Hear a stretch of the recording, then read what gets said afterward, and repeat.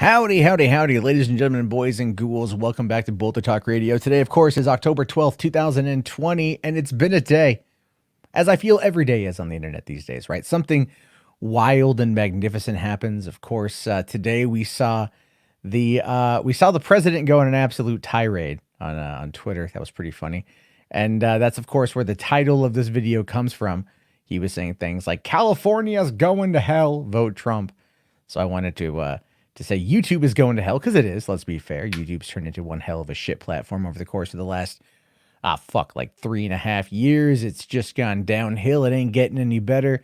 And it is slowly but surely squeezing the absolute ever-loving lifeblood out of every single one of its creators, unless you pull in millions upon millions of views a month and are 100%, I don't know, non-fucking edgy.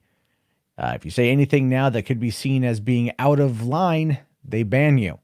Although we did see a bit of that today as well, with Baked Alaska getting yeeted. And I'm not going to lie, I did not see that particular clip coming. I didn't see it when he live streamed. I didn't know he was going around and trolling businesses about the whole mask situation, and then turning into personal insults. That was kind of a weird thing.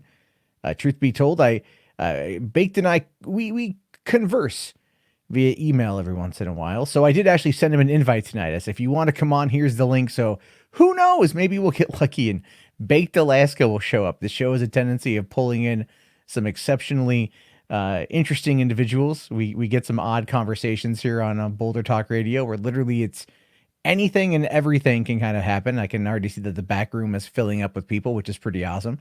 And so you know what? Like, fuck it. Let's kick this shit off. It's oh, I think I'm going to regret bringing in this first person, but why not? Dingo, how goes it, man?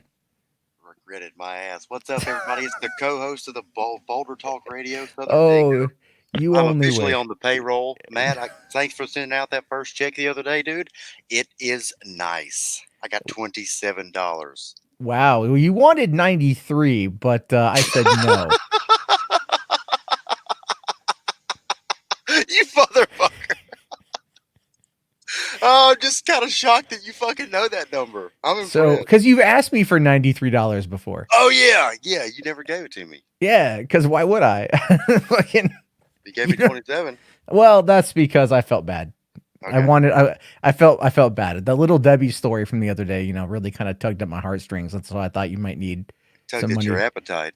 Nah, I don't get hungry on that shit, dude. Like, that doesn't do it for me. It's like, I look at that shit. I have trained my mind to look at those kind of sweets and just go, no, everything about them is terrible to me.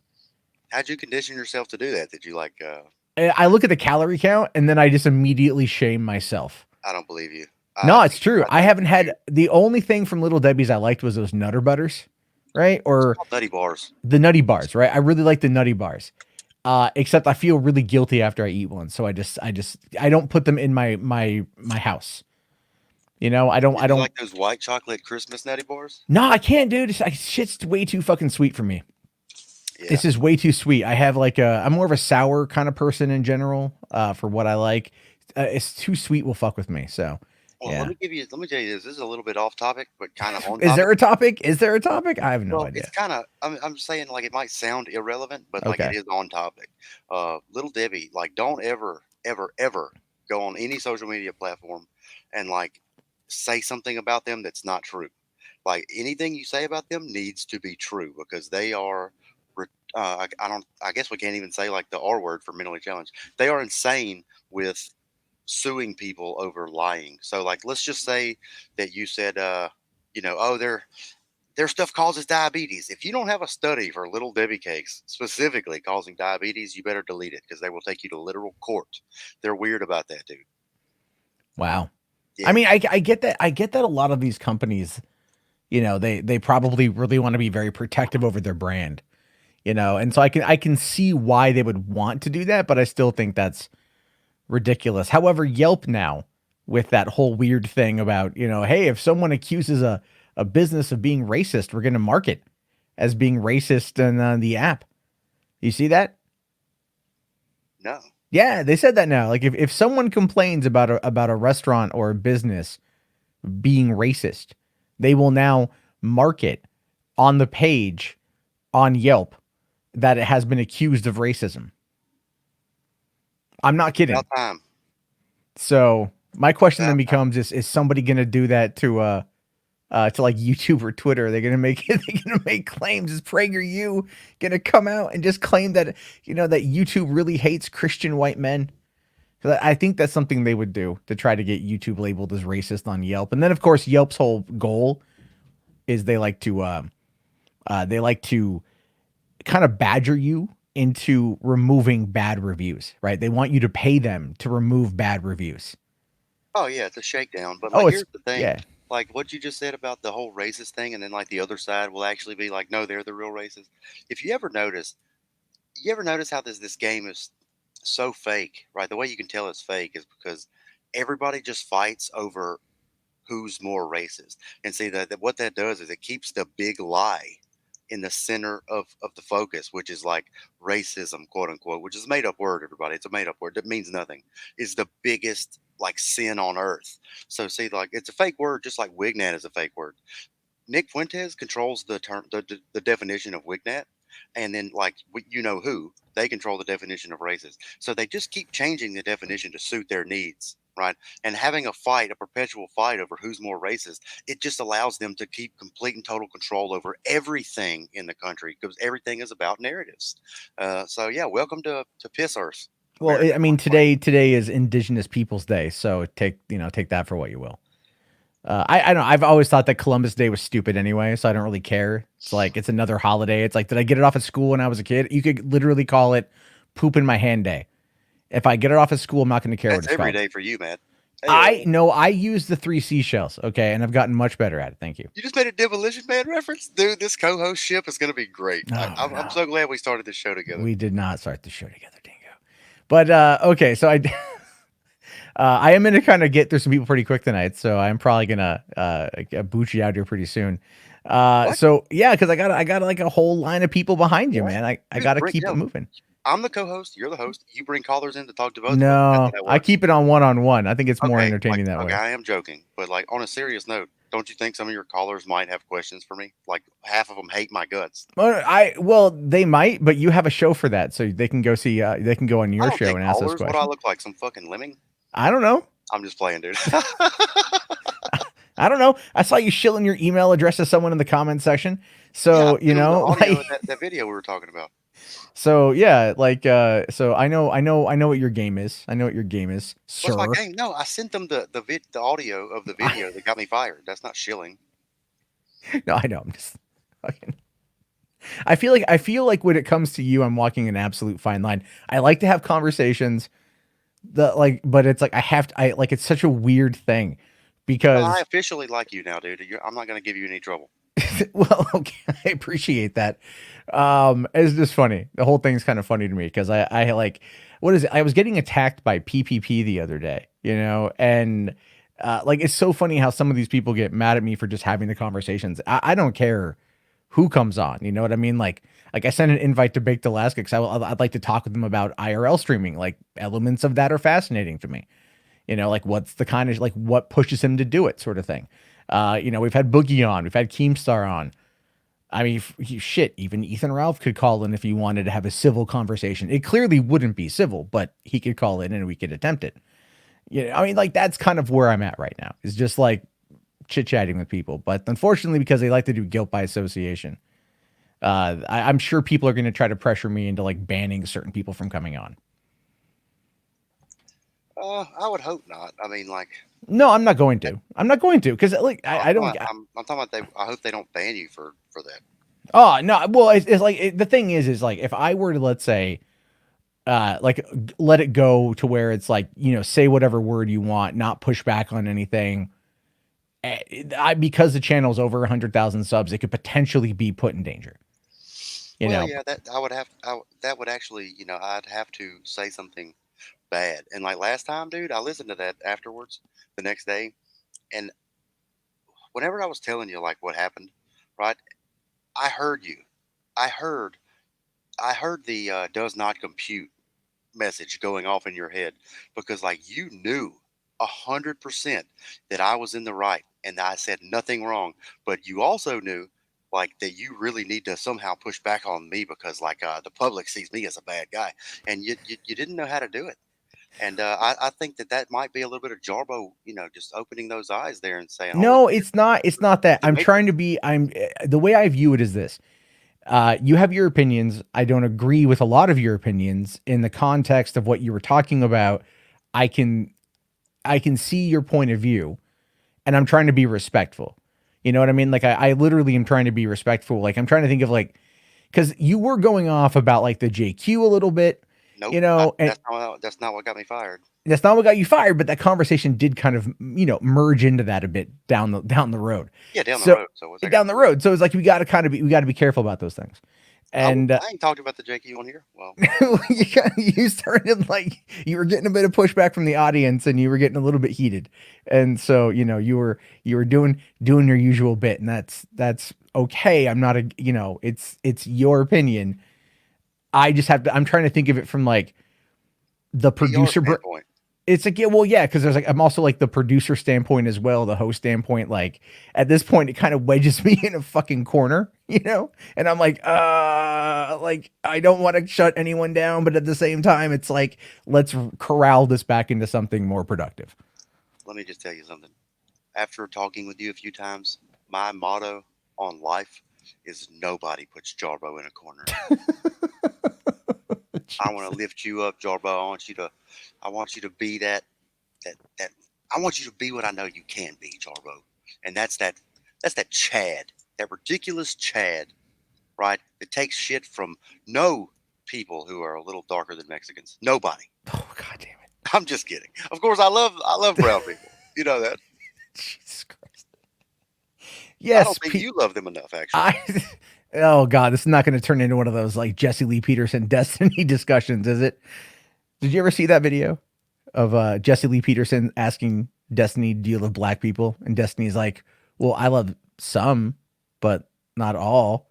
And it's like, and he just kept repeating it, I don't think repeating I've it. seen that particular part of that video, but I It's a saw the funny interview. clip because Destiny again, like with most, with most kind of logic minded people, left brain people, they're going to come at it from like, well, yeah, but it's they want to explain their position, and then Jesse Lee Peterson is just like kind of badgering them with a 1 point. It's like a yes or Yeah. no, and so you're not able to get in that explanation, and it just kind of starts to shut the left brain person down a little bit because it throws them off their game. It's a very interesting tactic that I've seen play out quite often in these kind of debates. If you can get to that position where you are just kind of hitting a person with a yes or no, but there's so much more nuance that goes along with the answer, you'll more or less just kind of win the shout down because they're not going to be able to get their wording in, and anything they say can be then twisted if it's a simple yes or a simple no. You know what I mean? So Yeah, this is why the yeah. online debate sort of thing like is You fucking did that to terrible. me once, to be honest. Probably. I'm pretty sure I have. Whenever you ask me, like, do I respect Ethan Ralph? Like, that's not a yes or no question, I mean, and I didn't want to I didn't want to look like I was worming out of it, so I was like, well, I'm going to answer it. Yeah, right. It's one of those things where you get Yeah. into it and you're like, and if you can nail the person with it, and it's not something I try to do. I was just being a bit of a dick that night, and it's not something I try to do, No, but it's a you tactic that definitely, works. yeah, you definitely flanked me, and it's not often I get flanked. I was like, wait a minute, I just got whatted. So yeah, it's kind of funny just to have these, because people think that I'm an idiot. People think I am an idiot, but a lot of people think I'm just stupid.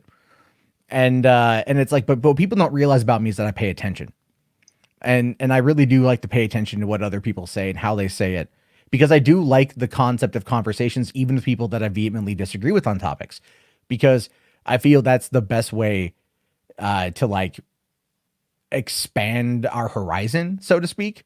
You know, because I don't know, man, like where you talk about stuff and your perspective on things. A couple years ago, like there was a lot of that conversation going on in the anti SJW community, right? Because we saw a lot of the rise of wokeness, Yeah. the rise of BLM coming off of Michael Brown in 2014. We saw all of these things happen, all of these rises, and a lot of people were talking about it, but they were trying to like edge around the subject matter, because you almost had to edge around the subject matter. Yep. Yep. And even now it's even more so, because what it does at that point is it stops you from like having a conversation about these issues that you might find that you, when I say you, I mean you specifically, and many others, I would assume, take with certain societal issues and where we find ourselves. But because of the framing of the subject matter, so many people just don't want to touch it. Dude, I cringe at it. Like, I'm like, because like I know what you are attempting to say, and my left brain goes to the notion of how can we frame the conversation to where you feel like you're being heard, which is ultimately what I want. And that's for like everybody, every perspective, except for pro pedophilia. Like, fuck that, burn in a fucking fire. But Yeah, you're not wrong. yeah, like you can't ever argue that in the pro. I don't ever want to fucking hear it, but which is maybe hypocritical. With that shit. Yeah. Yeah, you can't. Yeah, it's like people who defend Lolly to me is like, eat a dick. I mean, fuck you. Like, you want to watch kids being, anyway, I don't want to get into it. But that's a tough one, because then I feel like I'm being a hypocrite, where I like to understand people's perspectives and motives. That's why I'm into true crime. But it's so difficult to have those conversations without them being taken out of context. Yeah. Well, I like what you were saying about how like even the anti-SJW community was talking about these things. They were getting close up to them. You're right, dude. I mean, the entirety of the right wing of the spectrum, if you will, was moving farther right at one point. And then what I noticed a couple of years ago, and I actually like started sounding the alarm on this loudly and very very frequently. And what it got me was a bunch of like negative attention from the people I'm about to tell you about now. But what I noticed was all these people starting to talk about like violence and then like, literal terrorism, but they just wouldn't use that word, obviously. Mm-hmm. And they were glorifying, other people that did like, terrorisms or whatever. And it's like I saw this clearly as a federal informant or federal, instigator. I was like, this is literal Fed posting, and everybody needs to stay as far away from these people as possible. But like the thing is, dude, the reason I failed combating that is because whenever you get red pilled on a lot of stuff, like when you first open your eyes up and see what's happening, you get mad. And somebody preaching a message like that, like even though you would never do that at all, like it's almost like just a little outlet for your anger, and a lot of people fell for that, right? And so what that did was make the people who are not weak enough to fall for that probably like, I don't know, I'm not going to say you, like, just no offense, I don't think that you were really ever moving farther right. You kind of always stayed where you were at there. Yeah, I But mean, like like I it don't know. made them have a bad taste in their mouth for like the subjects, right, associated with the people who were Fed posting, and that was a clear tactic. And I've been proven right beyond a shadow of a doubt in the last couple of years about that. All these people who were Fed posting, like, they get doxxed and then they disappear. It's weird how they never go to jail, right? Yeah, Whenever normal people who get caught up in their bullshit in their chat rooms, they get banned and go to jail. We know their names after they get arrested, but the ones who get doxxed, they just disappear. They're gone, right? I mean, it's these are clearly like these are federal agent tactics, and they worked really well. It divided the right wing, and it really helped. Nick Fuentes, I believe, helped do this shit too. Because think about Wignat, right? He helped make it very popular, and that really hits at the exact same division that I'm talking about here. There was a natural division because of the federal imposters Fed posting when people don't want to deal with that, and then there was, of course, a name that came right behind it that you could easily label these people acting retarded. So it didn't help. It yeah. didn't help at all. No, I understand that, and it becomes a fascinating thing when you start thinking about like just who's a Fed, because like I have that theory, and I'll say this, and then I'll let you go, because I do have a full line of people I'm that not are going anywhere, but I'll be here. yeah, yeah, okay, okay. Uh, anyway, it's like I have a theory that during the height of like Andy Worski with JF, because all of a sudden out of nowhere, like they just got massively popular and they were just getting money left and right. I have, and I still believe this. I think that there were people, not feds, but there are people on the right that were funneling money into that show, in order to keep it going and keep it looking like it's Oh, I popular. think I heard you say And that. I've said this before, and there's like, look, I don't have any exact proof on it. It's a gut feeling that I've got. It's just a gut feeling. It's a gut I feeling. don't believe that at all. Yeah, it's like a gut feeling that I've got, and but it's like looking at the way these things are, and then I also wonder, like, is it possible that it could be a Fed that's also doing it as a way to then make something look more popular, as a way to then draw a spotlight to it in order to have then big tech come in and wipe it out, you know? Because that's the other angle of that as well. Because we do see that there are on like you know, at least with some sides, you'll find, you know, agitators from the other side that come on in to fuck around. Do And you, do you remember? And I'm not positive here. Like I'm hesitant to throw this name out, but I swear it's 50-50 at the best. That's I mean, but the only reason I even am going that much is because like the guy that I'm remembering sounded exactly like the guy I'm going to mention, but I think it was Zidane. I think that he was a mod in the Red Elephants Discord back in the day, like 2.5 years ago, and I was in there, and there was one time it might not have been him. Okay, it could have just been a guy that sounded like him, but I think it was him, dude, for real. He live, like in a voice chat, discovered, called out, and ran off a federal agent. And you know what he was doing?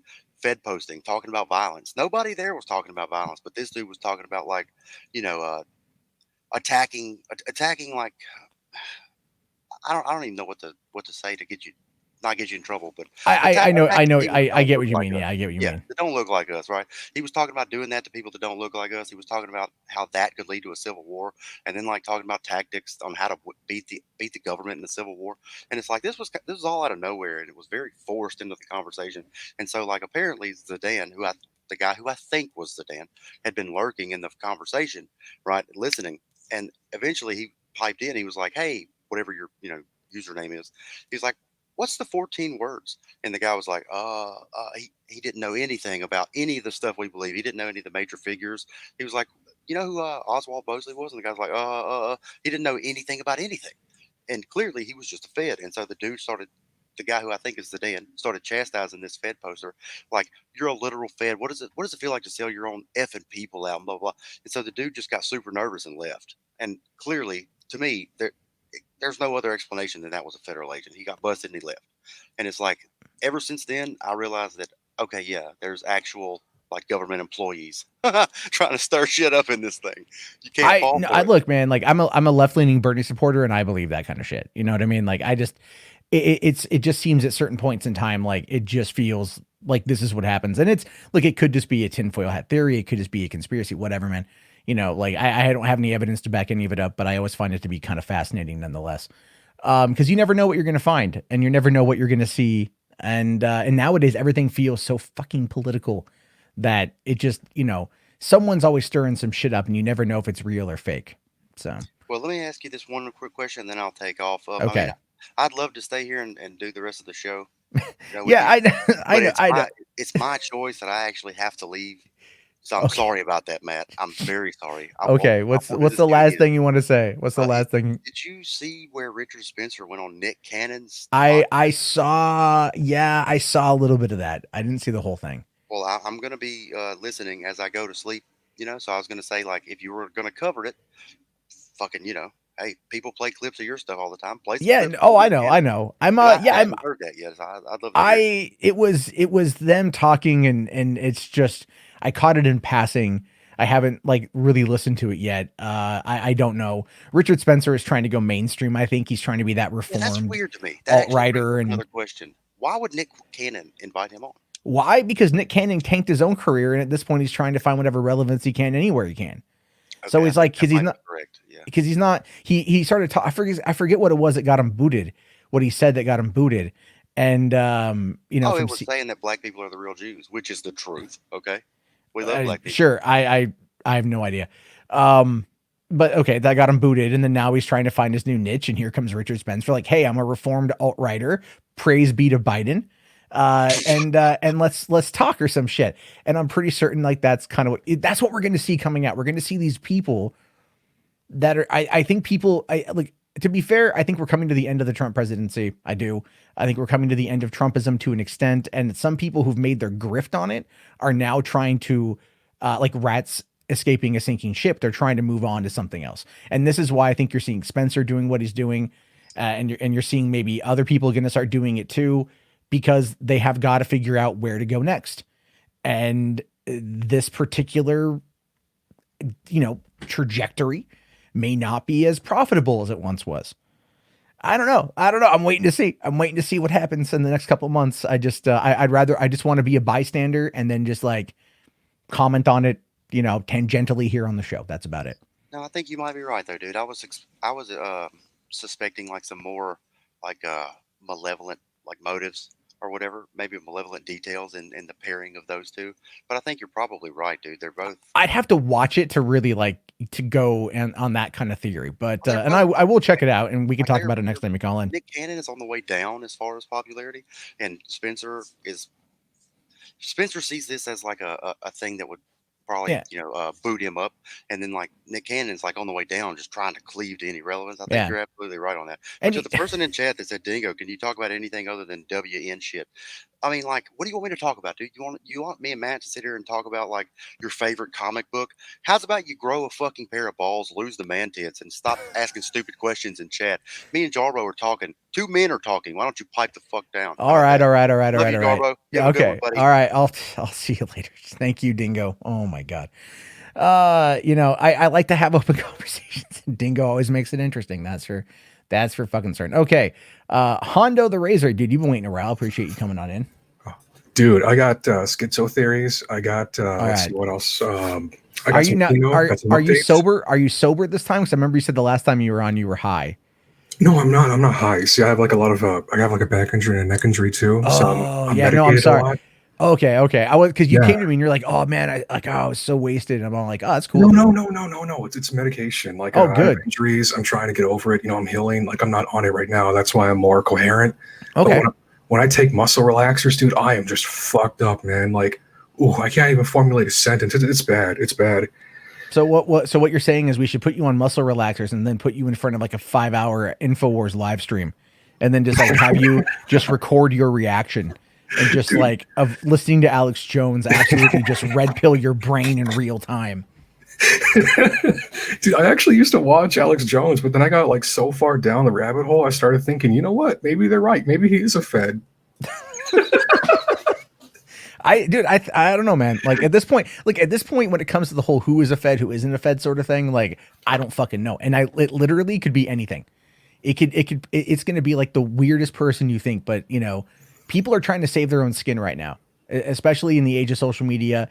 If you are a right-leaning commentator that's banked your entire career on Trump, it's entirely possible that you are going to get to the end of this train, whether it is now or whether it's in 4 years. It's eventually going to end.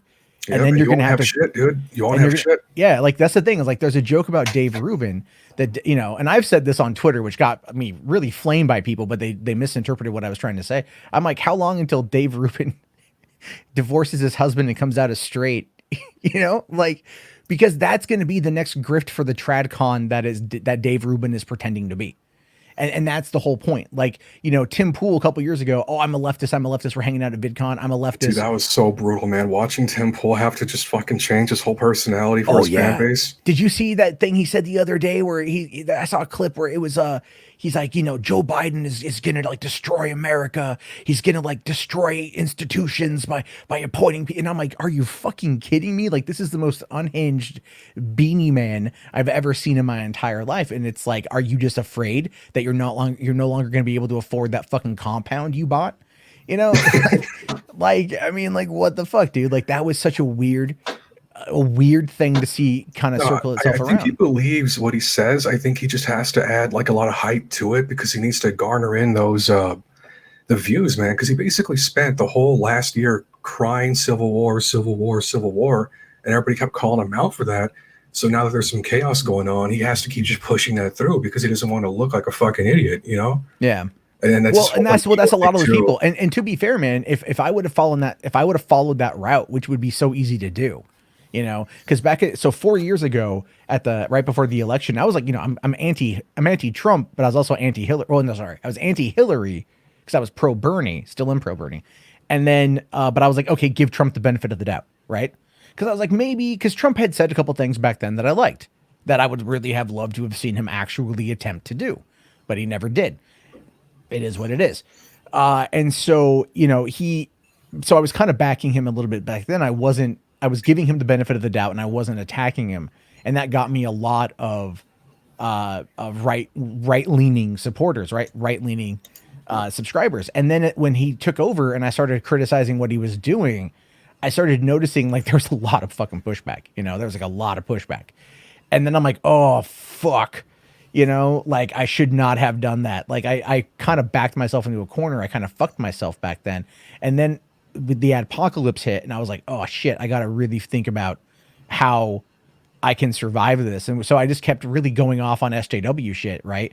Doing the anti SJW stuff because at least that fed that part of the fan base. But I fucking hated it, dude. I fucking hated it. I feel you. Anyways, I have like a couple of updates to bring you, and like a schizo theory too. For starters, I don't think Baked had sex with Sammy after like coming to some information. You know, I don't think he did it. Here's why. Okay, so you know how Sammy lives in an RV, right? Yes.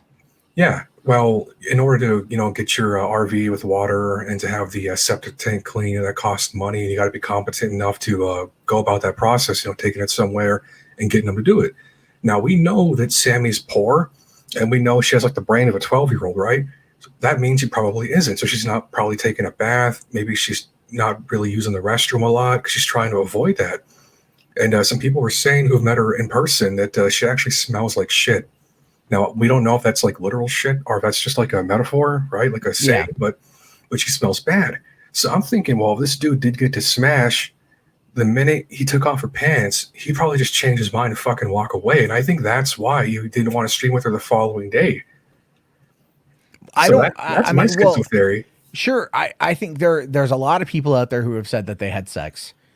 And then I was hearing that a lot the next day, and then I'm thinking to myself, why the fuck do we care that they had sex? Because, but then go back and watch that hotel footage, the hotel stream, and there was like actual sexual tension between them. Like you could, you're watching from literally just a camera phone, and you're like, yeah, like they could fuck right here, and I think everyone would be kind of cool with it. Like no one would say, like no one would report it. Everyone would be like, shut the fuck up, he's gonna come. You know, like they would just let it happen and no one would say anything. Or people would applaud. He'd make a lot more money if they had sex right there. You know, if they would have started making out, rolled around on the bed, and then Bake came over and was like, gotta go, and then ended the stream right there or whatever, dude, he would have fucking had money just rolling in. You know, he would have, but I don't think he did. I don't think Sammy wipes her ass, and I'm not so stupid to bring here, right? Like, well, to be fair, it was a decent enough hotel. They could have gone and taken a shower. Maybe, think about it. Would you? If you saw some girl who did not wipe, you wouldn't. You fucking wouldn't. And I think that's why. Well, I wouldn't, but I know people who would. You know, Sammy anymore. Well, I'll put it to you like this, man. Here's my theory on it's like this. I think that like Baked potentially, I don't know. I don't want to think he was using her, but after today, I saw some clips of his with the people in the 7-Eleven. Yeah, I have another update on him too. Okay. About why he got banned. Okay, so you've seen the shit with him just going in stores, harassing the fucking coworkers, like, oh, fuck you, fuck your miss, right? Yeah, well, last night, apparently, now this is just what I heard, there's some clips floating around of this. I think he deleted the entire stream. Some guy, I forgot their names, but he was streaming with 2 other people, and they got into a fight with somebody. I don't know what the fuck happened beforehand. I was only watching the clip of it. But they spit on this guy. They tried to kick him. They hit him with his car. They fucking maced him. Like, I can go find the clip. It's like a little 9-minute clip. I can go pull it up right now and like put a link in it for you so you can watch it. But yeah, and he just took that whole fucking stream down. So we're thinking maybe this has something to do with why he got terminated, right? Because being a prick and getting reported, because the Sammy Sims are really bad. They really wanted to punish Bake for the whole Sammy thing. So I'm thinking that that combined with the assault that he did, I think the other night, resulted in him getting terminated. Well, I mean, I think there's that, but then you also had like Vic Berger put out the clip, okay? And then Tim Heidecker retweeted it. And not only that, but like Patton Oswalt retweeted it. Patricia Arquette was talking about, a bunch of celebrities in Hollywood were talking about this on Twitter. People were tagging YouTube in it, and it started really circulating its way around. I saw the clip this morning, and I was like, I didn't know that was Baked at first. I'm like, is that Baked Alaska? Because what about his whole fucking positive vibe shit?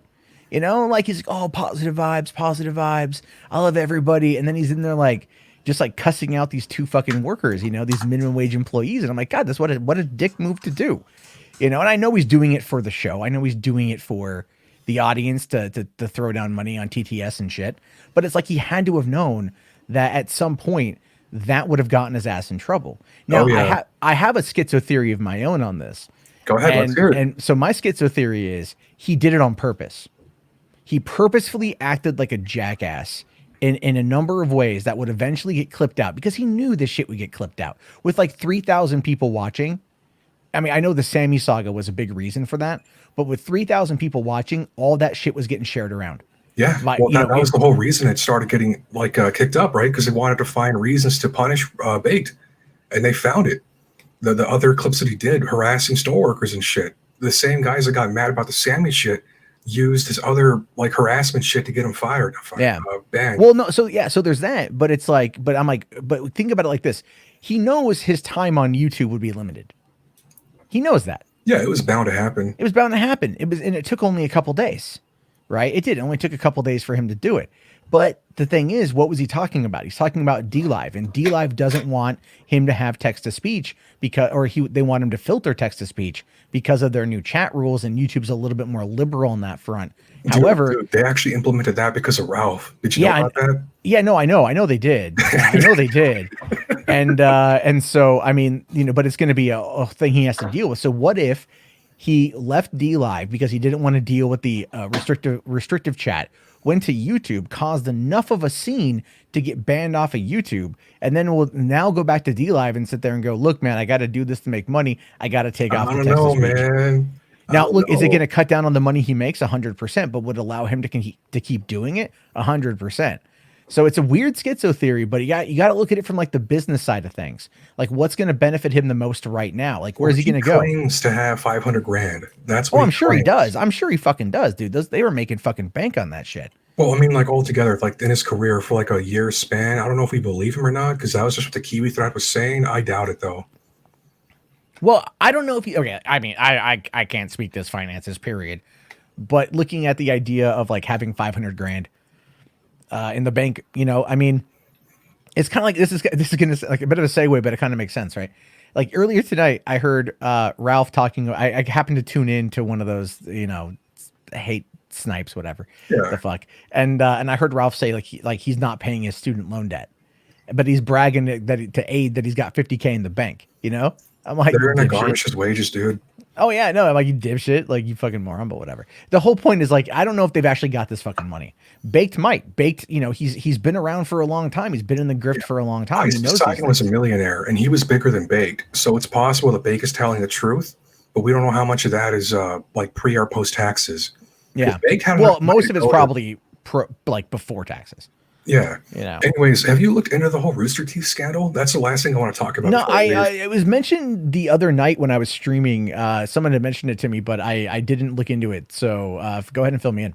Holy shit. Okay, where to begin? What do you know about Rooster Teeth? I know that they're based out of Texas. I loved Red versus Blue back in the day. I know that they've got a multitude of I know that they've recently created Rooster Teeth, I think, Studios, which is their animation side that did the Transformers War for Cybertron show for Netflix, as well as any other projects. And then they've got their other animation side of things. Yeah, they also have like a whole bunch of other little side projects. Yeah, I know that they've got a lot that's going on, and they produce actually a fair amount of decent content, in my opinion. Stuff that I like, but I don't know about any drama. Okay, I'll try and sum it up. But basically, it's two guys from Rooster Teeth, right? There's their little side projects, Adam Kovic and Ryan Haywood. Now, these two guys, they got caught up in like a fucking wild ass Me Too type shit that was going on. And the leaks are really, really bad, dude. Like that Adam guy, he got catfished by some like fake gay fucking account person, like literally a homosexual that pretended to be a woman. Got him to send videos of him, and this is his kink, like dildoing himself, like full on, just like fucking himself, and then like sucking on the fucking dildo, and then he just unsolicited send this to random strangers, including minors. He would record himself having sex with his wife without her consent, And he just send that to people too, just totally unsolicited. Wait, Adam, like which Adam one is Kovic. Which one is Adam? Like, he's the. I forgot which one. I didn't really keep up to. Wait. Like the main guy. Yes, from Achievement Hunters, Adam What? Kovic. Yeah, no shit, dude. I have the fucking RAR file full of the leaks, dude. I was having to go through this shit before I came here, man. What the fuck? Yes, I can fucking drop it in your Discord if you want, right? Yeah, I know. Well, I don't know if I want to see that shit, but it's like, I mean, how the fuck did I miss this? It's bad. It's bad. It's bad, dude. Because I don't watch them all the time, but like I watch Achievement Hunter a bit. I watch some of their gaming coverage a bit. You know, I've seen him like at fucking Penny Arcade Expo and whatnot. You know, like man, this is why I don't have a fucking kink that I share on the internet. Dude, you know? This guy was jacking off at work, like in the Rooster Teeth studios. He'd take photos of himself doing it at work. In the bathroom or like in his office? Both. Okay, I am totally for the idea of cranking it out in the bathroom if you need a quick break and shit. But you don't take photos while you're on company time. Come on, that's clearly an abuse of time. But oh my god, what? Dude, I know there's a Kotaku. Okay, I'm looking at the Kotaku article right now. Dude, this is what he would do. I shit you not. I literally had the photo of him. Like he would just fucking take a full body photo of himself doing this. He would hump a fleshlight, and people are accusing him of being a pedophile, right? Because he was sending this shit to underage minors unsolicited. Why? Because he's a fucking freak. Yeah, no. Well, that's obviously the answer on that. Oh my god, was like a tiny ass, right? People were saying that that's part of his like pedophile kink or some shit. But do you know what he would do? He would eat it when he was done, and he'd take photos of the shit, and he would send it to people. I know it sounds fucking crazy. No, that sounds really fucking crazy. Yeah, that sounds really fucking crazy. It's like over 150 pages long. They just fucking blew up over the past week, dude. It is insane. And this is just like fucking Adam Kovic. Ryan Haywood has some other shit too, because both these guys got Me Too back to back. Like, okay. Okay. Oh my god. I'm trying to like wrap my head around this because here's Kiwi thread, dude. If you have kids in the room, both of my kids are asleep in their bedroom. They are in, and I don't want to go looking at this anyway. Yeah. It's like fuck. This is what I don't get, and I legitimately don't get this. Why is it that these people, like these celebrities, these internet personalities, like Ralph with the fucking sex tape, like this shit, like, is it just like, are they just looking for that extra fucking kink that extra little oomph that they don't get elsewhere? I mean, oh my god, they were nerds, and because they were nerds their entire lives, the minute they get some power, get a little bit of e-fame, they just go ham. Honestly, I'll say this though, like I guess you could say blow up or whatever, like my rise or whatever the fuck. Like I'm glad I was with my girlfriend because I've had girls hit on me. I've had DMs from women who lived local in Portland that were inviting me to come out, and I was all like, nope, and like even if I was single, there would be like no fucking way I would do that. Like I've talked to YouTubers who I know have fucked their fans, and they kind of regret it. And I'm like, yeah, because it's going to come back to bite you in the ass. Oh, you know?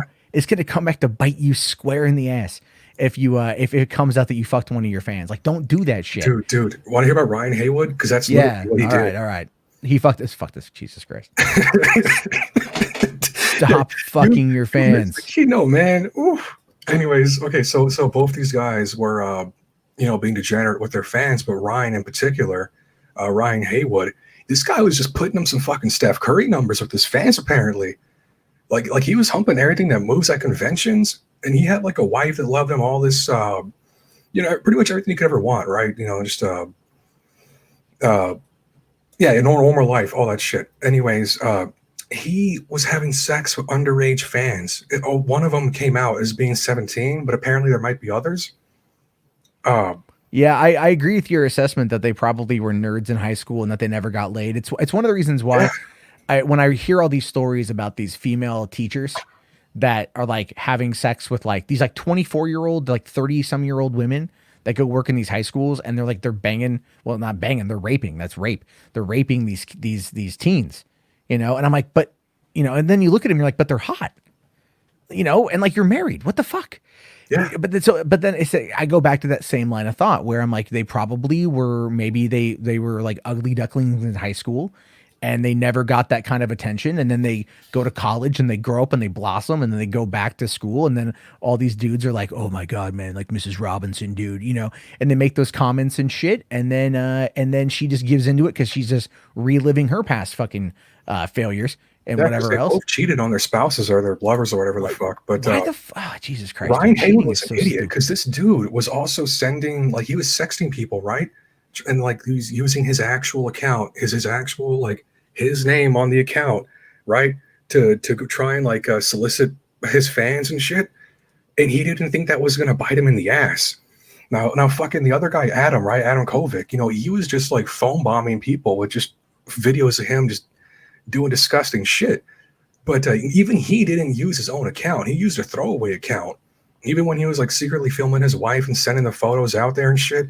The other guy, the Ryan Haywood, was just a fucking idiot. Like, why would you do that on your own account? Why would you target minors? Yeah. And his fans knew he was married. And he would be telling his fans when he got busted, hey, don't tell anybody, think of my kids, think of my family. Like, are you fucking serious? Like, dude, if you thought about your family, if you thought about your kids, you wouldn't be doing this type of shit. You know, and I'm not saying it's wrong, because, you know, some people have arrangements. That's in Hollywood. You know, these famous rich people, they have like arrangements with their spouses and shit. You know, like every major football player has a mistress or whatever. But these guys did it all behind their back. They didn't tell anybody anything, and they both got Me Too pretty hard, and they both had to fucking leave, and everyone's quitting Rooster Teeth because apparently these aren't the only ones there that do that shit. There are others in the company who are also degenerate. Nobody knows who, but a lot of people are quitting, and they've all come forward. So that's just the environment of Rooster Teeth. So I'm just sitting around waiting for the next big. Oh, great. Yeah. Well, considering that Rooster Teeth was kind of like the bro environment for like a long time. Yeah. They had a lot of that bro mentality. And so now that they kind of got, I don't want to say they got woke, but, you know, they got, I don't know, maybe acquired by somebody and they had to maybe tone it down. Now all this shit's coming out. All those guys probably had to go. They did sell out, I think, to not AT&T. I forgot what company. I thought I don't know, man. I don't know. But you can see those kind of things happening with those guys. Yeah, they were famous, and they just let that shit get to their fucking head. And this is the problem when it comes to these people who are just kind of average nobodies who end up blowing it up on the internet, and then they get like all these hundreds of thousands of fans or a following or something like that. People will find a way to like fuck with it. Okay, I'll tell you guys this. This is a true story. This happened to me a couple weeks ago, and then I'll move on to the next guy because I got to kind of wrap this thing along. So a few weeks ago, I'm out doing deliveries, and I get this DM on my personal Facebook from someone that I don't know, and I'm like, all right, like what's going? Sometimes it comes in, so I check it, and this guy was like, hey, I'd like to support your channel, and I'm like, well, I like money, you know, so I'll see what this guy's trying to say, and he goes like, but he's like, I've never really given money to a male streamer before, and I'm like, this is okay, already a weird conversation, and then he goes. He's like, look, I'm willing to like donate to your Patreon or give you money directly. I just have a weird thing I'd like you to do. And I'm like, and I'm driving my car and I'm like reading this thing going, what the fuck is going on? So I'm like, all right, what is it? Out of curiosity, you know, like how bad could this be? And then the guy's like, I just want you to like berate me, to tell me I'm worthless, to tell me that I'm scum. It's just, that's a honeypot. You know, it's like, and I'm like, and I'm like, okay, this guy's, yeah, it's a honeypot. It's totally full of shit. And I'm like, all right, well, hey man, look, I appreciate the offer, but that ain't my kink, you know, that ain't my thing. I wish you the best of luck. Have yourself a good night. And he comes back a few minutes later and he goes like, all right, I got to come clean. I was paid $50 to do that. And I'm like, who the fuck paid you $50? He's like, I don't want to say. And I'm like, who the fuck? I'm like, you owe me. Who the fuck paid you $50 to try to do this shit? And he tells me who it is. And I won't say who it is because like he asked me to not tell, but it's another fucking YouTuber. Yeah, I wouldn't trust them. It's another. That sounds like a gay op, dude. It was a total gay op, and it was a movie YouTuber. It was a movie YouTuber that I had criticized pretty heavily and blown the fuck out over the Snyder Cut, and it was his friends who paid this dude $50 to try to fucking honeypot me in order to like have some dirt over my head to fucking shame me and shit. Like, yeah, people. That is the stupidest gay op I ever heard. I was fucking shocked by it. I'm like, what the fuck is going on? You know, and then I'm like, you got to be kidding me. But I didn't expect anything else from these guys. You have to just be careful. Look, like the last 2 years have taught me more or less, don't trust anybody, period. You know, like don't trust fucking anybody. because you know, even people who I thought I was cool with when the shit went down 2 years ago, I talked to them the day before. We're absolutely fine. We've been on live streams together. They fucking threw me under a goddamn bus, publicly, privately, everywhere, disassociated, blocked me, all that shit. And then, you know, like acted like I didn't fucking exist. So yeah, fuck up. Well, on the bright side, when you make your comeback, which you really are, you're making pretty good progress. You know, then you can fucking tell people, hey, I did this myself. You weren't here. You know, weren't part of it. I don't know anybody's shit. Well, the way I look at it's like this, man. I appreciate that, and I'm not even looking really to come back. I just enjoy the talking to people. That's my social interaction right now. You are coming back though, dude. You're making a comeback. Like, well, yeah. People say it. I'm not banking my hopes and dreams on it. You know what I mean? Like, I'm just. I won't jinx it. Yeah, I'm just like, I appreciate you calling in and being a mod, and then, you know, and then being here, and everyone else who calls in. I appreciate that, and that's honestly what I just want to do now. Is I just enjoy doing this. It's a lot of fun. But all right, man. Well, hey, I'm gonna let you go. One last thing. So the chat was asking questions. Real quick to clarify, both guys were targeting minors. One of them in particular was sending shit to underage people unsolicited, and I think the other one was just trying to get sex out of them. So these guys are both pedophiles on top of cheating on their wives. So this wasn't like a consensual thing. Yeah. Now I'll leave. Sorry, I just no. It's now I'm gonna go now. Drop the link in the Discord. I'll go take a fucking look. This shit's like, there's nothing with minors. I don't want to see nothing with that. Yeah, no. Oh, okay. I want to make abundantly clear. I'm not going to be pulling a fucking Warski. Okay, I want to make abundantly clear on that one, right? But you know, Warski's probably looking for the underage stuff to go. I got him. Yeah, fucking Jesus. What? Fuck that guy. Anyway, all right, man. Thanks for coming in. All right, we'll talk soon. How's it going, man? All right. Holy shit! I had no fucking idea about the Rooster Teeth crap. That is insane. Oh my god, dude! Gaming people on YouTube, do they get into some shits because they always play games? They never fucked in high school, and so they're just degenerates. Speaking of degenerates, I don't know if you are, sir, but welcome to the stream. I certainly hope I'm not a degenerate. No, I don't know, but I know that you're a first time calling. I am. Yeah, thank you for calling in, man. How's your night going? It's going pretty good. It's going pretty good. Very chill. I was actually I was watching The Apprentice for the first time. I have never seen it before. And it is a very entertaining show. And then I saw a notification on that said that you were about to go live. So I was like, hey, I want to hop in. Yeah, no, I've never watched The Apprentice myself, but I know that Mark Burnett can put on a good reality TV show. It is phenomenally good. I have to admit, it is way better than I could have ever expected. Way better. And I'm in like early season 2 at this point. So highly recommend. It's on Tubi, so you know it's free. The whole 9 seasons or whatever. But yeah, I was just kind of listening to what you guys were talking about. I wrote down a few different kinds of topics that I could talk about. Sure. I like to debate or disagree, find points, because I feel like there's interesting discussions when there's disagreements. Sure. But I would like to start off at least in some position of agreement, which is around Dave Rubin. For some reason, like I honestly, I agree with a lot of what he says, but I cannot stand to listen to that guy.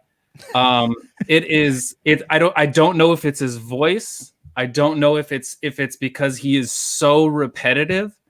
But there's just something about that man that is I've seen him in person, so yeah, I can tell you it's painful in person too. My god, I was okay with him in the beginning. I was like, okay, I get this, and then it just kind of like really started, you know, grinding my gears. You know, just man, this guy, it's just the way he speaks and the repetitiveness, and all of his interviews ended up being the exact same thing, diving into the same old kind of stuff. But well, actually, and I can explain that too, because I actually have some experience in that space. So Rubin, remember where he came from, right? He was on TYT and he was total progressive liberal, and then he broke away from TYT because he wanted to be paid more money. That's, of course, according to Anna Kasparian, and I don't think she has any real reason to lie, but embellish a little, sure. And then he comes over to YouTube. and he starts getting into like the anti-SJW world. And yeah, you could call it a grift. I think it would be fair to call it a grift at that point, because he comes on in and he's got this clout as being this progressive liberal coming out, calling out the left. And that was kind of one of the things that blew a few of us up out there. It's like Shoe on Head, even myself, Chris Raygun, we're all lefties, you know, and we're calling out the left. It was kind of refreshing to some people, but we didn't really realize at the time who the message was going out to. And that would, of course, be a predominantly right-wing audience, because as we know, the left doesn't want to like be criticized, like not by their own or anyone. And so from there, when you talk about the repetition, that's what all these fucking videos are, man. Every single time there's something that comes up, someone woke gets mad about something, calls for its cancellation. Everyone comes out material. It's the material. They come out, they basically just play the fucking hits, right? Oh, I'm pro free speech. You shouldn't cancel us. This is bad, blah, blah, blah. Same argument every single time. It never changes, because the conversation about maybe why the person was upset in the first place, if there's any merit to be upset, oftentimes there wasn't, but it was just like the content that was designed to make you, the listener, angry. Whether it was a leftist being angry through a hate watch, or a conservative or right winger that was angry at the absurdity of the left. And it was giving you a dopamine hit, and that was causing. And so then he goes live. Then he teams up with Jordan Peterson, and sorry. And then from there, it's literally just the same thing over and over and over again. But it got repetitive at that point when it went like after probably I'd say like the third interview with Jordan Peterson, it really started to just kind of be like, this is your bit. But my question to you is, because you actually, it sounded like you put yourself into the same situation. Yes. You went through the same thing. So does that mean that you did you not believe in the things that you were saying then? No, I did. But I'll tell you where I fucked up. Okay. So yes, as a leftist now, do I get mad when I see like the woke, blue check mark on Twitter doing their cancellation shit? Yeah. Tons. Oh my God. Sure. Constantly. But where I'm at now is I realized a number of years ago that what I was saying wasn't actually, again, it was just the repetition of it. I said nothing new. Nothing I said was of value to anyone, including myself, because my hot take was the same hot take you would find on 1,000 other channels. And I just got when I realized all I was doing was saying the same thing over and over and over again, it burned me out. I just was like, this is fucking stupid. It's like The Last Jedi, for example. I'm not a fan of that movie. I made a lot of money bitching about that movie when it came out in 2017. And then after a few months, and I was just nothing but attacking Star Wars, something that I love, to the end of time. And I'm like, what the fuck am I doing? Instead of talking about what I love, I'm attacking something that I don't like constantly. And it doesn't bring me any joy. Yeah, I make money, but what am I doing to earn that money? And so in my own perspective, that was where I was having that internal conflict, because I still needed to make money, but I wasn't liking what I was doing.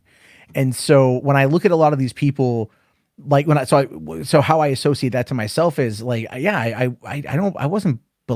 was believing what I was saying and criticizing the left, but I was also never adding anything that would open up a line of dialogue or bring anyone to the table. It was just let me tell you how mad you are, Well, I feel like actually there was a point in time where those kinds of videos were very important, and very important to have lots of voices saying those, talking about those things, because you believed in all of those things, and so did Sargon, and so did Dave Rubin and Worski and Tree of Logic, and there were so many people. I mean, computing forever. I mean, I can't even remember all of the people, but having the ability to kind of go and get all of these perspectives, and they were fairly similar, but I feel like there was a time that all happened shortly after Trump took election. That was basically all within the first year. Yeah. When all of that stuff was really going. And so for me, I absolutely despised Trump when he went throughout his entire election, throughout all of 2016. I was like, he's the worst person ever. And so what happened though was when he actually won, I was like, whoa, okay, I have to ask myself a few questions here. Like, I was completely wrong, and the mainstream media had told me that Hillary Clinton was going to win. So clearly the mainstream media doesn't know what the hell is going on right now. Right. And I was like, and on top of that, I thought that Trump was, racist. Oh, did we lose him? Oh, he froze for a quick second here. Oh, sorry. Oh, no, it's okay. It's okay. We lost you for a second, but you're all good. Okay. Well, I thought that he was like the worst of the worst, right? In short. And so, but all of that emotion that I had went directly to his supporters, because I was like, his supporters, they support all of this racist, terrible things, right? Yeah. But I actually asked myself the question. I was like, am I okay with believing that half of our country are these kinds of terrible people? And I honestly couldn't. I refused to believe it. So I went and I turned off mainstream media and I started listening to what other people had to say.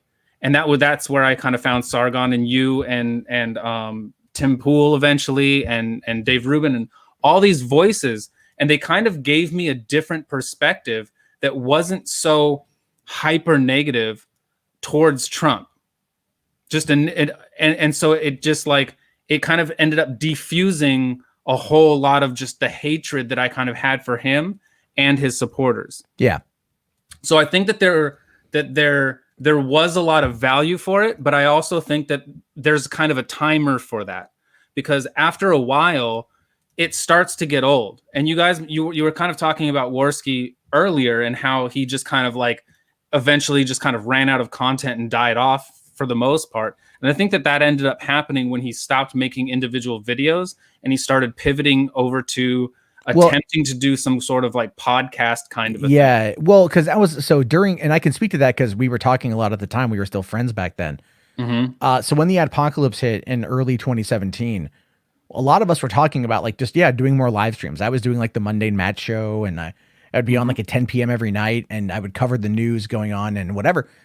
And so we were trying to all work together at the time. The problem though is that, like, again, the super chats weren't really coming in. So it becomes stressful. It's like, well, I can put out this video that takes almost no effort to like yell about something and maybe make some money. Or I can do this like 4-hour live stream and maybe make some money. Oh yeah. Like maybe do it sort of thing, especially at the adpocalypse when we didn't know what the fuck was going on. Like there was about 6 months where YouTubers were literally in the dark about what YouTube was doing as a result of this. That is how bad it got. And so when we ended up, what ended up happening with Worski is because Worski turned on me in like early December 2017. A few weeks beforehand, we were in like Discord calls every single night talking. And me and him, Tonka, a bunch of other people, all going back, all buddy. And then as soon as he realized that he could profit off of turning on all of his skeptic friends, that was in December 2017 with that Kraut server situation that ultimately ended up being bullshit. And but that's when he did his turn. And so he realized at that point that, because beforehand he would attack Francesca Ramsey, and he would then, that was his big whale, That's right. And then when he realized, oh, I can attack Matt, I can attack Jeff Holiday, I can attack Kraut, I can attack all these people, and then I'm going to get their haters on my stream, and they're going to donate money because now this is negative based content. They manufactured their own drama. They did. They gave up. See, and I feel like that's the big problem, right? Because you're when you start giving up on your principles is really what it is. You give up on your principles and you start chasing this drama and you start chasing this dough. You effectively sacrifice your soul and you sacrifice yourself, and you just end up as a nobody is effectively what happens. I mean, I haven't heard the name Worski in such a long time. And it's just, it's really, honestly, it's really unfortunate that he kind of went down this kind of route. But I feel like that's something that kind of YouTube is capable of doing to people. It's because it's able to set up some kind of stream of income. And then when you kind of reach certain levels, that income level, it becomes your norm. whatever it is that you're getting becomes your norm. And then when it starts to drop, because the environment changes, you don't know what to do. So then you sacrifice everything in order to just make a quick buck. Yeah. Well, no, and you do. And now, and I'll be honest with you, it's like, I mean, it's not hard to, when you're already stressed out, to turn on your own principles. And that's just the truth of it. You know, if you're already kind of pushed to your limit, it's not hard. The flagging. I've never been in the position to do. Yeah. I've never been in the position, so I can't really judge it. But I feel like it's a really sad thing that I believe it. But I think it's a really sad thing that happens. Oh, it is. I mean, look at the flagging thing, right? Like I believe in free speech. I'm trying to base this whole Boulder Talk Radio about having different conversations, right? Right. And like I've cleared my block word list. I've cleared my block account list. You know, like I'm making active attempts, because I had to block like thousands of accounts 2 years ago because it was just nonstop for fucking you went through quite the ordeal. Yeah. So and I was like going through and getting rid of all those, you know, blocked accounts. Like, okay, let's try this again and see what happens. And of course, my approach now is way different than it was 2 years ago. But I still compromised my own principles 2 years ago when I did flag people. I shouldn't have done it, you know, and I did it out of anger and frustration. And that's the truth of it. It wasn't a good move, but that's the reason why it happened. And so, you know, again, a lot of other people have been like in these situations where they're kind of, because we don't have a support structure. It's the best way to describe it. And this isn't like a pity party, woe was me situation, but this is honest to God, the truth of what happens when you do YouTube is you don't have a support system like you would in Hollywood, where you would have an agent, a manager, a publicist, your crew, your assistant, you know, all of these people around you that kind of cocoon you from the outside world. It's literally just us by ourselves, isolated away from the world, talking into a microphone or a camera.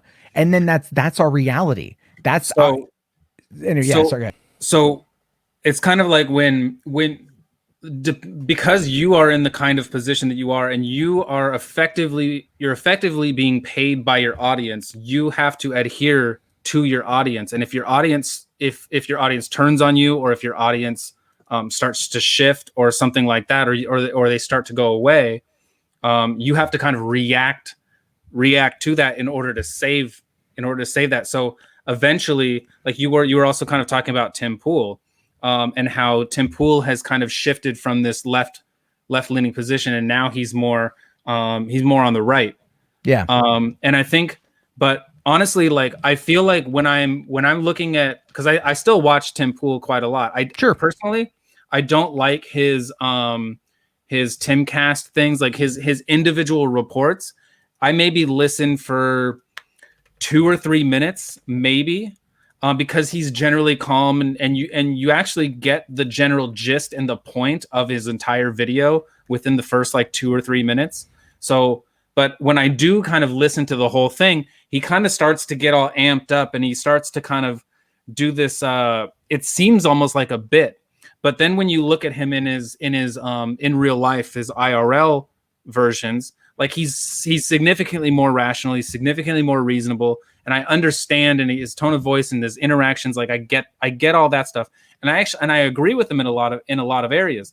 And I mean, when you mentioned something of, and I can't remember exactly like the conclusion that you guys were kind of coming to about this whole Civil War thing, because he had been talking about that stuff for a long time, but I've also been kind of like I've sensed it, because the general. Where I am, like I live in a very liberal city, and all of my friends, I mean, I feel like I maybe have 2 or 3 friends that I know closely that can deal with my opinions. And I think that if I were to go out and post on Facebook at all and say, hey, I support Trump, and here's why: he's anti-war, he's stopping all these things, he's doing a lot of things for minorities, he's doing, you know, I can go through this whole list, right? And none of that stuff ever matters. And I would probably lose a ton of friends from that. And so it's just a general difficult situation to kind of exist in, and that tension is it's palpable. I mean, I sometimes I find myself just kind of like doing some yard work or something, and I'm just kind of like, I'm talking to myself about Mhm. what I would want to say to all my friends. That's basically just like, who are you guys to judge? Who are you guys to judge? And they all, it all feels like they're the ones that are coming at me. I don't respond. I don't say anything. I'm silent. But when I see all of their posts on social media and stuff, it all feels like it's personal, and it feels like they are threatened by me. And so yeah, and that's where the civil war. Yeah. Like if this whole thing if Trump wins again and this whole thing kind of turns over, I mean, I can't imagine. I can only imagine that the people who are so pissed off right now and misunderstand as far as I can tell, everything. They misunderstand everything about Trump, and they have villainized him and me. So who is really the ones that are going to be attacking and coming out? And I mean, I don't know if it's going to be like, hey, I'm gonna come out and fight you or beat you up or anything like that. I feel like it's going to be a cultural rejection of a massive amount of society. And there was the Keith Olbermann. I don't know if you've seen that video. He's back now, right? I know he's back. It was like a 15-minute video or something on his channel, and I was like, I'm just not in the mood for Keith Olbermann right now. I mean, if you want to know if you want to know like the tension and what a civil war sounds like, you can listen. I mean, there's a tweet, and it's only like it's roughly 2 minutes long. I mean, he kind of lays it out. He's like, all of these people and all of his supporters, they need to be prosecuted and socially ostracized. They need to be removed from society. And I'm like, I don't agree with that. Of course not. Of course. But that's because you're more rational. You're more reasonable. Well, but there are so many people who feel this way. And when Trump wins, and I think he's going to win, I don't think that they're going to be able to hold this stuff in. I don't know what's going to happen. I mean, like, I don't know if he's going to win or not. Like, I mean, polls say one thing, but 2016 happened, you know? But then again, nobody asked me. I voted for Hillary. Nobody's asked Are you going to vote for Trump? Are you going to vote for Trump this time? Oh, absolutely. Well, that's, I mean, that's entirely, that's your choice. That's your freedom to do, man. Like, I know what you mean. Like, it's difficult being, I guess you could say, I don't want to say rational person. I have my irrational moments on Twitter, at least sometimes, sure. You know, cause I don't like Trump, and I don't like what he's done, and I don't like the things that he has said, and I don't like a lot of stuff. So I would like to see someone, I don't want Biden, but it's what I got. But I have a lot of friends who so much worse. Much worse. I mean, Biden is nobody. He's nothing. There's nothing that he's even proposing that's really anything. Well, I mean, he's not even showing himself. You don't know anything about him. He's simply not Trump. Yes, that's going to be a key factor in that as well. But he also was the VP for 8 years. He's been in public service for 47 years. I mean, we know that VPs usually don't do anything. Well, look at Mike Pence, obviously. Well, that's a big difference because you have a president. You have a president who's actually giving responsibility to his VP. Well, I mean, Biden had responsibility as well. You know, didn't feel like it. Didn't seem like it. Well, nobody ever heard from him. True, but you know why you never heard from him? Because there was never a problem to hear about. That's how the media works, man. The reason why there was never a problem to hear about. Yeah, they never announced any problem. Well, because there was never enough controversy. There was never enough controversy because we were coming out of the recession when Obama and Biden took over, and they worked on the economy, and it saw a rise. So because it saw a rise, and this is where I will absolutely agree with you, and I'm sure we'll totally agree on this one here.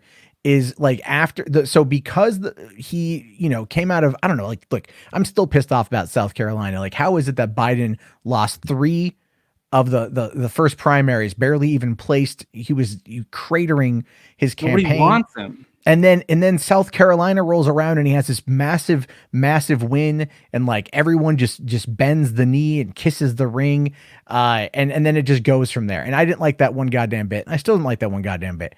So However, you say, oh, sorry. But all I'm saying is like, because again, my preferred candidate is Bernie, and I've been like that now for a very long time. So, but ultimately, what I'm saying here is the media in this case have been very, very, very soft on Joe. That is true. And this whole packing the courts thing is the first time he's actually been met with any real opposition and pushback from the media over his refusal to answer the question. It's like, dude, like I get his non-response. Like I get why he doesn't want to give the response, but at the same time, just like, dude, you're going to have to fucking give a goddamn response. Like just give a fucking response. And the media, they don't even push for that. Like you talk about controversy, but virtually all of Trump's controversies have been purely manufactured. It's just been twisted. It's been things have just been taken out of context. I mean, it's so ridiculous that there's memes about how Trump supporters' only responses are like, well, it's fake news. They made it up. It's taken out of context. You know, they have all these lists, but it's like, if you actually take the time and you look into these things, you can see, and that's eventually what ended up kind of converting me, is me kind of looking into these things. And then I would go and I would say, hey, you know what? This is not the best point and the best argument really and criticism to put onto Trump. It doesn't fit. I mean, the one that really turned me was the fish food incident is the one that I call it. And it's where he dumped out, he went to Japan and he dumped fish food out and everybody lost their minds. One, I didn't hear about that one. I mean, everybody, I feel like that sounds crazy to me. That sounds crazy to me. Like to get mad at him for that. Okay. But when you say to these people and you say, look, that's not this is just a poor criticism. That's actually not what happened. If you look at the full clip of it, like the president of Japan, Abe, he dumped it out and then Trump dumped it out. And you guys act like he's the only one that did it and that was super disrespectful. And then when you go out and you say, this is poor criticism, this is maybe not the fight you should have, and you get called a white supremacist, a Nazi, and that you're a Trump lover and you're bootlicker and you name it. I mean, seriously, you're racist. No, I know. I see that. I do see that. And I might generalize some Trump supporters usually through just like sarcasm, but no, I don't think that Trump supporters are like white nats or supremacists or things along those lines. Now, there are people who are like that who do support Trump, and they are so minor. They are few and far between. Small little piece. That is true. I agree. The problem, though, is that what we've seen is massive tribalism, and the media controls the tribalism. Right. So let me ask you this then. Okay. If the media is controlling the tribalism, and what they are aimed at is destroying Trump and reestablishing the establishment, because we all know and understand that Joe Biden is just establishment. He is Bill Clinton. He is George Bush. He is what Barack Obama turned into. He's the same thing. So do we want to just say, hey, you know what? Because the media is pushing these narratives so hard, you know what we should do? And it's so stressful for us. You know what we should do is we should just shrug and say, you know what? Okay, you guys win. We're going to let the biggest bully of all, we're going to give it to you. Or do we say, look, we've got a president in office right now, which we have not had in decades. I couldn't name another president that is willing and able, fully capable and able to say, you know what, media, you guys are completely full of shit. And but he never says it to Fox News. Yeah, he does. He says it all the time. He says he says Fox is light. He's very light in his criticism of Fox. He says they're turning into Democrats. That's what he says. But it's like, but Fox has frequently been known to they have the largest demographic, but they've been frequently known to have the least informed people. They're at least they're less biased at this point because they're turning into Democrats. Well, I don't think they're turning into Democrats. I think you've got you have to approach it though from this perspective where you've got Fox News and then Fox Opinion. So before 6 p.m., Pacific Standard Time, or maybe 5 p.m. Pacific Standard Time, it's news, right? Roughly. Sure. And then after that, when you get into Tucker and Hannity and Ingram, it's opinion. That's opinion. Right. But those are Tucker pulls in the most amount of viewers, right. Bar none. He pulls in a lot. And Tucker, those guys are still very right. They're I still mean, way on the right. Oh no, he's very much on the right. He plays probably more to the centrist now than before. But then again, like when that came out about his head writer and like that guy and all the racist shit he was saying on that Harvard forum, like, and you go back and you listen to what like Tucker's monologues and what he says, they line up with what this guy was saying. So it's really just like I can't comment on that. I remember hearing something about that, but then when I looked into it, like I deeply looked into it, I saw the context and I was like, I don't understand the outrage. When I took into all but I don't know enough, and I don't recall enough to really. I can't give you and I can't feeling I got at the time, and I can't give you specific examples off the top of my head. So there's that. So but, if the media though, if they are the one, like, are the American people, should they be bowing, like just kind of giving up and giving into what is so blatantly, obviously, media control? Is that the right thing for America? To just effectively just say, you know what, we're going to go back to establishment. We can all go back to sleep, because nobody paid attention to politics during all of Obama. Nobody cared at all. He got us into so many conflicts and wars. He bombed so many things. He did so much bad stuff. Oh no, like I liked Obama, but I lived in San Diego. No flack for any of that. Oh yeah, no. And when I criticized the fact that 180,000 Saudi civilians died, or no, Iraqi civilians died. Yeah. And I was like, that's come on, like that's bad.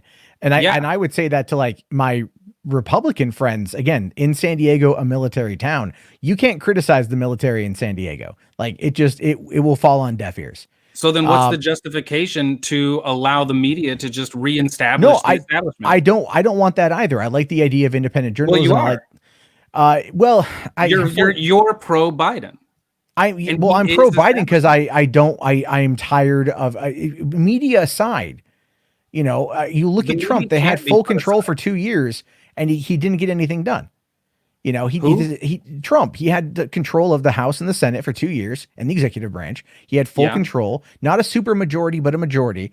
Didn't get anything more. He could have done a lot more, and he didn't. He writes all these executive orders are largely symbolic. They don't make, there's a lot that he's done. That is he's done a lot of good stuff. I mean, I'm not saying everything he's done has been bad, and there's been some things out there that I like. I like getting rid of the individual mandate because I felt that was a big problem. That fucked me up in taxes. That's minor on my list. Well, because that fucked me up when I moved and I didn't have a lot of money and I was like, I couldn't pay it. I missed my last payment and it ended up costing me like $800, in my taxes as a fine because I missed like one fucking $60 payment because I didn't have the goddamn money, So that pissed me the fuck off. And so I was okay with getting rid of that thing for the people out there who couldn't afford it. Now I've got full health coverage, so I'm good there. But it's like, look, there's a lot that's gone on that I don't think he's been good for America. And that's just my opinion. And that's because of the media. The media is making it so that Trump is bad for America. So my question is like, but I think that's a bit of an oversimplification because you can't just sit there and go, the media is making him bad, but you just said he could have done more when he had the super majority.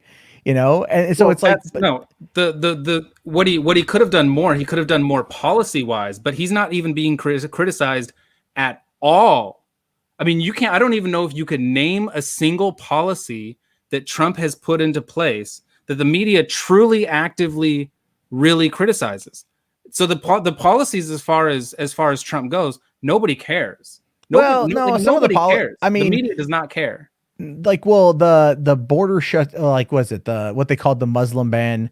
The media cared a lot about that. Yeah, but a lot of that stuff is just the way that it was framed.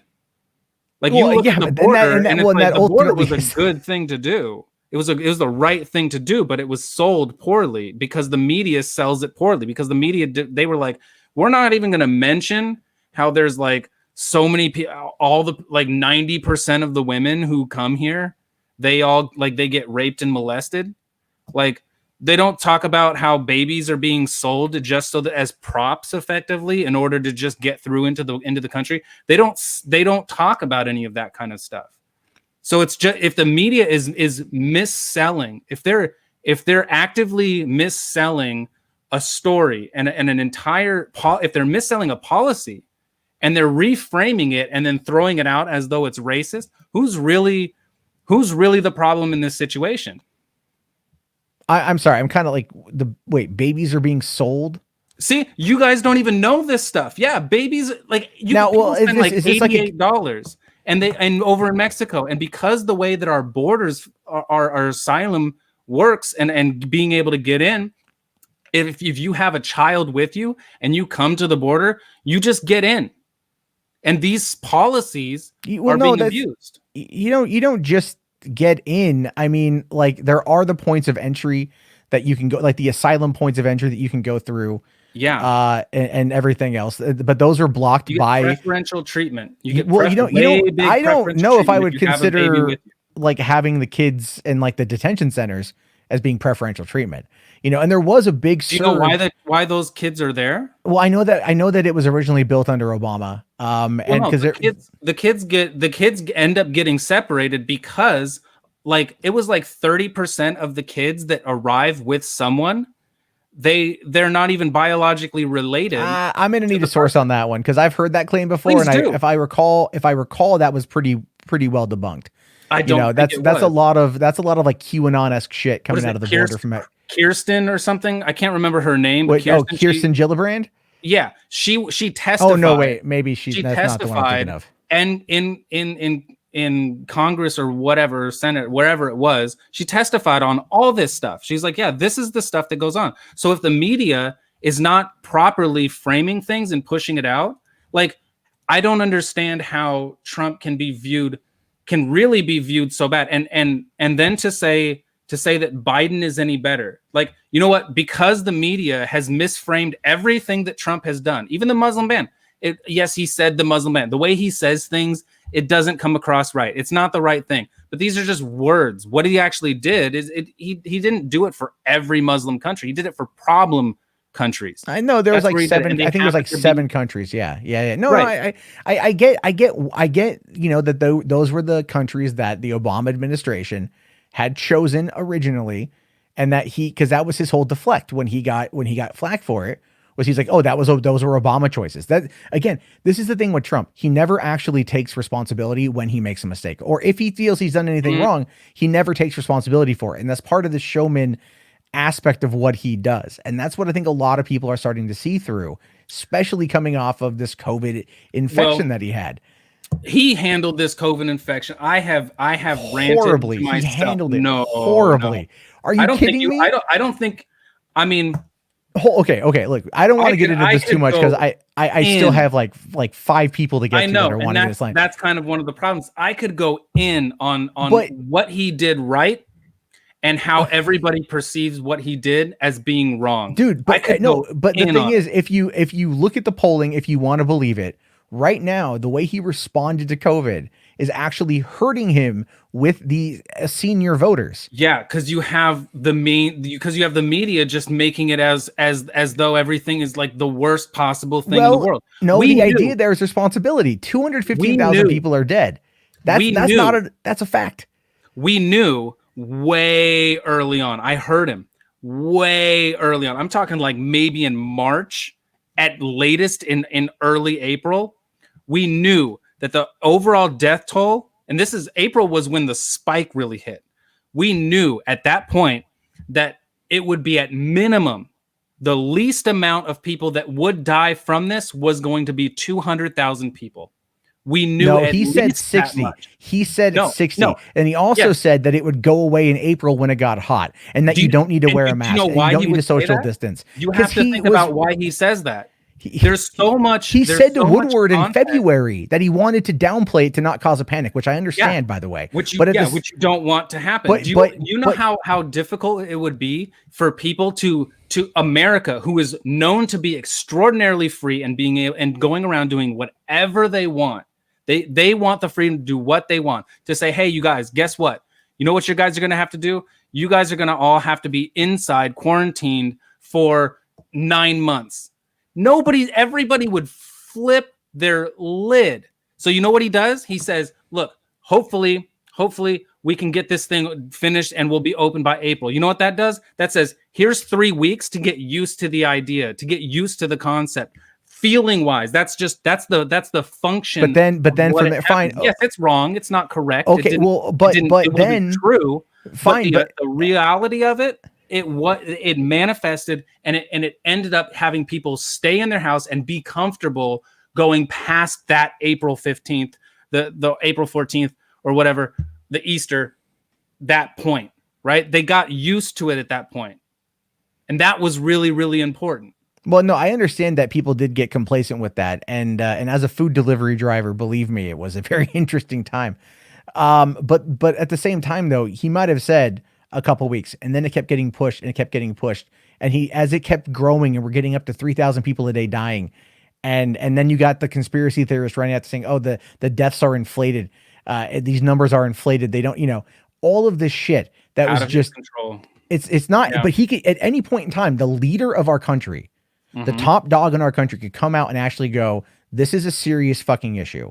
We need to wear masks and socially distance. And here's the thing. He finally did. He finally did. When do you a few months ago? No, he did it a couple. I don't have the exact date, but he did it a couple months ago. Like March and April. No, he didn't. He was out there never wearing masks. And when he finally wore a mask, hold on. When he finally put on a mask, and I forget for what the event was, I saw a whole bunch of his supporters on Twitter like, oh, finally, because he wore a mask, they decided to wear masks. That was what they finally did. They finally followed his lead. If 1/3 of the country is diehard Trump supporters, and he is not taking this seriously for months while we have multiple thousand people today dying, but when he finally comes out and wears a mask, everyone else is like, oh yeah, we can finally do it. It shows you that he did not handle this well as the leader. He didn't ease anyone's comfort. A friend of mine, look, here, I get heated on this issue because a friend of mine in San Diego, Trump supporter, died because he contracted COVID by going to a party in Arizona, and he had a pre-existing condition and it aggravated his kidneys, and that's what killed him. And he died alone. Yeah. In a hospital room, and he realized he'd made that mistake when he went out there because every one of those 18 people caught it, and he's the only one who died. And it wasn't. And so, yeah, I take this shit fucking seriously. Like, wear a goddamn mask. That's all I want to say. That's my PSA on that shit. So let me ask you this. What is the single most serious act that anybody can do in order to demonstrate that this virus is serious? You'd shut down the country. You'd shut it down. That's what you would do. Right? And January 31st, very important. Because January 31st, he shuts it down against, he had 20 of his cabinet members. They all said, no, don't do it. It's premature, including Fauci. They all said, don't do it. Joe Biden was like, don't do it. Nope, this is all premature. You had in February, you had Nancy Pelosi running out there, and she's like, oh, come on down to Chinatown. This is going to be, we're having a party. We're having a parade. It's going to be great. Right? Now, shutting down the country is, as far as I can tell, the most serious thing that you can do. Shutting down travel from China. I mean, if you can't understand that message, I don't know what to tell you. But really, this is where everybody. But hold on. This is where you misunderstand what a global pandemic is. Because when you think about the process of spread and how this thing is spread, simply blocking travel if it's the entirety of China or just the Wuhan province in China at the time, that's not going to stop it from traveling to other countries. And we still have the ability to get them in our country. Remember, South Korea and US had their first cases reported at the same time, on the same day. They had the cases reported on the same day, which means that it traveled around the fucking world and it made its way to 2 countries, not connected by any kind of mass outside of water, the same day. So that kind of blows it out of the fucking water, doesn't it? That kind of blows that whole argument away, because what you're talking about, is slowing the spread. And that's what the Democratic that's always been the goal. But the thing is, when you've got governors like DeSantis in Florida, who reluctantly like closed it a little bit, but then it's like, oh, the beaches are open and all this other stuff is open. Sure, you have a lesser chance of spread in the open, and people can better socially distance at the beach. They weren't, and you see it in Arizona, and you see it in Alabama, and you see it in all these other red states. New York has got 14 million people in the city. Do you know what? Can you tell me what Cuomo did? Do you know what Cuomo did? Yes, I know what Cuomo did, and Cuomo mishandled a number of things, and then when he sent old folks back into nursing homes. Yeah, and that was a bad call. That was a bad call. 35,000 people. Yeah, that was, yes, and that was an absolute bad call to do. I'm not, but you know, at the time, what was our data? You know, there's some mistakes not to do that. I mean, common sense would tell you not to do that. Probably thought, I don't know, man. Like, I don't know how. Look, there's in my mind, there's no defending that. I'm not trying to defend him. No, of course not. I obviously that was a huge talk about it. That's a huge mistake. That's a huge mistake as well. And at the time, the media was giving Cuomo mistake is a very light. Well, it's a light way of saying a travesty, an absolute terrible, complete and utter. Incompetence doesn't even express the magnitude of it. But see, I live in Washington. I live in the state capital. Mm-hmm. So I'm down here in Olympia, and Inslee, you know, people hate fucking Inslee in the state, as I've been learning a lot. Voted him back in, man. Oh, Culp ain't got a fucking shot in hell. Like, Jesus Christ. But I will say he's got effective marketing, but doesn't have a shot in hell. I never even heard of the guy. Oh yeah, no, come down here, man. Like, you see Culp signs all over the place. I saw his little signs around, and I was like, yeah. Oh, okay. Well, here's what I want you to, if you see the signs, like the big ones in the frames, notice how they're all designed the same. And I thought it was pretty brilliant. I know it's a bit of a side topic here, but we should actually wrap this convo up because I do need to, for one, I got to take a leak really bad. And I want to make water. I want to ask you at least one more question. Let's make it real quick. Okay. So I think it's a very, very important thing because we need, like, you may think that Trump handled this really poorly. I've laid out a very minuscule rationale and reasoning as to how we knew what we knew and how it actually ended up helping us, and we have managed to hit damn near the bare minimum of what we had expected to hit. Now, I want to know from you to some degree is how if we were to run into another issue similar to this, how would Biden do anything better or different, knowing that through when he was vice president and he went after the H1N1, they completely failed on they failed on every single level. Every single level they failed. Now, if he was in charge during this pandemic, we already know that he would not have closed down travel from China. We know that he would not have managed to get these ventilators built up in the way that they were, so that nobody who needed one didn't. Massive amounts of PPE, because and you know how I know that we didn't that he wouldn't have done this stuff, because he had the opportunity. He already had the opportunity to do it, to show us, right? I'm not willing to take a chance on somebody that I know has already failed in that department. So why would Biden do any better? Well, I think for one, knowing if he, well, I don't know. I'll be fair. I don't know. Okay. And I would say that, but I could say that literally for anybody. I feel Trump.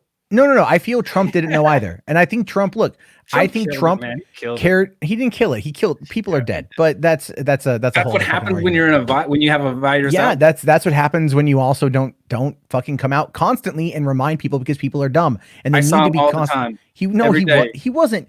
Come on. And like injecting bleach in your veins. I mean, he's like, oh, I made a joke about it. Like, that's what you think it meant? No, dude. I know what he fucking meant. The point is, when you're looking to leadership from the leader of the free world, effectively, that's the role. You have to listen to him and not the media. And you have to, he's out there making stupid fucking jokes, and he's out there trying to even recently they ran an ad. Too. They ran it on that.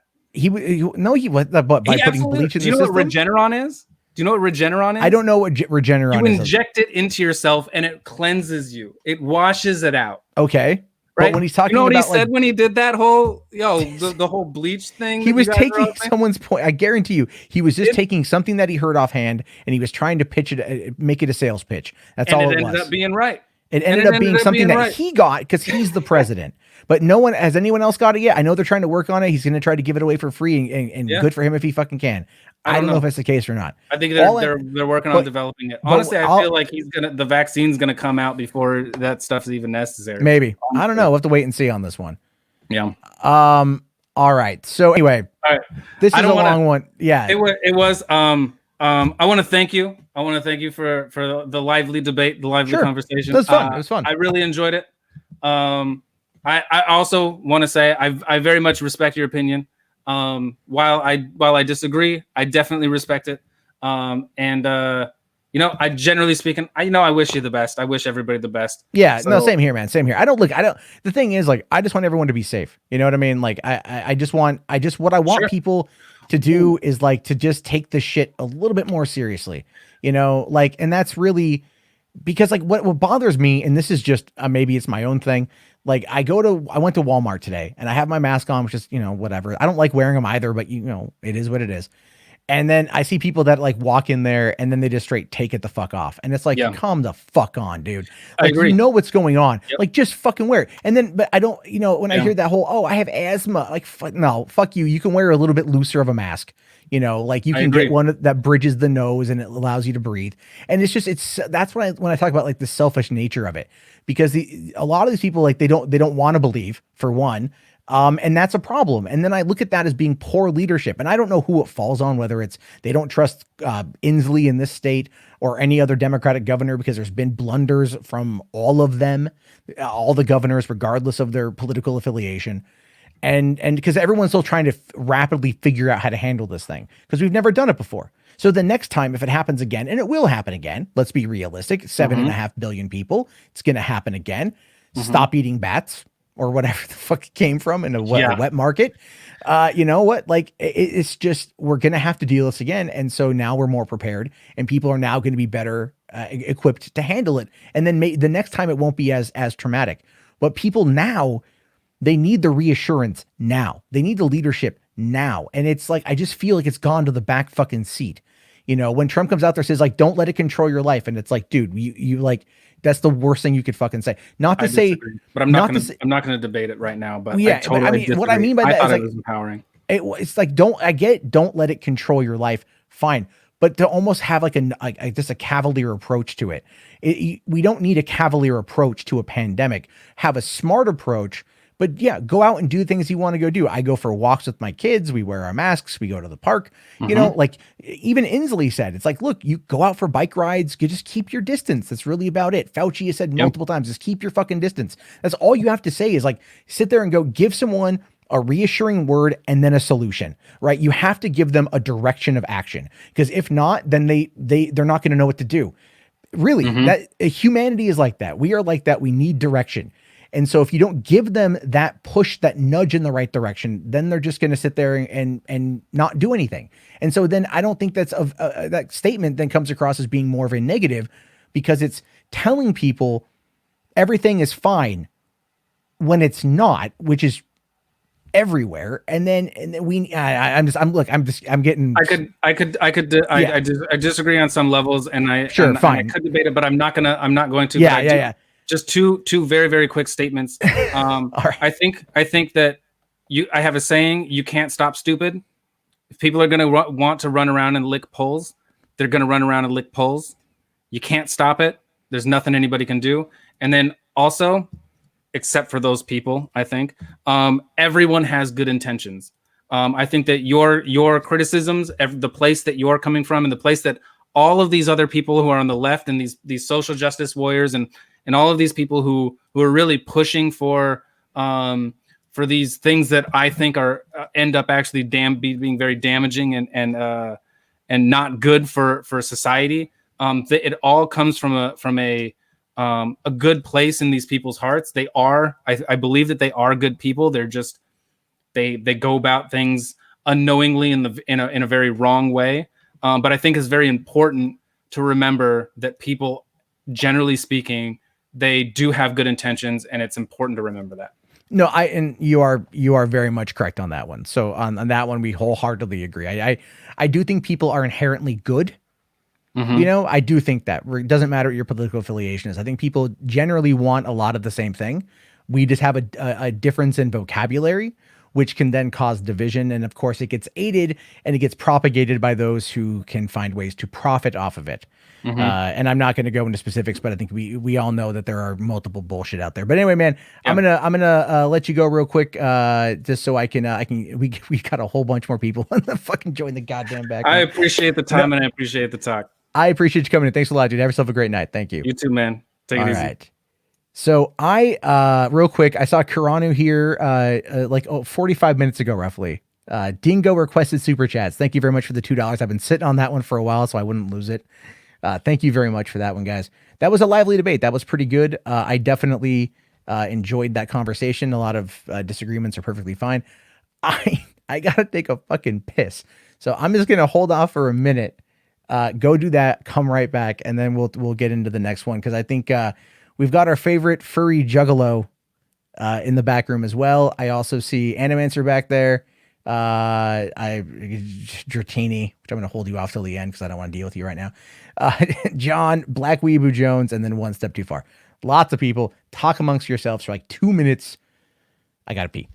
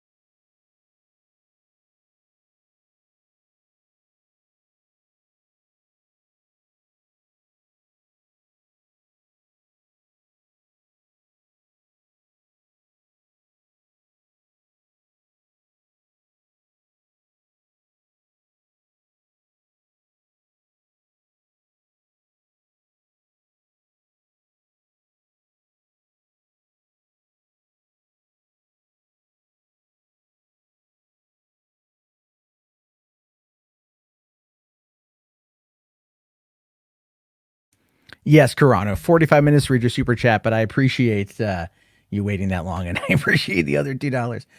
Okay. Thank you guys for waiting. I really appreciate that. Kino Sage here says Jarbo should consider TTS or super chats. That'd be good times. If I could do it through StreamYard, I totally would. I have a feeling I would get called a cuck like way fucking often. You lefty birdie supporting cuck. Right? There'd be lots of super chats or TTSs about Tyrone and all sorts of things like that. There'd be a good thing. Okay. So, all right, let's bring in Tonic the Clout Fox, man. Thank you for waiting. I know you've been there for a while. Yeah. How's your night going? Well, first of all, before I get started, I would like to claim this stream in the name of the Juggernaut. Oh, no. Juggernaut. Okay. Anyway, what have you? So I've had quite a week. I got my channel struck for 2 weeks for a dick pic. You can't show dick pics on YouTube. Oh, dude, I didn't do it. Oh, yeah. You gotta go clip that. No, Matt. Oh my God, no. So I've been talking about this in chat. People want to hear about it. Okay, so there's this motherfucker, right? This motherfucker Cyrax. You pay attention to my shit, you know what Cyrax is. He's this fucking weirdo, like fucking cringy ass guy. He just broadcasts shitty music in his basement that he sings over like Linkin Park CDs and shit. Anyway, so he's obsessed with this bitch that fucking hangs out in my group and shit, and we talk, we chat, and we just like kind of like we're bitches together and shit like that.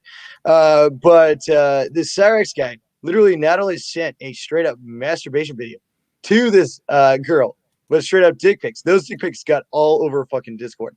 One of my favorite fucking people, a big time troll, Tyler NY. Shout out to that motherfucker, Tyler NY. He decided to put the dick pic, try to crop it, and it just was unsuccessfully done so. So we actually had the motherfucker who did the dick pic on the show. He got horribly embarrassed and deleted the fuck, or he reported the fucking stream, got deleted, second strike on the channel, boom, gone. So that being said, people need to stop fucking posting that shit. No, hold on. No, we've got an entire Discord about balls, dicks, bet. Like it's fucking. Oh well, that doesn't surprise me because of course, no, that just doesn't should, surprise Matt. me. Yeah, literally none of it should. Yeah. Okay. Yeah. At this point, you're just like, I'm a gay juggalo furry. I'm all like, oh, Matt, I have not even got to the best part of the fucking story. Okay. So you don't understand, because one thing you got to understand is that one thing that goes hand in hand with juggalos is trolls. A lot of us aren't even juggalos. Some of us are just fucking trolls. So one of the best trolls in the business is Music Biz Marty. Oh my God, you have no fucking idea who that is, but he's one of the fucking greatest men there is. I talk to Music Biz Marty a lot on my show. So Music Biz Marty talks to this fucking Cyrus guy because he's fucking, he took down the stream and he's just like fucking psyched about it and shit. And, that shit about his dick pic isn't on my show and shit like that. That shit's gone. So Music Biz Marty convinces him that he could have taken legal action if he didn't strike down my fucking channel. And now he's fucking pissed and trying to come after Tyler NY with legal action that doesn't even fucking exist. Well, so we're sitting there making this. Oh God, this kid's running around in circles thinking that, dude, it's fucking classic. But that's only one of the many fucking misadventures that my shit got into. So the other fucking shit I got into was against the Juggalo Justice League. My God, shit, the Juggalo Justice League. Let me explain. I'm a low-level member of the Juggernaut. There's the Juggalo Justice League and Studio 17. The Bender. So we're talking like multiple tiers of. There is multiple. Okay, I have to call them factions because they get offended when I call them gangs. I had to start my own called the Diamond. Well, I get that because the Juggalos have been classified a gang by the FBI. So I have to call them factions. They literally get pissed, Matt. I started to call them gangs at first, but then they got mad at me, so I was like, "Fine, you're back." Yeah, but do you remember the Million Juggalo March? I do. It's 2017. Okay, Ouija Mac performed. I don't need to fucking hear about it again. For fuck's sake. Okay. I live it, man. Well, but people listening may not know about that. Not the people in this audience may not be furry juggalos. Right. They don't know. They don't know what how to gift and clown makeup. Matt, quick question: can you smoke on the stream or are you a bitch stream? I'd prefer. I can turn off the camera. Yeah, turn off the camera if you're gonna smoke. I don't care. Fine, man. Oh, Jesus, bitch stream. You can smoke on my stream. I don't give a fuck. Yeah. But anyway, like I was saying, yes, there's different factions. So I personally am beefing with the JJL. The JJL are anti-juggalos, not juggalos at all. Okay. I shit you fucking not. So, they're fucking dogging at me, supposedly. They made a 4-hour stream about me. I shit you fucking not. This morning. And I had multiple accounts that were supposedly me, not even me. Oh, my God. There's many people that are going in, and they're responding to all these. I get a fucking message 40 minutes into the video, hearing them talking and responding to supposedly me. Oh, my God. I'm making these motherfuckers chase their tails like crazy. Well, I'm sitting here dropping all this kind of intel and shit on them. They're losing their fucking minds because anonymity is very big to them. They are very big about their fucking, who they are and shit like that. So yeah, I get that. Not me. Obviously, I'm on fucking camera. Matt, I don't give a shit. I don't give a fuck. You don't care, but other people, they care. I don't give two shits or a fuck, except I will be respectful about this weed. So Yeah, whoop whoop. All right. I don't think people. Yeah, I don't know if YouTube cares. It's probably better to be off camera. But by all means, smoke away. Your channels, your rules, man. Okay. So anyway, like I was saying, the JJL have been dogging on me for a while. They were up to $400 trying to troll me unsuccessfully. They've paid $170 to ban me off a channel. Paid $100 for a website. They paid $20 to have someone trash talk me for a week. It's fucking absolutely retarded. So again, all of this, I'm sitting at a camping chair, smoking weed and being a catty bitch. Again, I'm a fucking eccentric gay furry. I just also happen to be a juggalo. So I just roll in this fucking community. I literally just have to put in my insignia to some of these people and they start flipping the fuck out. I've gotten to the point where there's trolls I don't even control at this point, man. It's a fucking virus. I have got people flipping out to conversations I never even fucking had. Well, I mean, that I understand that a little bit, yeah. Dude, so, it is fan-fucking-tastic. And the intel I actually have is fucking nuclear. All right. Well, I mean, do you want to absolutely put that not? Out? I literally cannot say anything about that shit. That is fucked. That is when I actually drop that shit. They have no idea about any of that. All right. So you've got a lot of dirt on factions within the Juggalati. No. I am the Juggalati. Juggalo Justice League's anti-Juggalos. Oh my god, Matt! I need to get you a flowchart. Yeah, that would be fucking fantastic. Especially could you also make sure that there's one line that shows me how magnets work? That would be fucking fantastic. Oh, that's fucking hilarious. But it's a dad joke at this point. Matt, but yeah. Oh yeah, no. Trust me, man. We've done far more embarrassing things than that. You think magnets are the worst it's got? Have you heard No, see, you haven't heard all of our fucking text. You think it's way worse than that. That is just the fucking one thing you've heard. No, I just remember that. I just remember the Miracles music video, and that still is just all these years later. It's the biggest fuck meme. But you know what's even fucking better?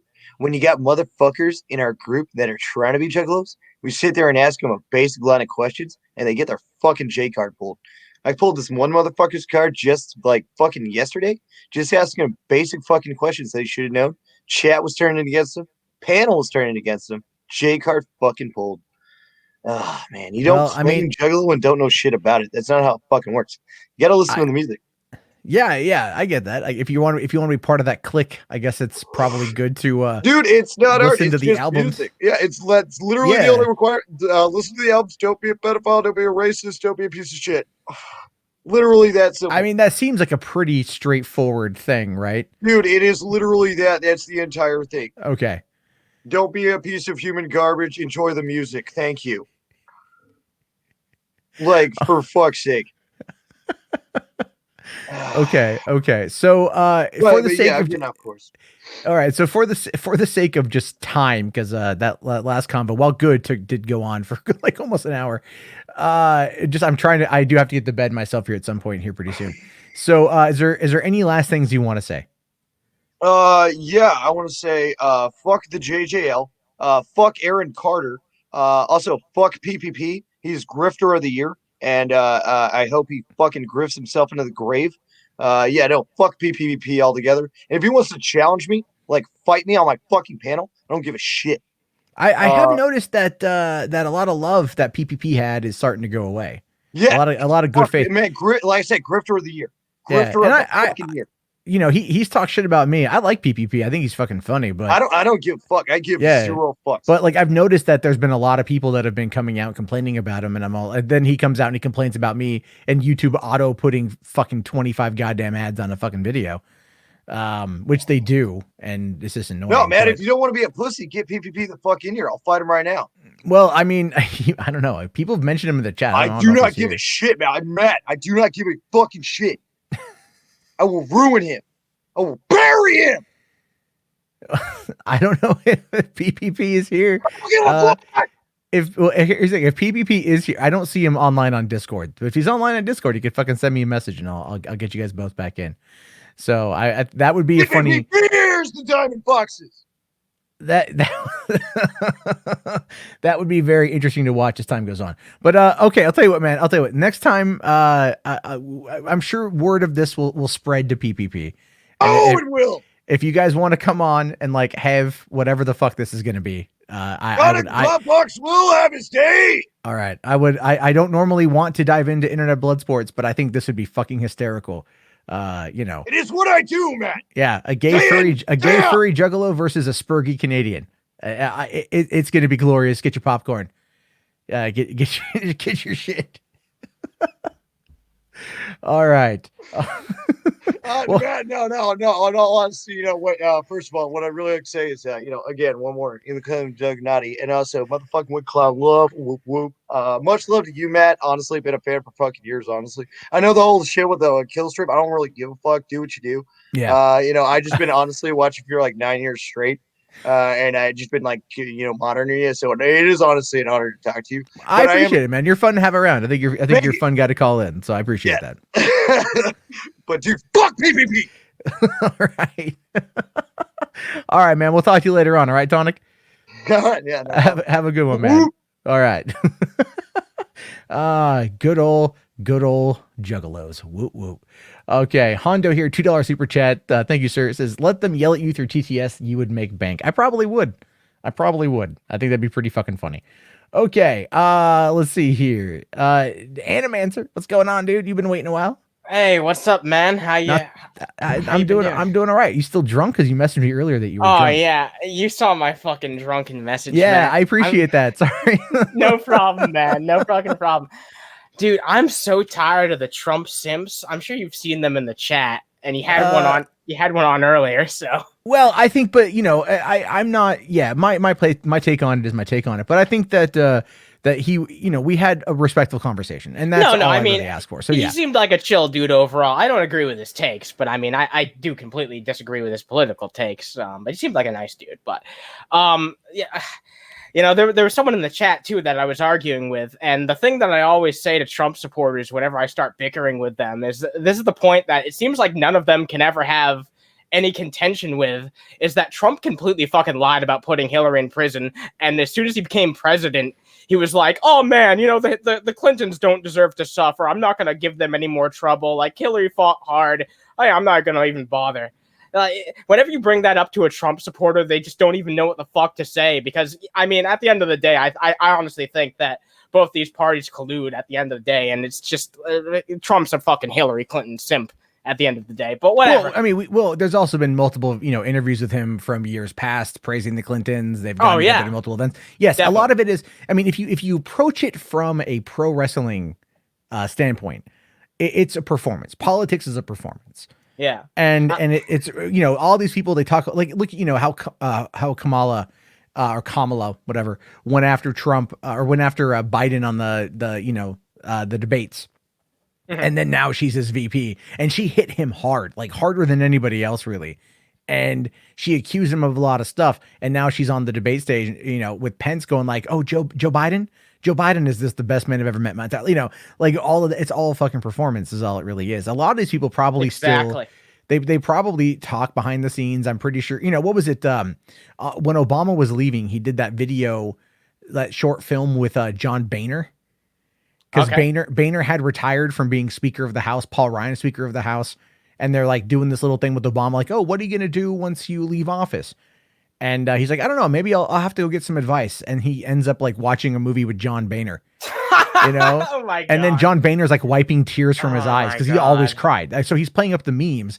And then Boehner's like, oh, you want a cigarette? And Obama's like, I quit, And so then so they're making jokes back and forth. And it's like Boehner, railroaded a number of Obama's, things he wanted to do when he was speaker.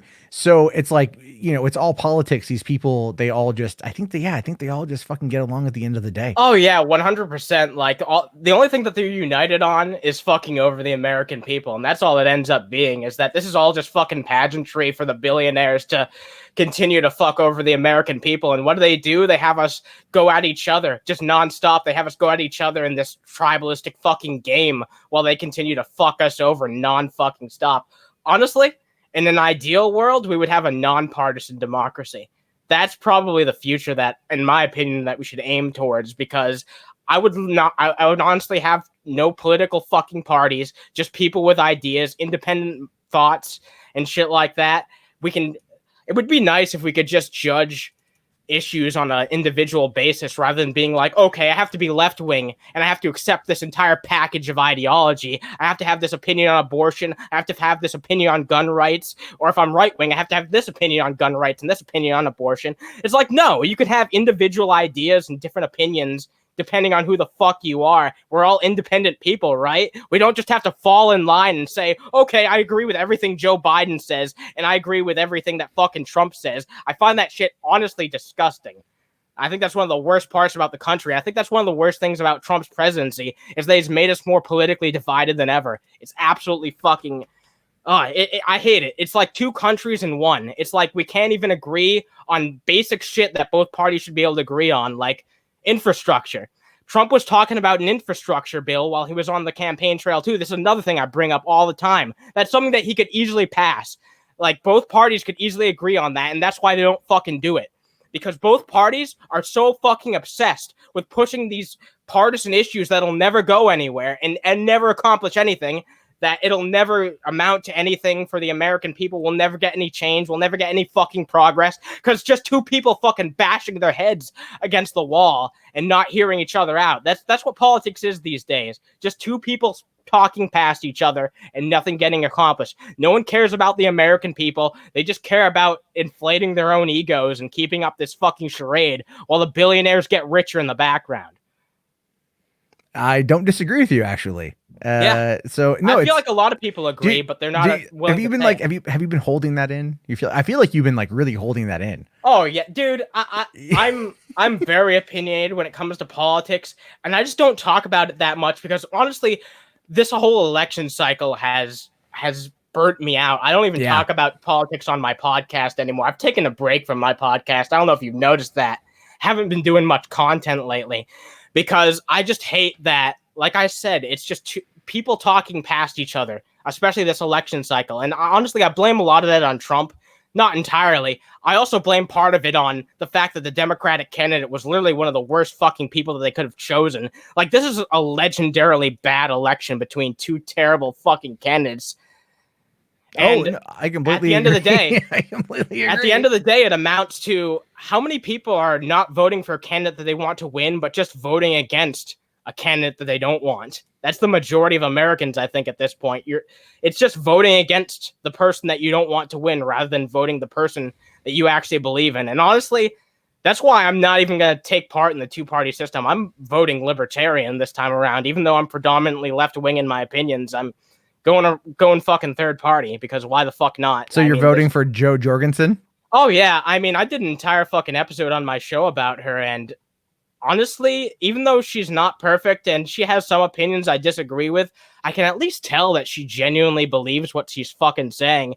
And it's sad that we live in a fucking society, for lack of a better term, where that's actually the case. Yeah, I know. I said it. I said the fucking word. I said the fucking word. It's sad that we live in a fucking time where we have to just I'm sorry. What is it? Is it a society? Yes, a society. Can you just say that clearly for the record? We live in a society. There you go. I said it. We live in a someone saw goddamn Joker society. last year and all of a sudden got the red pill card. Yeah, well, yeah. I mean, I thought this long before I saw the fucking Joker movie, but I mean, no, I know. That was a brilliant fucking movie. I do want to say that, but I did want to bring up some other topic because I don't just want to talk your ear off about politics in general. And there's a couple more people to get to too before the end of everything. Sure.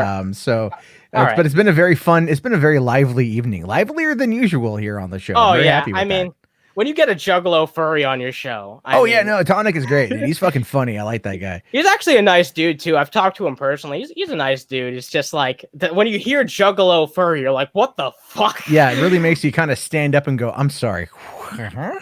So I actually came in here with a topic. I only went on that fucking rant because of everything that I was hearing, what you were talking about with the other guests before that. But I wanted to ask you, what do you think about Facebook banning Holocaust denial posts?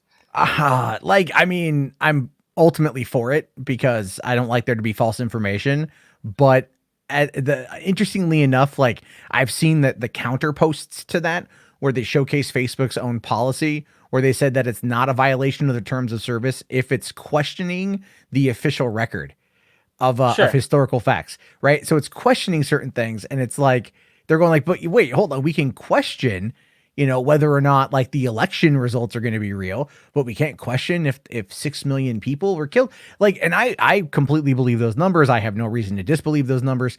Sure. But I just find it to be kind of like ridiculous. It's a weird place to be because like I'm kind of for it, but at the same time I'm like, it feels like it's just like it's that specific thing. Yeah, I agree. You know? And the reason why I kind of have a problem with it is because just like anything, when it comes to like people getting banned on YouTube, like there's a ton of crazy fucking people that I've used to cover on my channel that just simply aren't on YouTube anymore.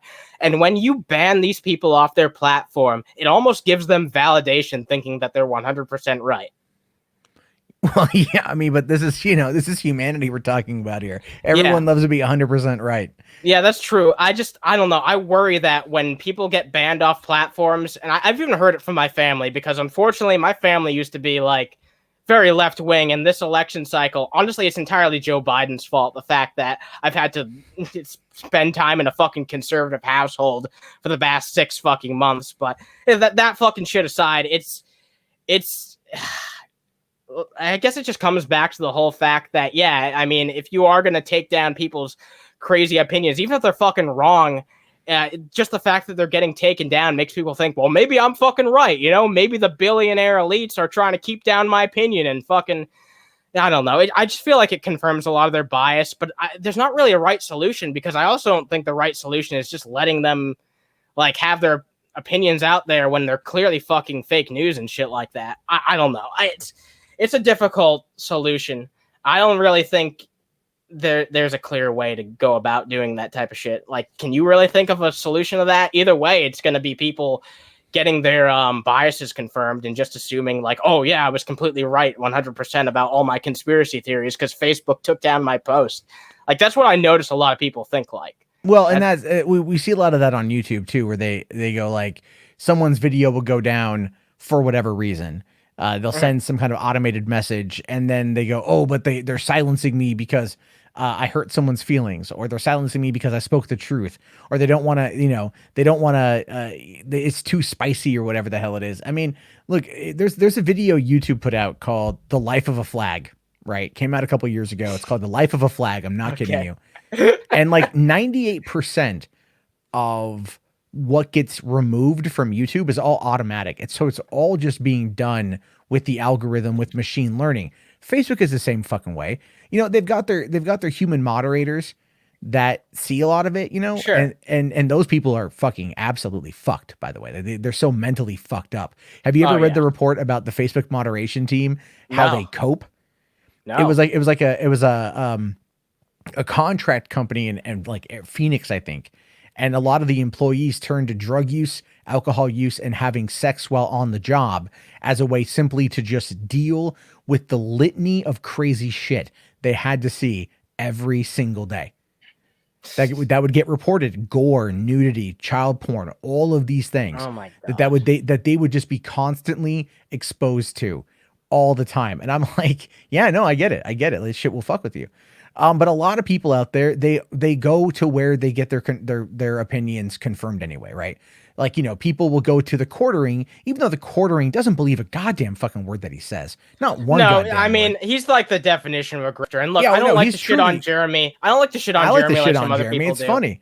I mean, look, I don't think he's as bad as some other people make him out to be. He's not as bad as some others. Fine, sure, right? Yeah. But the idea is the same. Okay, he may not be as bad, but the idea, the sin is still the same. Exactly. He puts out, he only will get, he'll go to his audience and he'll be like, what do you want me to talk about? I.e., what made you mad today? And then he'll go and he'll listen to what his audience says and he'll echo those statements. And then he just parrots that because he sells them their opinions back to them, which is what they like. They like that dopamine hit. And when he gets like drunk and ends up having a bad hot take because he'll go too far, then he'll try to wheel it back in to get back to that nice middle ground again, because no one ever really holds him to account on anything. And the same thing goes for look, if you criticize him on it, he'll say it's entertainment. All right. Like, it's just, I'm just giving my opinion. He always deflects rather than just admitting that there's a grift. Yeah. It's the Trump style of going about things where it's just, you never admit that you're wrong. you almost never fucking admit that you're wrong. You just have to show as much strength as possible and appeal to your base as much as you can. Just say whatever the fuck you think that people who are listening to you want to hear. That's what Trump does. That's what a lot of people do. That's why a lot, like you said earlier on, a lot of these people like fucking Tim Pool who have made their money grifting off people for years and years like this, they don't know what the fuck to do, or at least they don't know what the fuck to do if Trump actually ends up losing. Because at this point, I mean, so many people pretend to know, oh, yeah, I think Biden's going to win. I think Trump's going to win. And then there's people who think it with absolute certainty. But we don't know who the fuck's going to win. After 2016, how can we expect who the fuck's going to win? We can't trust the polls. We just have to see what fucking happens. And I think a lot of people know that. And that's why they're so fucking afraid. I'm just going to get really stoned.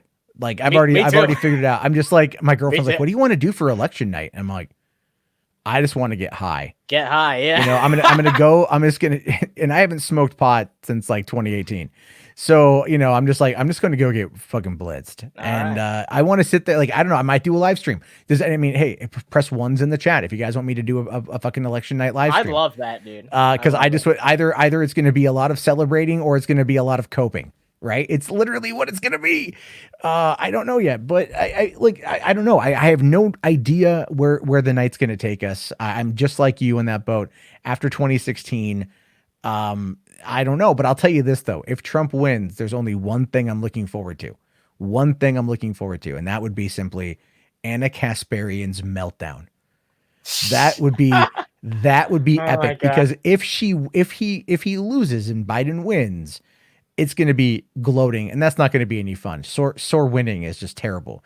Sore losing, on the other hand, that's at least pretty goddamn fucking funny. Oh my God, you guys are all dicks. Yeah, they all want to see this shit, man. You guys are all dicks. All right. I think I'll leave you with one more thing, and then I'll let you get on to another fucking caller because I know you got to get some fucking sleep, Cowboy here says, I want to see Matt Cope. I'll hide it real fucking well, Cowboy. I'll hide it real. I'll just get really stoned. So, but yeah, before I leave, I just want to say, like, I don't know if you saw that dude with the fucking Russian name who was arguing with in the chat nonstop. Like, he was just nonstop talking shit to you.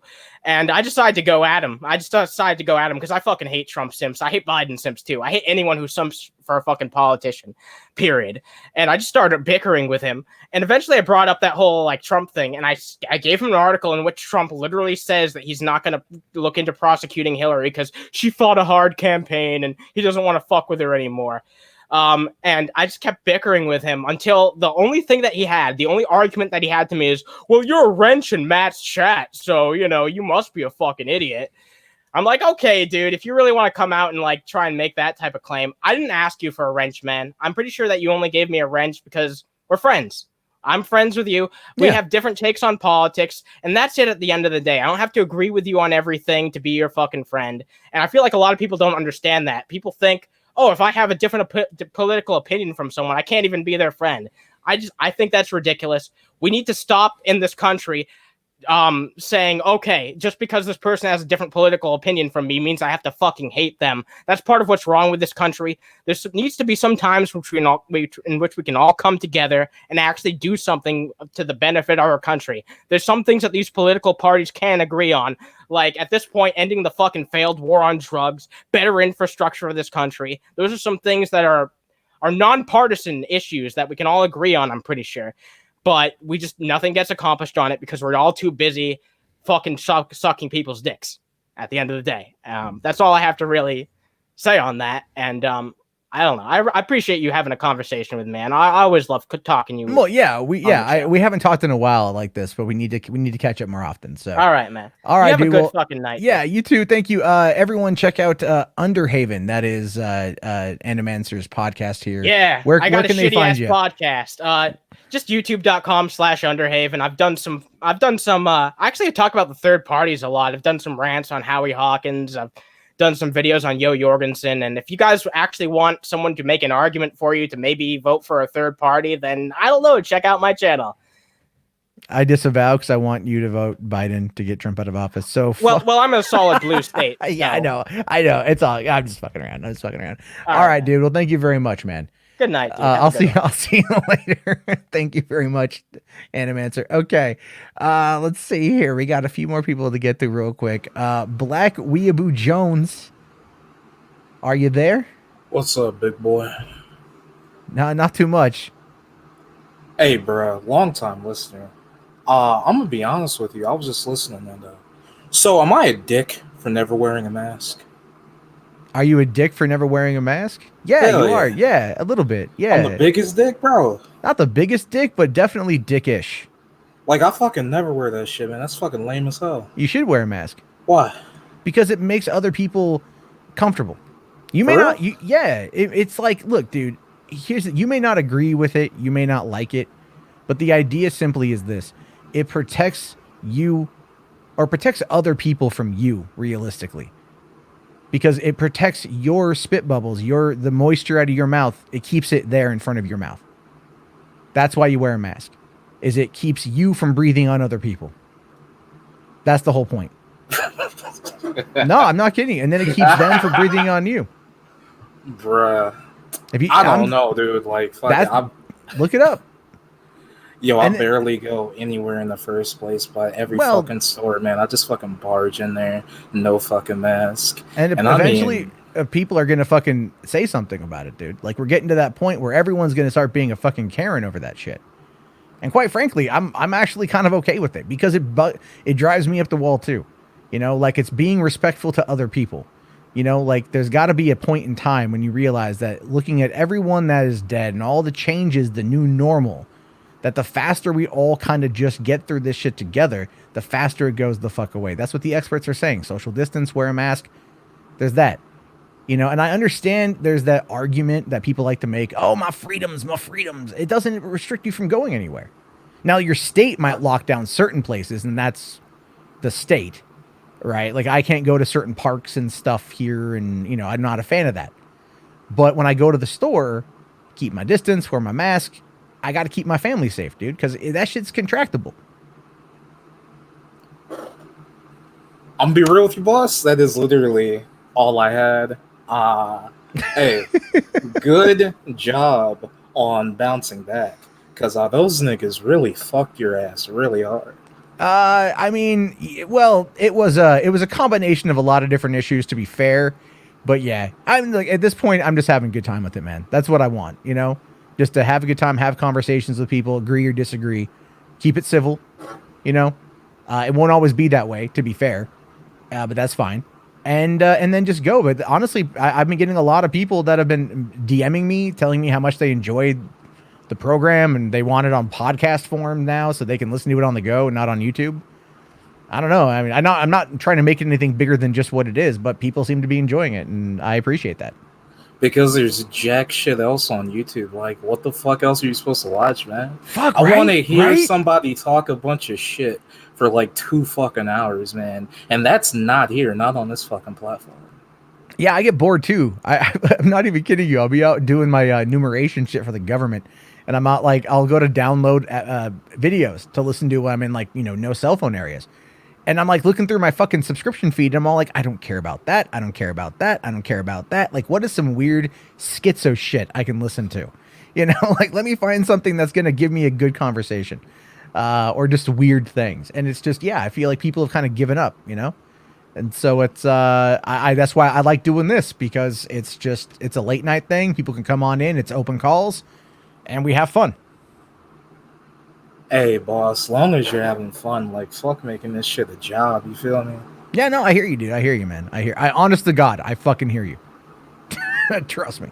Hey. So, hey, y'all, kick my ass, pretty please. All right, man. Have yourself a great night. Thanks for waiting all that time. You have a great one. Have a good one, dude. All right. So, let's see here. John, what's going on, man? You've been waiting a while. Hey, it's me. And I just wanted to add some corrections to that. I tuned in late, and I was just hearing about the debates about the coronavirus and the Trump administration. Sure. And one of the differences between your Trump supporters and the non-Trump supporters is the assumption that the people outside the administration had the same intelligence access to information that Trump did. I mean, I pulled up April 8th, ABC News had a report that the intelligence warned of coronavirus crisis early as November 2019. and that was told toward the Trump administration. The other misinformation was when they talk about Trump and panic, and he didn't want to panic the public. Well, panic for the rich people means the stock market crashing. That's why he did not do anything about it, because he didn't want to crash his stock and his money, which it did already anyhow. Because in the Woodward, the quote was, Trump knew the thing was a killer, and Woodward had audio recordings of that, and he says this rips you apart. He was saying that privately to Woodward, but publicly he was just saying that this will go away. The other horrible thing about the Trump administration was from Vanity Fair that Jared Kushner and Kushner's team, he said that because the virus hit the blue states the hardest, the national plan was unnecessary. It would not make sense politically. Basically, they wanted the virus to hit the Democratic states pretty hard and get rid of voters, because that's their political strategy for winning. Of course, it backfired because now all the red states are on fire, basically. Yeah, I was looking at a graph today, or like an animated graph showing the course of the year and like the states with the highest amount of cases. And as it goes up, and in the beginning, it's like Florida, I think, is the top one. Like, so is like Alabama, but then there's also blue states. And then as time goes on, you start seeing the blue states start to drop with their active cases, and then you start seeing the red states like skyrocket. Yeah, and you start seeing a lot of things from red states. And and that's the thing is like, I personally, I don't want anyone to die off this. I don't care your political affiliation is. No. But it's like you can start to see, that these cases are going up. And yes, even with like what, a 0.04% death rate or whatever it is. It's actually around 3.5 for Americans. Okay. In different countries, it's different because of they have medical care. They're healthier people. Yeah. And they all wear frickin' masks. So yeah. And population centers are going to be big targets anyway. Like, I haven't gone to Seattle at all. Like, my friend was all like, "Hey, do you want to go up there and check out that Chaz a couple months ago? They had that autonomous zone up there in Seattle where they took over for a couple weeks." And I'm all like, "No, I don't know." I'm all like, "No," because for one, someone up there might recognize me and they may not like me, and I'll get shot. And two, no. Because COVID. That's just and then he was all gung ho, and then like he looked into it a bit more, and I think he changed his mind after that. Because he didn't bring it up again. However, I just all I want out of people is just to like, I understand it sucks. It sucks for all of us, but it's like, people they gotta do what they can to stay it's distance. Like we had a small gathering for my nephew's birthday the other day, and his father's mom, who I pull up and she's got a Trump 2020 sign on the back of her car, and we were ordered to not talk politics because they didn't want to anger her. We were ordered to not talk politics. And so we're like, okay, my dad and I were like, okay, fine, we won't talk politics, until she left, but she was she wore a mask. And I'm like, oh, that's actually quite interesting, because she's a diehard Trump supporter and she's wearing a mask. Now, because I promised my sister I wouldn't say anything, I didn't get the chance to inquire about that, which I honestly legitimately wanted to ask her about that, not from a judgmental standpoint, from like, well, what changed your mind? Because clearly, if you believe, if you want Trump to be president, and we live in a county with like less than 1,000 cases total, over the course of the last 6 months. And so it's I'm like, I don't know, like, did you just not think that it was an issue? There's questions that I have for people. But it's hard to do without being perceived as being overtly political. And that is a big problem of the media and how we frame this whole thing. And I think that is, with what I was talking with the guy earlier, Joden earlier, like that was, I think, something we can both agree on, is just that the media controls the narrative. And both sides have their audiences, and both sides are utterly despicable in how they portray a lot of these things, because it is designed to disenfranchise people, to divide people, and all that stuff. Yeah, I mean the media, well, Fox News, they shifted from informing the general public. Their model was to provide information to appease their audience, and they've been doing that for decades. That's what Roger Ailes originally did. Was we were not to inform the public, but we were to garner content that our public is looking to watch for. And that starts that programming cycles. You know, they believe what they watch, and they remember what they watch, and then they regurgitate what they remember. Yeah, that's the, you know, I guess, what was it, the other thing? Hell, I don't remember. Oh, when they talked about the numbers for COVID and the COVID deaths, that original military report from the Army, they said that if there was nothing done, they estimated between 250 and 300,000 if nothing was done. And that's really what it looks like it's going to be. Nothing really was done, you know. Such a reason, you know.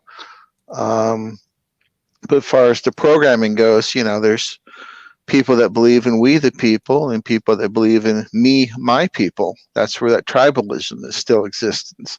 And you'll see that pretty clearly through that lens of, well, this is what I believe, and this is what my friends believe, and therefore we're right. You know, you'll find that everywhere. And yeah, you'll find that on any any kind of thing.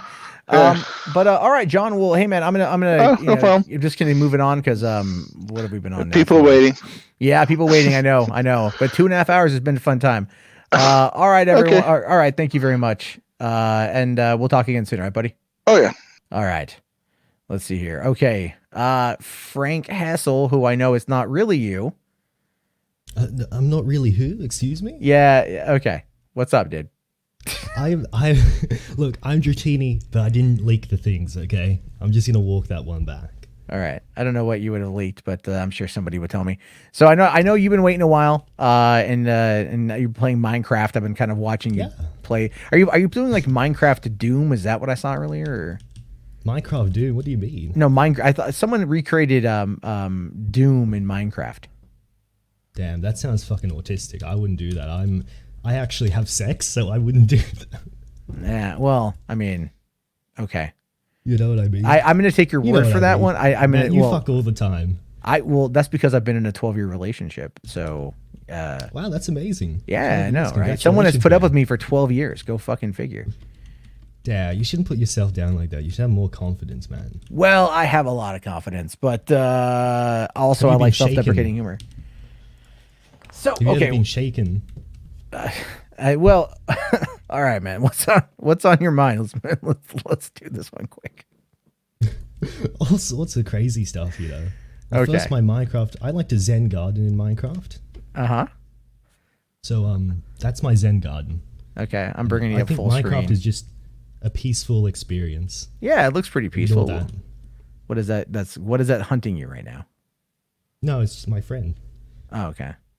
But Minecraft is a peaceful experience. And what were you talking? Who was that based caller earlier? Oh, the one that which one? Which one? No, the pro-Trump or the anti-Trump? Wait, which one do you think is based? Probably. No, don't go off my opinion. No probablys, Matt. Which one do you think was more based? I'd probably say like Animancer was more based, because he was going off. He was dropping some bombs. The chat was calling it. I think Dingo in the chat was like, "Oh yeah, he's a white nationalist in the making." Like, oh my god, I saw that comment. I like the other guy. Who was the other guy? He was new. Is he a Joden is yeah. So is he a YouTuber or something? I don't know, actually. I didn't get that information from him, but hopefully he'll call in again and maybe we'll find out. But he's got a camera and he had a Blue Yeti microphone, so I would assume probably. He probably just plays a lot of hardcore Minecraft. Maybe. No YouTubing. Maybe he does. Maybe he does. I think he was more based, honestly. You know, I don't think the guy who was like trying to like BTFO like the conservatards was particularly based. That's not something to be proud about, in my opinion. Well, that's your opinion, and your opinion clearly is not based. My opinion is so based, man.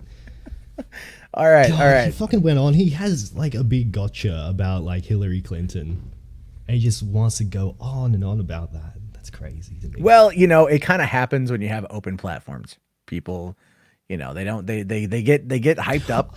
I BDF'd somebody in Mundane Matt's chat. Well, you know what? You gotta enjoy the small things. Like you with your Zen garden in Minecraft. Gotta enjoy the small things. That's not small things. That's like a big thing. That's an important part of life. It teaches you young philosophy. It teaches you independence. It teaches you architecture. It teaches you classical architecture as well, which is more important than whatever they teach in like shitlib art schools these days. I don't think they even trust like your average shitlib with an art degree to build buildings with actual people in them. God forbid. Yeah, the last time they did that, they built a bridge and it collapsed on a bunch of people and killed them. Right? Well, that's not the last time they trusted art majors to build a bridge. All right. Okay, so real quick, I'm just gonna move on to the next caller because, like, honestly, but you're so fucking retarded, man. Honestly, I probably am, but I've been you at this have so many fucking retarded ideas in your head. Yeah, well, you know what? I'm a very creative individual. Your head is just filled with fucking moronic nonsense. Oh, now you start to sound like PPP. You've been talking to him. You've been listening to him. I've been hired by PPP for like 30 pieces of silver. Oh, so you're the new Mick Judas. Yeah, I am the next Mick Judas. Okay. No, I would never associate with PPP because he stoops low to the level of associating himself with characters like Godwinson, who is disgusting because we have JMK himself in the chat, the honorary JMK. Everybody, give a big round of applause for JMK. Yeah, I see that JMK is in here, and I'm not going to lie, our voices sound so fucking similar. Your voice and JMK's voice. Yes, he was on a stream with Do you really with Phantom with PO. No, I'm not kidding you. He was on a stream with PO, and I was listening to it, and I honestly thought I was listening to a previously recorded conversation with myself. It sounded weird. Oh, the pre-recorded conversation. The Discord leaks are coming for me for 100 pieces of silver. No, not the Discord leaks. No, the 100 pieces of silver given by the Gunt himself. I think PPP associates with Godwinson, and Godwinson, he was really rude to JMK. JMK strikes me as an absolute sweetheart. I just think it's hypocritical that Godwinson says we shouldn't pick. He was defending Faith, right? Wasn't he? I don't. I don't know. Honestly, I don't know. I don't know. In my lore, in my world, in my schizophrenic world, Godwinson was defending Faith. Okay, in my alternate reality that I've created for myself, he was defending Faith, and he's defending this feminine retard, and then he goes onto a live stream and he attacks a different feminine retard. So JMK. I apologize for the actions of my ex-lord Godwinson. I'm no longer his #1 fan, and I'm with you all the way, JMK. God, you sound just like Godwinson when you say that. It's the same kind of cadence. Can we get ones in the chat if I sound like Godwinson? No, it's not that you particularly sound like him, but the way that you phrase things is very much sounding like him. No, I don't phrase things in a particular way. You did. You kind of did. You kind of did a little bit. You kind of did. You did. No, go back. No, yeah, you watch a lot of fucking. No, I don't. No. Go back and listen to a Godwinson rant, and then listen to the last couple of minutes of this, and you'll be like, "Oh my god, I totally took that there." So people are wanting Mundane Matt and his schizophrenic theories, and I have a lot of schizo theories. He's in his head with his imaginary moderate shit posting about Godwinson agents. I was trained by Godwinson himself to come and A-log Matt on his show. Well, you know, there it is. You know, he finally fucking admitted. Finally fucking admitted. The salt tax reductions by Trump. Right. Okay. All right. I'm gonna let you go. What do you think about the salt tax? All right. There we go. Dratini, everybody, because that will just go on forever. He knows it too. He fucking knows it. All right.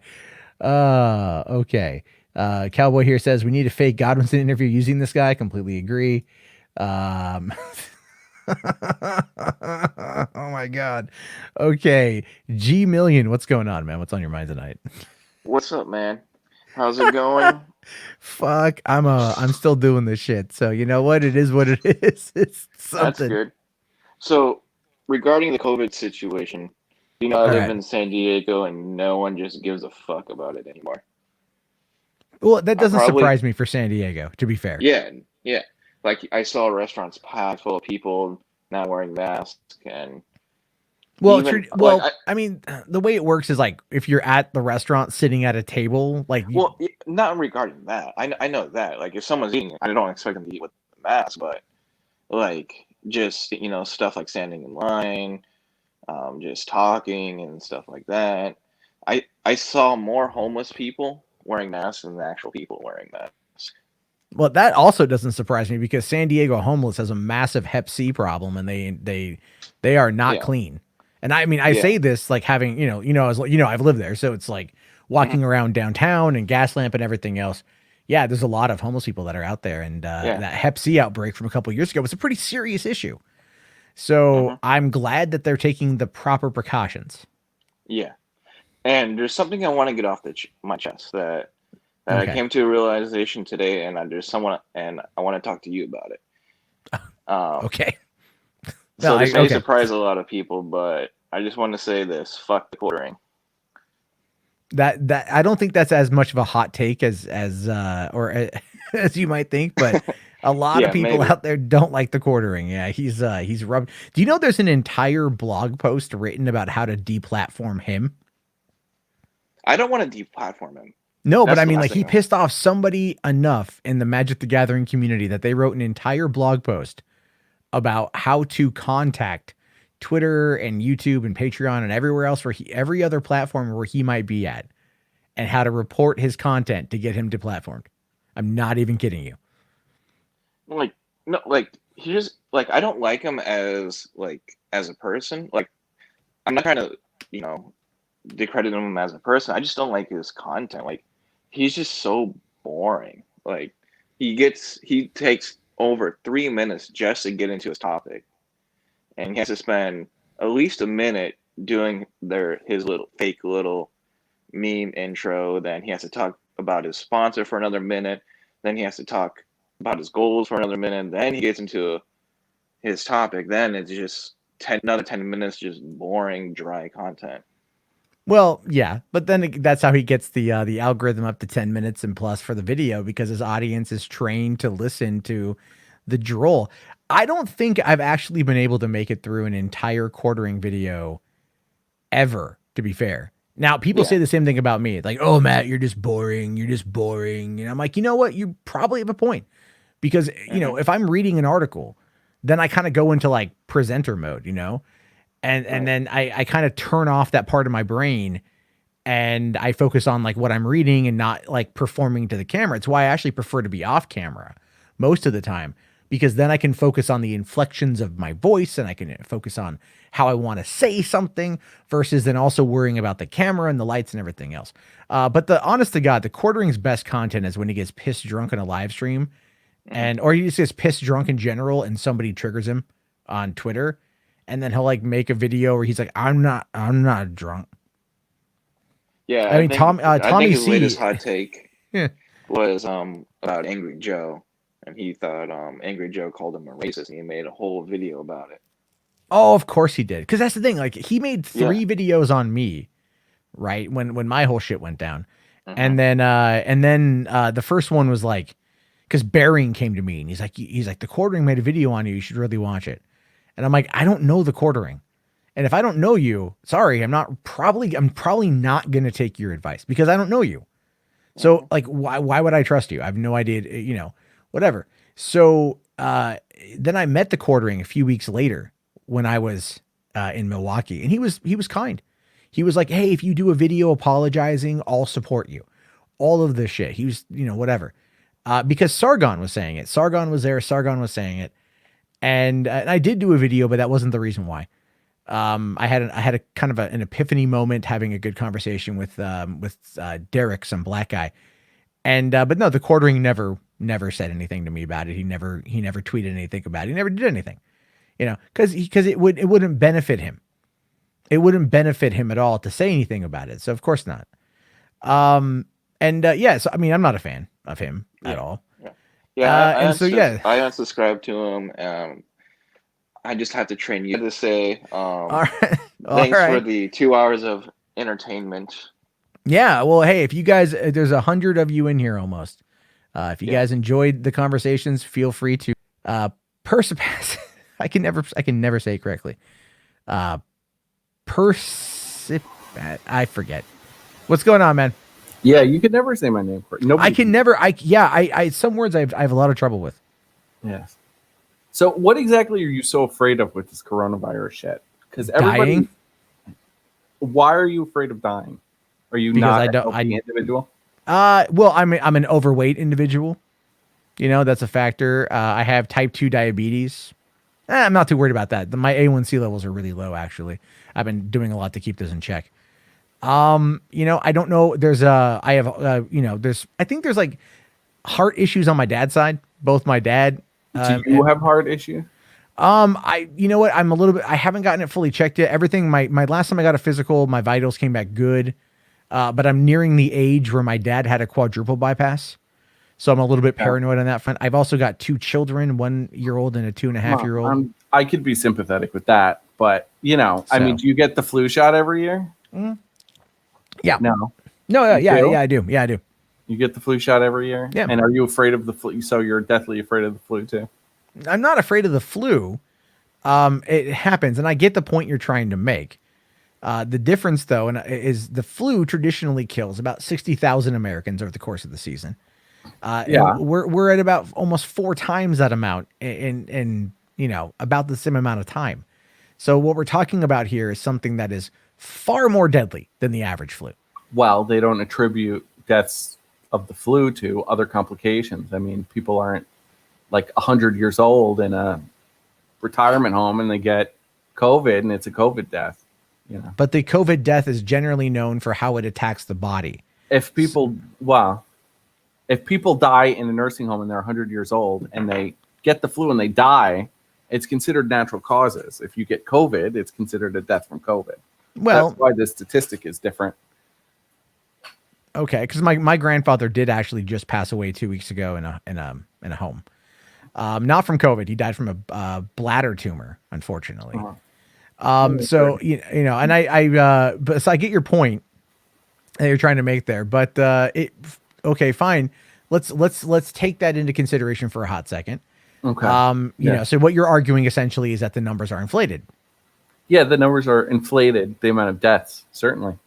But are you downplaying but do you think that this virus doesn't actually kill people? I think the virus doesn't kill people, and I think it would actually be advantageous for people to get it because it's not fatal. It's not particularly deadly to healthy people. I mean, 90% of people are asymptomatic. They don't even know they're infected. That is statistically true. Yeah, I've oftentimes wondered, like, I've actually want to go personally. I want to go get a test, just to see if I have the antibodies. Well, they don't even offer the test. I know. PCR, and I mean, you could have the cold, or you could have the flu, or you could have anything, and you'll test positive for PCR. I mean, it's non-specific. They're diagnosing people with COVID with PCR, but it's non-specific. It's only looking for viral RNA in your bloodstream. So you're under so you think this whole thing is basically just a big ass hoax? I don't think it's a hoax. I think it's a new virus that's been introduced into the populace. I don't think it's particularly dangerous, and I think that this has been co-opted in some kind of political movement instead of actually caring about the welfare of people. I mean, as far as Trump doing things, he has no authority to do things as far as people's health care. That's up to the state. Well, I mean, to be fair, like they are trying to argue against Obamacare in the Supreme Court. They are trying to end the ACA. And he keeps saying that he wants to replace it with something better, but there's been 4 years and no fucking movement. Unless they want to amend the Constitution, I don't see any way that the federal government has any hand in states' healthcare. Well, I mean, all things considered, he had the ability to do that 2 years ago. You know, he had the ability to at least make a case for it, to change the Constitution. And now, granted, the pushback against Trump and the media would have been fucking insane. Well, they'll never. I mean, right now they'll never make an amendment to the Constitution. Yeah, like no. I think Obamacare is probably on its way out. I think he's probably right. It is unconstitutional, the way our Constitution is established. It's up to the states, and but I don't see any way around so it. in your mind, you think that the states have mishandled it then? In my mind, I don't agree with how we do healthcare in this country. Okay. But the Constitution very clearly states that healthcare is up to the state. It's not up to the federal government. You can't mandate something that's directly against the Constitution. It's unconstitutional unless you want to make an amendment to the Constitution. Well, it will be interesting to see what the Supreme Court comes up with, to be honest with you. I don't know which way it's going to go. I have literally no idea. I know if they confirm ACB, then it could be a very specific thing. And I think, I mean, they're definitely pulling their punches on this one in regards to what they did with Kavanaugh. Right. So, I mean, they're playing it a bit smarter this time because that whole thing backfired and shit. And I don't know, man. Like, look, I mean, like I get health coverage through the state, and you know, and it's not the best in the world, but it's serviceable, and it suits me for what I need. So it allows me to get my flu shots and my medicine and everything else. And I'm happy with that. And my kids have it too. And I'm very happy with that because their pediatrician is awesome and you know, does her job. So I want everyone to have healthcare. That's the way I view it. Is I wouldn't mind. You have Obamacare? I don't. It's through this. I mean, it's through the state. I don't know if you'd call it Obamacare. Is it part of the Obamacare program? I honestly don't know. I just applied when I moved here and then I got it. Yeah, I know. I don't know, man. I know. I'm not like, you know, I know it's Molina Healthcare. I don't know if that's part of the program or not. I have no idea. All I know is, yeah, it's a, you know, I think we need a lot of change in this country for how we do things, especially when it comes to healthcare. But what I would personally like is to spend more time, like if we were able to reestablish it, to have their, you know, we should spend more time promoting healthier eating and a more active lifestyle. Right. You know, well, I could agree with that. Yeah. And that's because that's the way, you know, what I fucking hate is like, so I was on food stamps a number of years ago and, you know, food stamps, like they block you from buying a lot of shit, but you can still buy a lot of shit you don't need. Yeah. You just can't buy toilet paper, but you could buy basically everything else. Yeah. I mean, I could buy, you know, snacks and crap. Like I went to a gas station once and they had, Rock Stars, right? Energy drinks for fucking but they were EBT approved. And I like a Rock Star. And I'm like, how the fuck? How is this EBT approved? Wow. Because food stamps are basically corporate welfare. I mean, I was appreciative for when I was on the program. It helped out really, you know, a lot at the time. Yeah, I'm sure it did. And you know, but it was I'll tell you this, it was an embarrassing thing to do. I had to go to I was living in LA at the time, and I had to go to the office and present them with like the last 3 months of my bank statements to show how poor I was, you know. And I felt that was a bit of an intrusion. How much food stamps were you getting? I got $125 a month. Oh, all right. So you weren't that poor. Although they've clamped down pretty hard in California, don't they? Yeah, I don't know. I mean, it ran out 3 months later, and then I never went back to it because I got a job. So I never went back to it again. But it's like, but I would prefer, like, that's kind of the thing I would prefer is like, you know, why don't we like, you know, again, it'd be great is if we did actually get full healthcare, you know, which I don't know if that's going to happen in our country, to be honest with you. But if it actually said like, look, if we provided mental health and we provided physical health, like, you know, if they were like, look, you can get a trainer through this program, you know, we would then put money back into these, you know, these gyms that could get people. I don't know if it would work. I just think it'd be great to actually have. Well, right now you can't own it. I mean, there are going to be no gyms left at this point. I mean, they're bankrupt. Mine is actually opening up a new location in 4 days, closer to my house. Will they allow them to actually stay open? Yes, because they were supposed to open back in April, but COVID shut it down. Right, and they got the permission to go ahead because in my county, we're phase 3 in my county. And so it's like, but they're opening it up, and it's like 10 minutes from my house, and I'm fucking so stoked. Like I haven't gone in a number of months, and I'm feeling chunky. You know, like it's a lot, like a lot of, you know, doing this, sitting here for 3 hours. It's, you know, like, or doing the enumeration or the food delivery shit. I don't eat the food, by the way, but you know, it's a lot of inactive movement. It's a lot of sedentary shit. So I'm looking forward to, like, you know, hitting the bikes, you know. Are you a big gym guy?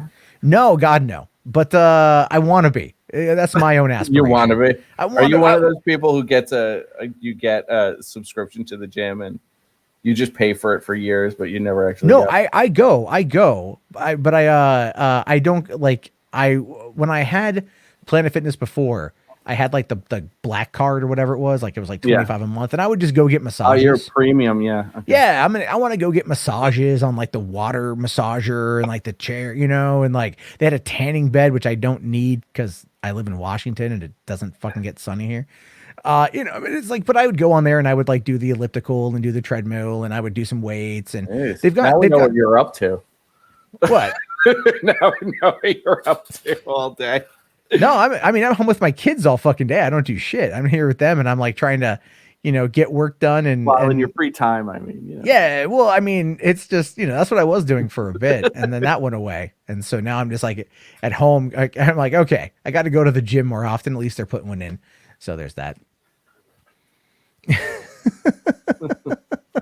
But yeah, man. So back to COVID. Back to COVID. Yeah, back to COVID. Okay. You don't think that? So like 90% of the population is asymptomatic.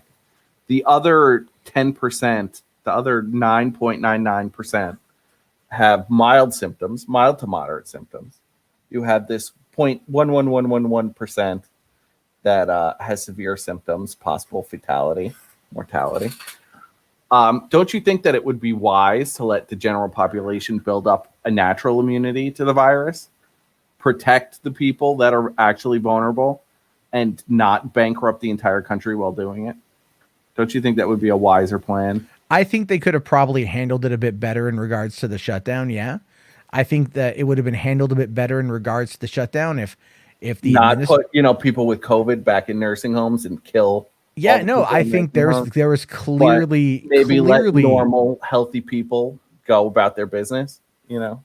Well, it's because we don't always know what a pre-existing condition could be. And there has been cases where people who have survived the virus have come out with irreparable damage. Right. And so that is something as well that, I mean, and that's going to then cause them harm for the rest of their life. A lot of people develop nodules in their lungs. It's not irreparable. Okay, but it's still considered further damage. Well, yeah, I mean, there's going to be some scarring in their lungs. I mean, if you smoke, you have more because you're an ex-smoker. Yeah. But I don't drink anymore, so that's good.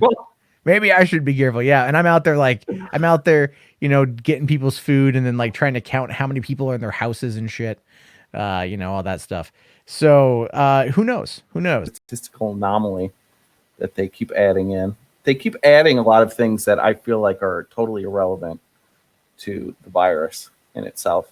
If you look at the general population, most people have no idea they even have it. And there are a lot of people that yeah. And the only people that are being tested in this country are people that have moderate symptoms. So we've had 7.8 million. Well, how many people in the United States alone? It's 1 million, I think. And that's, hold on, let me look. It's 7.83 million people in the United States have had moderate symptoms, because if you don't have any symptoms, they're not going to give you a COVID test. So those are people with moderate symptoms. What about the 90% of the population that doesn't have any symptoms? I don't know.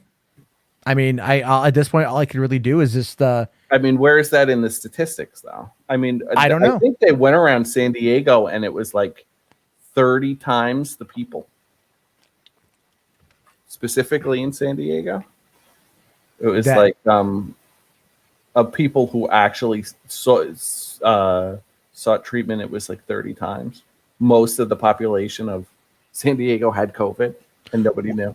Well, I mean, truth be told, I mean, it is a military town, and a lot of those people on the bases end up living in different pockets of the city, and that could be a factor. And I'm just saying because that's my experience when I lived there. You know, there's a lot. Again, there's a lot of different pockets of San Diego. So I don't know. I'd have to look into that one. I don't have any of that information in front of me. So I don't know. I remember reading that. I can't pull up the specific article right now. It's like 4 a.m. where I am, and I'm actually in bed. I went to bed waiting to get on. Oh yeah, no, sorry. I know. Like I need what I need to do is I need to put like a fucking like time limit on some of this stuff, and then just have like, okay, like 5 minutes, go. But then you get into some interesting conversations, and then it end up just kind of like absorbs like 45 minutes to an hour or something. It was kind of interesting to listen to who would watch the Watchman guy grill you for like 10 minutes. It was sort of interesting. You know what? I get a lot of I've had a lot of interesting people call in. Some people called in to like fuck with me. Some people called in to like yell at me. Some people call in just to laugh. It is what it is. I can't. I just genuinely wanted to get an understanding of where people are coming from with the COVID thing. Because where I'm standing from, it's like I work in healthcare, and it's not been significant at all. The only thing it's been significant is that they've reduced the amount of PPE and masks in the hospital, and have severely limited healthcare workers access to protective equipment. That's the only difference that I have seen. There has not been more cases in there. The whole ventilator thing was, where are those 50,000 ventilators? They're in a fucking warehouse somewhere. Nobody's using the ventilators. Yeah, I haven't heard anything in a while. Yeah, I haven't. Yeah, nobody is using any of this stuff because it's all nonsense. They keep talking about people being sick with COVID, but I haven't seen it. Well, it might also depend on where you are in the country. I don't know where you are if you want to say where you are. No, I'm not going to say where. Yeah, it's fine. That's fine. That's all good because different places have been hit differently. Like the first deaths were here in Washington, right? And so people freaked the fuck out here in Washington, and then supposedly there was COVID in Washington at the end of December. I haven't heard that. Looking at a timeline here real quick. It was definitely early January that the first infection. January 21st is what this timeline says. Is that it hit Washington State. And that would have been if it would have been a traveler who had recently visited China and then returned, would have been maybe, could have been anywhere from a week to 2 weeks. How do you feel about the CDC having these people come home and they know they're infected with COVID and they say, oh, you just stay home. Your whole family go to school. Your husband can go to work. Oh no, there's been there's been serious amounts of colossal fuck ups in regards to this thing. And I think a lot of people. Did they ever amend the statistics that the virus was actually active in the country all the way back in January? I don't know. Because I don't believe they ever did. I don't believe, because there wasn't anything significant statistically in the hospital as far as mortality rate while we weren't monitoring coronavirus, interestingly enough. I don't know if they've gone back and retroactively changed that or not. I don't know. I haven't seen anything, or I haven't seen it reported anywhere. I just find that incredibly interesting that there was no significant anomalies as far as mortality rate when the virus was going around all the way in January, and we didn't shut down until March, at very end of March. That is interesting, I guess. I'd have to go and like look into that shit because I honestly don't know. So that's like, I can't give you a succinct answer. Everything was fine. Nancy Pelosi was in Chinatown, but she probably had it. They all probably had it, and they had no idea, and it was no big deal. And then all of a sudden, we decided it was a big deal, and that's kind of where I'm scratching my head. Well, it was clearly a big enough deal to do everything that it did. So, and I don't think the president's an idiot in a lot of ways, but like, what was he supposed to do as far as the coronavirus? Was he supposed to? He doesn't have. First of all, he doesn't have any constitutional authority to do anything. Period. That's number one. Yeah. Number two is, what was he supposed to do? Some kind of totalitarian mandate lockdown? This is the United States.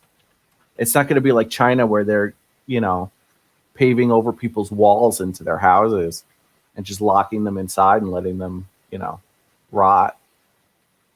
I mean, but it definitely boils down to a state by state thing. And I think that once it started becoming too political, it started getting really fucked up. And then we've seen spikes in a lot of places that were less restrictive. Well, right. They say in Florida, right? But Florida, Alabama, there are other places. People constantly traveling in and out of Florida. You don't think it's I know. That's why like I didn't go to San Diego this year. I haven't gone anywhere this year. Like, because if I travel to a place, like even with the census right now is all like, hey, we need people to go to like Alabama, Louisiana, Georgia, Missouri, or Arizona. And and the thing is, the money is really fucking good and they'd pay for everything. And I'm like, no, because a lot of those places I've seen insane amounts of spikes and I don't want to risk bringing this shit home to my kids. Well, your kids will be fine. Maybe there's been a 1-year-old who died, who's been attributed, their death has been attributed to it. I don't want to. Why would I put a perfectly healthy 1-year-old? I don't know. Was it a 1-year-old with severe health conditions? Hold on, let me take a look here. I know they were trying to say like young people died and they were like had leukemia. Like stage 4 leukemia. It's like, no, there wasn't a COVID death. They died from leukemia. Let's see here. Okay, according to this local12.com article. Okay. It says here 1-year-old girl dies from COVID a day after being checked into the hospital. The medical examiner's office says her name was Norma Domingo Ramirez, a Hispanic girl with no underlying conditions. Okay. There you go. She's some Mexican girl that nobody can trace. I think this is from Tennessee. It's from Tennessee. In Tennessee? Yeah. And this was Thursday, June 25th, 2020. Well, there you go. So, yeah, chat. So, yeah. A 1-year-old in a country of 330 million people, a 1-year-old did die of COVID. One of them. We found one. She died. Well, you said you wanted one. Well, it's one. I mean, I remember this one like specifically. No, there's also one from Georgia. 1-year-old baby from August passed away, unfortunately. Let me take a look here what this article says about it. Sounds like SIDS is a bigger killer of children. Well, SIDS is a bigger killer of children, but that's I know. But that's not negating. At all. But that's not negating that this can impact children, especially when we saw as was reported with no underlying health conditions. Silly? I mean, herpes simplex 1 kills more children than this. Yeah, well, I mean, it is what we're dealing with right now, I guess. I see your point. I get what you're trying to say, but it's what we're dealing with right now. And so people are going to look at it from this value. And let's see here. Hold on. Chlamydia kills more children. Gonorrhea kills more children. I mean, anything you could think of. The common cold kills more children. Yeah, they're not dying at an accelerated rate, but why take the fucking risk right now? Well, I hear what you're saying. I mean, is it just? But I think that it's healthier for. I don't know. I think it's healthier to build a natural immunity. They're going to try to give you a vaccine that they've not tested on anything. You're a guinea pig. You have no idea what the consequences of that vaccine are going to be either. Yeah. I mean, okay. What would you rather take your chances with? Well, I get your point, but it's also like because your children are going to be forced to be vaccinated. Yeah, I know they're good. Yes, and I know a lot of people are going to put up a lot of fucking. Unless you want to homeschool them forever. Yeah, they're going to be mandated to be vaccinated. I'm aware of that, and there's going to be a big fight when that happens too. So, do you want to trust their immune system, or do you want to trust a pharmaceutical company from China who's going to be vaccinating your children? I think it. You know what? Even if it acts as more of a placebo effect, maybe. I think that's going to help get things back to normal. So I'm fine with. I mean, I'm not saying I have any of the answers. I'm just saying these are. No, I get it. You're asking questions and you're proposing hypotheticals, and I get that. So, but I'm not a medical expert. I'm an idiot with a microphone. Like I know I can tell you what I've heard. I can look up some stuff. Honest to God, like I get what you're trying to get to, but I don't know if I can give you either the answer you want or you can get me in the gotcha that you want. I don't know. Well, there are no real answers. We don't know what's going to happen yet. I mean, hopefully the vaccine will be, hopefully it'll work and it won't have any adverse side effects. I mean, fingers crossed. Yeah. No, I'm don't see any way around it really at this point for children anyway. For adult people, sure, but for kids, they're going to get mandated to get the vaccine. I understand that, but all right, man, I'm gonna let you go. I got John Kelly in the backstage wants to get on. Kelly. So whatever the fuck. I just wanted to talk for 2 hours tonight, and this is gonna go on for I don't fucking know what's gonna happen next. But he's really mad at me. I see that he's been really mad at me. Yeah. I'm trying to I mean, if you want me to bring him on, I'll just walk away for 20 fucking minutes and I'll come back. All right. No, it's all good. We'll talk soon, all right, man. No problem, man. All right, have a good one. Okay. Oh my God. John Michael Kelly, what's going on, man? Hi. I was just hearing a bunch of stuff in your show. A lot of people are saying a lot of stupid things tonight. So this is an open call-in show. I say a lot of stupid things. So okay, if you've got answers. Okay, so firstly, Matt, you're not pushing back enough on these callers that are saying this retarded shit. Like I may not have all the fucking details on it, man. Like honest to God, like I can admit that I don't have all the fucking details on it. Yeah, that's fine. But this COVID thing has been out for like months and months and months. Like a little modicum of research would help your case here. Like I didn't know we were going to talk about fucking COVID tonight. Like it was, Yeah, but okay, the whole cold thing, flu. Why don't we have like masks and shit for the flu? That's because we have fucking vaccines for that shit. And we have other treatments and care that we don't have for COVID, which is a new disease that nobody knows how the fuck to treat. So that's why we're taking the maximum protection measures. Like it's a very easy point to make. Like, and that just blows his argument right out of the water. Also, when he's on here lying about the president's authority, the Congress has authorized the president to take care of such measures as pandemics and shit through various laws and agencies that they have passed. That's why Obama had the pandemic response unit, which Trump dismantled back in 2018. Like, oh, why do we need this thing? And then, bam, we're getting hit by a pandemic. And Biden called him out in this in November of 2019. So, like, bam, you got a point against Trump. You get a point against that retard not knowing how the Constitution works, and it's like it's basic shit. Like it's just it's like this is important stuff, and like you got these retards just spreading all kinds of misinformation because Trump politicized this thing when it shouldn't even be political. And the thing about that is that if he wanted to politicize it, all he had to do was just take up his nationalistic strategy, do a proper lockdown of the borders, not the dumb thing he did with China where he just said, oh, well, China's not allowed to come in unless you have all these exceptions which predominate the rule. So you can basically come to China as long as you have a valid reason to come here. It was such a joke. Like, it's a very easy dunk against Trump, and it's actually the number one reason why Trump should have been voted out of office. The other reason being the economy, and a third reason being his various abuses of power, which you should probably have like a checklist to go over, beginning with Lafayette Square, and you can probably end it with Ukraine or Russia if you want to. Well, there's a lot of people that would argue. I probably want to push back on both the Ukraine and the Russia story, but sure. I'm definitely more on your side with those. Like, yeah, I mean, like it's clear to me that while like with the Ukraine thing, like, but with Ukraine and Russia, there was definitely some shady shit going on with that, and it's like people don't want to actually look at the case, look at the facts of the case. What can I say? I don't know what's I don't know what's wrong with them, and it's kind of like I was even willing to forgive that because like I'm not like this left winger or anything like that. I'm actually a conservative. But the reality is, like, Trump's just been abusing his power. The last straw for me was that Lafayette Square incident, which, funny fact, I don't really see a lot of these anti-SJWs, free speech advocates, condemning Trump for what he did there. Have you been seeing that? Because I sure didn't. Let me take. What is that one? You didn't hear about it? I kind of checked out for a little bit. Yeah, go look it up. Trump basically went ahead and in order to do his dumb photo op, he went ahead, sent in a bunch of right, the church thing with the upside down Bible like a Hmong. Yeah. Right, yeah, like a fucking it wasn't stupid.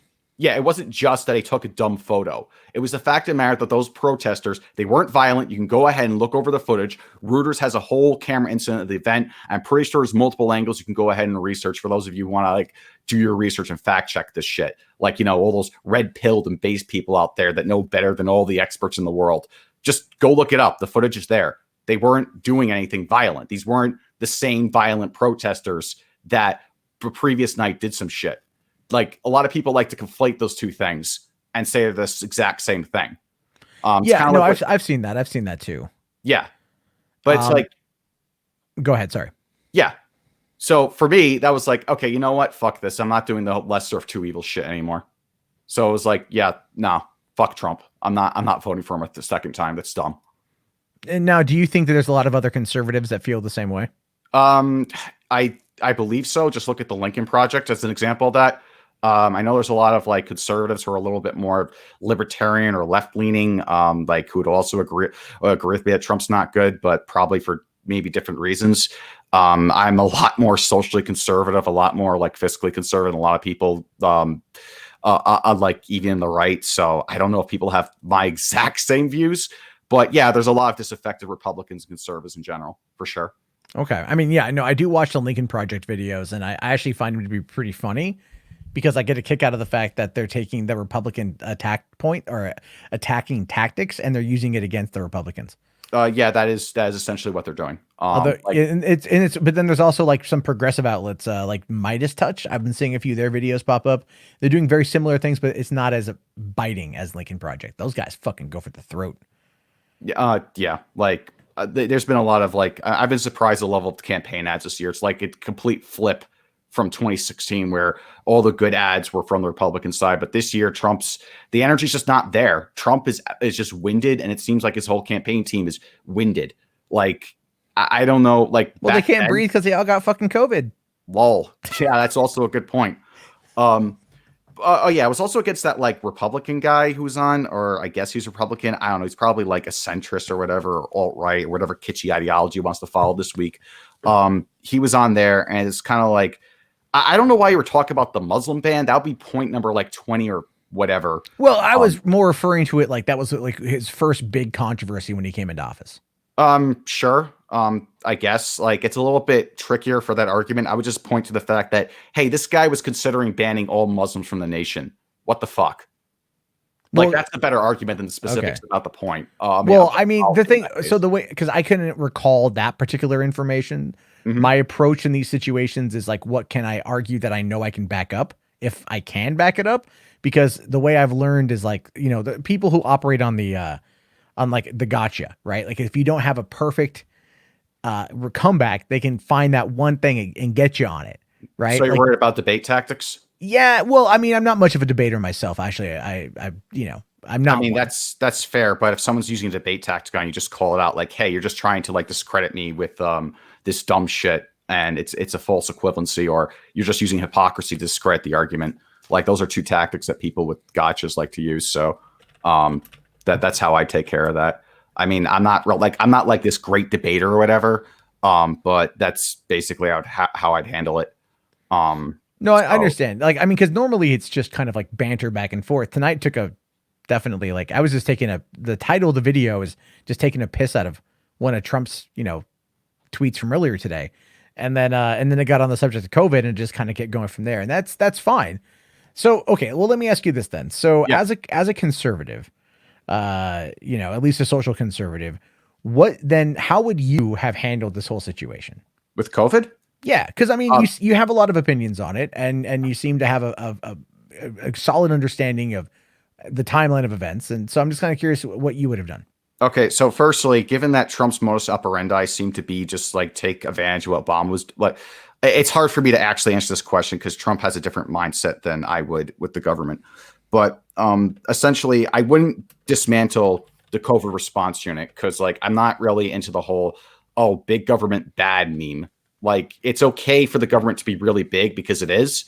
It's just that the government shouldn't get involved with certain affairs. And it's a subtle point, but it's one that's important to emphasize because then you'll have lefties come at you with arguments like, oh, well, you believe in small government, but you want more military spending. Well, yeah, I want the military to be as big as possible because I want the nation to be as well defended as possible. That's not a contradiction. It's limited government, not small government. That would be like the aim there. So with the COVID pandemic response unit, no, Obama put that in. Like, just because Obama did it doesn't mean it's bad. Obviously, that's the case. Otherwise, Trump would have reversed every single one of his policies, and he didn't. So just leave that there. Like, we can spend the money on that. It's fine. And then we wouldn't end up in this situation. So that'd be the first thing. So I'd have something prepared for that. As soon as I started getting word from this, I wouldn't start denying this stuff. I would start addressing it head on, saying, we're going to be up for tough times. This is going to be an unusual situation for America. But as Americans, we're going to pull together and we're going to have some policy mandates done. And I don't know all the specifics of what I do as president, but I would 100% listen to the experts. I would not be throwing the experts under the bus. I would not be downplaying the ramifications of this thing. And I would not be like leaving myself vulnerable to attacks from the left based on this. I would use this as an opportunity to command leadership and bring us out of this, unlike what Trump is doing, which is flinching every single time this thing has come up and trying to deny.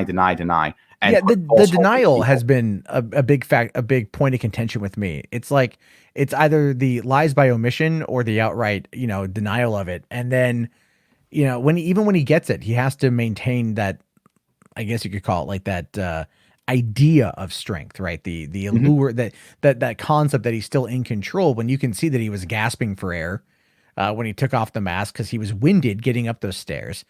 And then, like when the doctor put out that report through the press secretary the other day, and it basically was trying to make it sound like Trump was fine. It never once said that he had tested negative. And that was something that a lot of people were asking about. Like, why aren't you, when was the last time he tested negative? Today, they finally came out and said that he tested negative. I don't know if the doctor is lying or not. I don't really know. I don't think the doctor was lying. I think the doctor was telling us everything he could tell us. But here's a good point to bring up. The doctor is willing to fib to make Trump look good. Look at when he said that the president was just slightly overweight. He's clearly obese. And he got called out on this by reporters. And he made that, I was bullshitting. So, and then also the oxygen part as well. That was a big factor too, because people were wondering about that. Like, is he going to be on oxygen? Is he going to be on a ventilator? And then they were like, oh no, he didn't need this, blah, blah, blah. And then, you find out that he was on it. And then also Trump's attitude, listening to him talk after getting home, and you could tell he was clearly on steroids. And he was jacked up. Yeah, I do also want to point out a policy thing in regards to COVID, because I don't want to make it just about like the rhetoric or the appearance and stuff like that, because that's something that I've noticed that a lot of right-leaning people notice from the media constantly harps on, and there's a kernel of truth there because they do harp on that a little too much. Like it's true. Like they should be focused on policies and what he's doing, or rather what he's not doing. In this case, he's not putting up enough federal mandates, and he didn't really do a real federal shutdown, or if he did, it was like temporary or whatever. And also, of course, like the travel ban, as I previously mentioned. Actually, Trump's right about travel bans, but they should actually be travel bans. Just have a lockdown on the country, except for like essential things that need to come in, and just make those the exceptions, not the rule. Like, I'm fine with that. In fact, I'm fine with like some of his more nationalistic policies during a national emergency, because then it's appropriate. So yeah. Okay. And also that would also be red meat for his base that's anti-immigration, anti-trade, which then they'll be like, oh my gosh, yes, we should go along with this. That's what I think Charlie Kirk was like saying that. And like, I mean, okay, like I don't agree with the reasoning here, but that would be a temporary restriction on like temporary restrictions on trade and like immigration and travel. Yeah, that's fine. During a national emergency, that's perfectly acceptable. So just use that. And then boom, you take this negative, you turn it into a positive. Now you're going to get yourself elected. And then there you go. And that's just on the COVID issue. And it's like, oh, also another thing I wouldn't be doing as Trump with the economy that's tanking because of all this.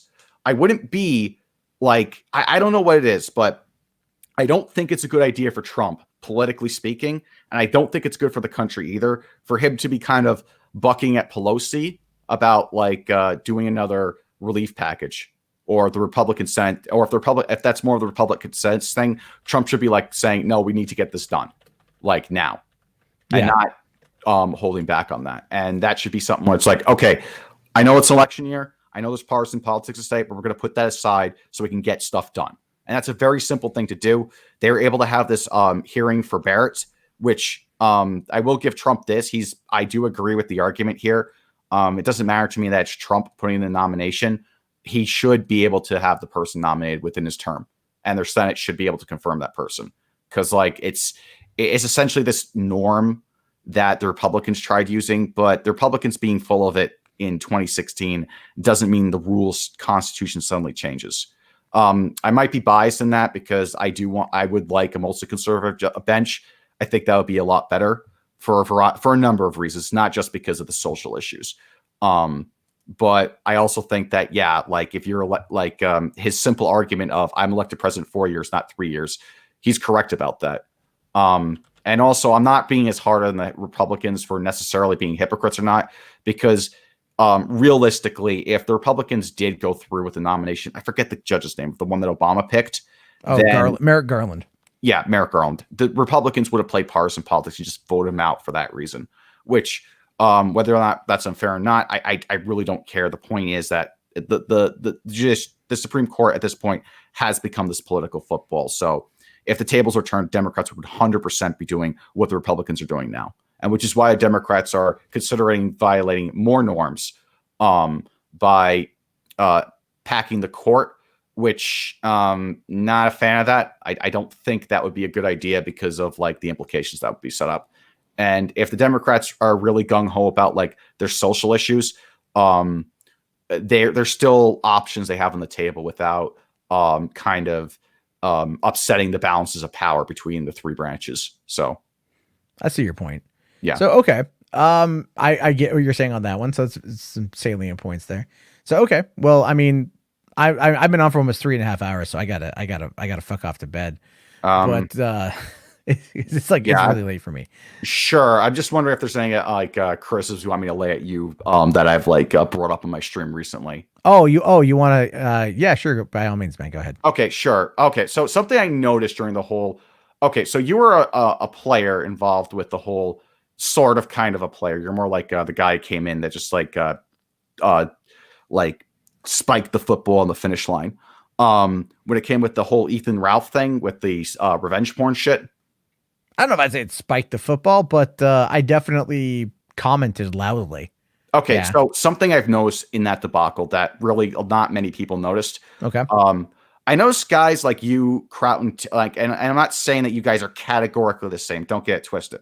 But I've noticed that people with a thing in common, you, Joshua Moon, Crouton T, and others. Jeff Holiday, I have to mention him as well. I don't see what Jeff has. I mean, Jeff's kind of been out of the game for a while. He was going on Twitter making dunks on Ralph and stuff. Well, like that. Twitter is, I mean, to be fair, Jeff dunks on everything on Twitter and he loses every account that he has. Sure, So, I guess. But okay. I mean, the point still stands. The point All is, right. I noticed a certain amount of the only reason why these people why I see all these people taking particular ire against Ralph for doing this. And don't get me, this is non-exoneration of Ralph. Don't get that twisted either. What Ralph did was disgusting and shitty. I called him out on my own stream. But I've noticed that it's not that, Ralph did something that was fucked up, but Ralph did something it's more like people with previous axes to grind against Ralph got all petty and went after him. And I think the biggest and actually I didn't even mention the biggest person involved in all that's the most guilty, which would be PPP, who got dunked on by Ralph multiple times back in 2018 and had been salty about it ever since. So I can see that. Yeah. Yeah. So my point is, I think that a bunch of people got in, including yourself, just to get a little petty revenge and get a little, just rub a little salt in the wound that the person already received. Well, let me just kind of ask a question to that. Yeah, sure. Is it wrong? Yeah, honestly, I think that when it comes down to these things, intentions matter. And if the only reason why you're going after someone like this is for petty, selfish reasons, yeah, I think it's okay. Okay, I see your point there. But when it comes to me and Ralph, okay, just me, not the other ones. I don't think the answer for the others. So go ahead. So that right before that whole thing went down, Ralph got my number, right? I'm aware of what I remember this. So he got my number. He got my number through not Southern Dingo, who still hasn't provided any evidence, even though he says he has it. I know where they got the number from, and I got it from a former friend of mine. So Ralph called me to harass me, then gave my number to Andy Worski and Kyler from their fucking stupid shit show. And they've been calling me a couple times, and they were trying to insinuate that I'm a pedophile and all sorts of shit. And Ralph goes on there and he jokes around. They've been trying to run this fucking shit for 2 fucking years, trying to call me a pedophile. Right? And on Ralph's Discord, they doxed my family. They posted photos of my girlfriend and my kid. They have tried to find my family members. They have shared photos of my home. I have received handwritten death threats. I've received a lot of harassment that came out of that particular fucking group. So I personally, when the moment was there for me to take a fucking free shot, oh, I took it. And I would take it again in a heartbeat if he would actually he has said now, he will not come talk to me on a stream. He will not interact with me one-on-one because he's afraid of what I'll say to him. And I've been sitting on this shit for 2 fucking years. And before then, I've known the guy for 6 years. I know you were around in Gamergate. All right. I know that, when he showed up on the fucking scene and probably helped to destroy whatever the fuck we were trying to do back then, but in the shit that he's done right now, he is deflecting everything that he can do. He's trying to run from it. He's trying to hide from it, but he doesn't. It's because of the blatant hypocrisy of the way he lives his life. I'm going to take a fucking shot, and it's fucking earned. The other guys are mad at him because he dunked on them. He's actively tried to get me fired from Uber Eats. You know that, right? Oh, I'm aware of that. I don't think that I think that was completely off pocket for him to do that. Yeah. So when I ask, is it wrong for me to take a petty shot back? What the fuck do I owe him? I'm not saying you owe him anything. Certainly not. It's just that, it just seems to me a common problem in and I'm going to use this term broadly. So, okay. The blood sports community, which I guess that's kind of the energy you're appealing to, or just. Well, to be fair on that one. Yes. I'm fully aware that people enjoy blood sports, and I'm fully aware that, in doing this show, the way that I do this show, it has resulted in a few of those particular instances, and people like it. And it's not what I'm trying to do, John, to be fair. I'm not. I just like having conversations, and I like to see where things go, which is why I try to keep it just me and the caller. I don't want to make it a big fight because it doesn't need to be a big fight. Some things happen, and that's okay, but it's not my intent. So I just want to let you know what my personal intent is. Sure. I'm not criticizing you for having a blood sports show or not having a blood sports show. It's just that a problem with the blood sports community and similar related communities is that people will support someone just because they're shitting on whoever they don't like that month. Oh, it's fuck Ralph month. Let's go ahead and shit on Ralph. Not because he did something wrong, but because we can do it. And because we know that Ralph's going to have a particular reaction. It's fuck PPP month. Let's go fuck with PPP. It's fuck, I don't know, Boogie month. Let's go fuck with Boogie. Whatever the case may be. They don't actually look at the rightness or the wrong situation. I agree with you. Yeah. I don't disagree. And people have come after me because some people have listened to this and they go, oh, Mundane Matt redemption arc, Mundane Matt redeemed, Majestic Matt. I don't care about that. I don't. I don't have to prove myself to anybody. I appreciate people who listen. I appreciate people who call in. I appreciate all of it. It's a lot of fun. I'm enjoying it. I'm enjoying this again for the first time in 2 years. So that's my angle on it. A lot of those people, if they want to fuck with PPP has been coming at me a lot recently because YouTube auto runs mid rolls, and I forgot to turn it off a couple times before I go to bed. And okay, so that's actually a good segue because I want to actually also just to address the chat real quick. Yeah, Ralph's a piece of shit. I've done a stream. I think I called a pedophile on that stream. You can go watch it. I don't agree. Ralph is a piece of shit. Don't get me wrong. It's just that I see a lot of people with access to grind going against Ralph just because they want to get revenge with Ralph and not because, hey, this fucker went ahead and released revenge porn on somebody, or he groomed a girl that's not mentally all there. That's the point I'm making. These things can be both true at the same time. Sure, this isn't rocket science. You are absolutely correct in that one, John. Yeah.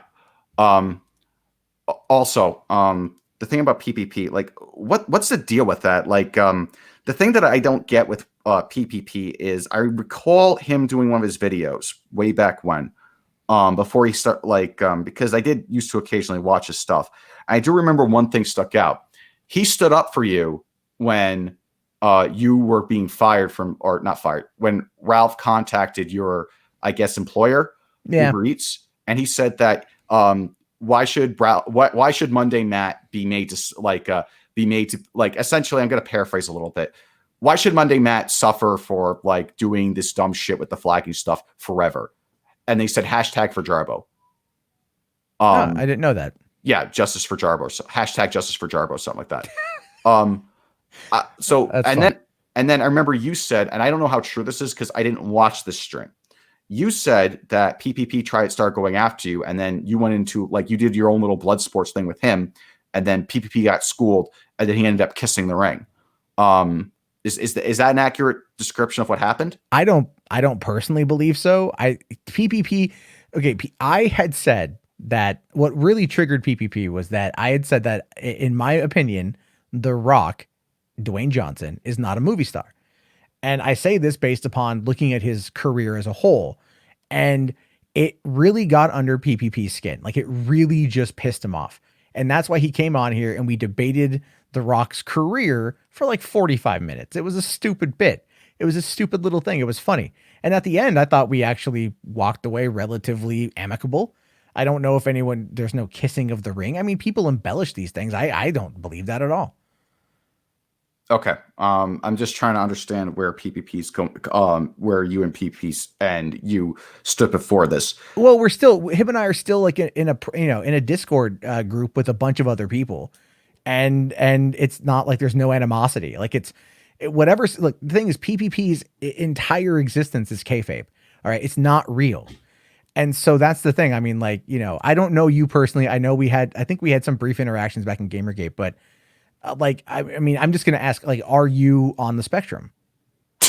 I'm not no, I'm not. Okay. Well, because people say it all the time. I don't know. I'm trying to be polite, like sometimes I feel like I'm on the fucking spectrum because of the way I process information, but here's the thing. Okay. Here's my thing. I don't do the fake shit. I don't do the I don't like shit. it either. I don't like it either. Yeah. So, when it comes to like when PPP presents himself as someone who's honestly and eagerly going after someone like Ralph, is that fake? That has to be called into question now because PPP might not actually be mad at Ralph. That could all just be a bit, and then it could just be the case that he's actually good with Ralph. Now, I don't think that's the case. It does seem to me that he legitimately hates Ralph. That feud is actually real. That if these two guys met in an alleyway, one of them's going to go out. Only one of them's going to come out alive. But a lot of times, a lot of these things are fake or whatever. So yeah, it's a lot of it is. But okay, so here's what you have to understand about PPP. This is my take on it. Sure. So I could be wrong, but this is how I interpret it.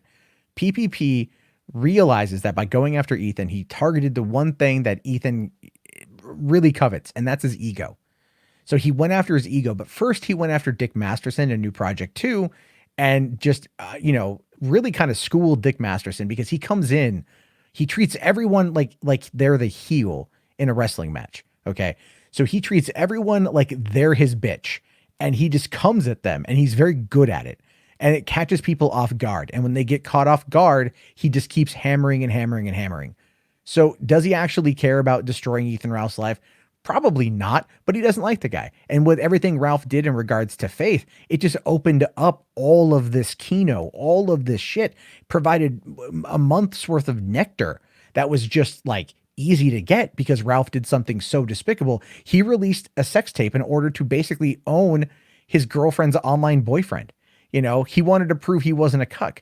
So when you have PPP doing all these things, what he's doing is he's just going at these guys in a very over-the-top aggressive fashion, like a wrestler would, in order to catch him and knock him off center, in order to then be able to kind of expose what's going to bug them the most, which is predominantly attacking their ego. At least that's my take on it with Ralph. Sure. So let me ask you this. Does PPP only do this in order to bait a reaction out of his targets? I think so. Okay. I think so. Because for one, PPP comes across as very anti-capitalism. I mean, that's his biggest complaint with me at this point is not so much. I mean, well, The Rock is obviously what triggered him, but YouTube and the auto mid-roll thing is what bugged him quite a bit. And so, but he harps on that because he knows that like it's something he can use to build this argument. Like, T-Clips takes clips. She's probably going to clip this conversation. I have an open policy, where if you want to clip Boulder Talk Radio, I'm fine with it. I don't care. And so he gets mad about that. So he takes it and he harps on it and he tries to build it up into this bigger thing because that's his whole approach. That's how he got under Ethan's skin. He kept going at him and going at him until he got there and he hit a nerve. And then he realized that, and then he kept punching. And Ethan is since then just completely just unraveled his own existence. You know, I mean, look at where he is now versus where he was literally 2 months ago before the sex tape. How do you mean?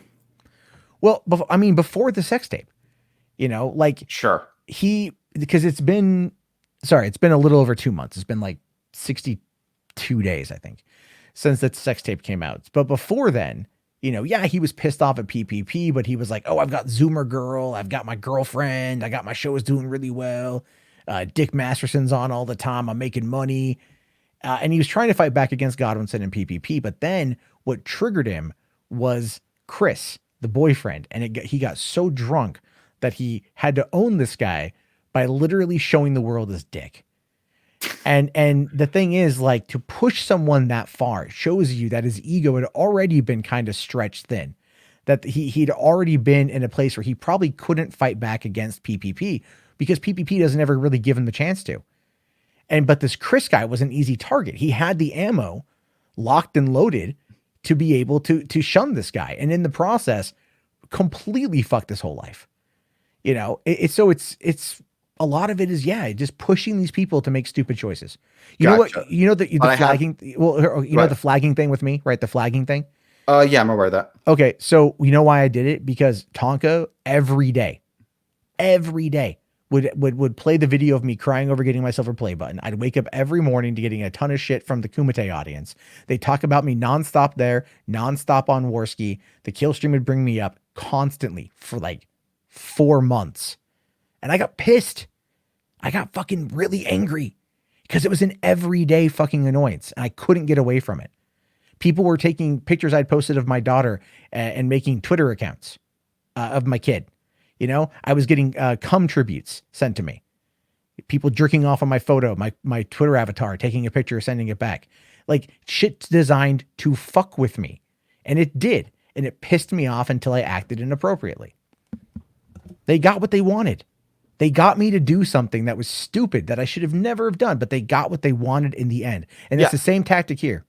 Yeah, okay, I get the thing there, but if we take PPP's statements and all the things that he presents himself as being, and all these virtues and stuff he says, and all these vacuous statements about how I'm this principled Christian guy who's honorable and actually stands for the right, and I'm actually going to defend you guys and all this other bullshit.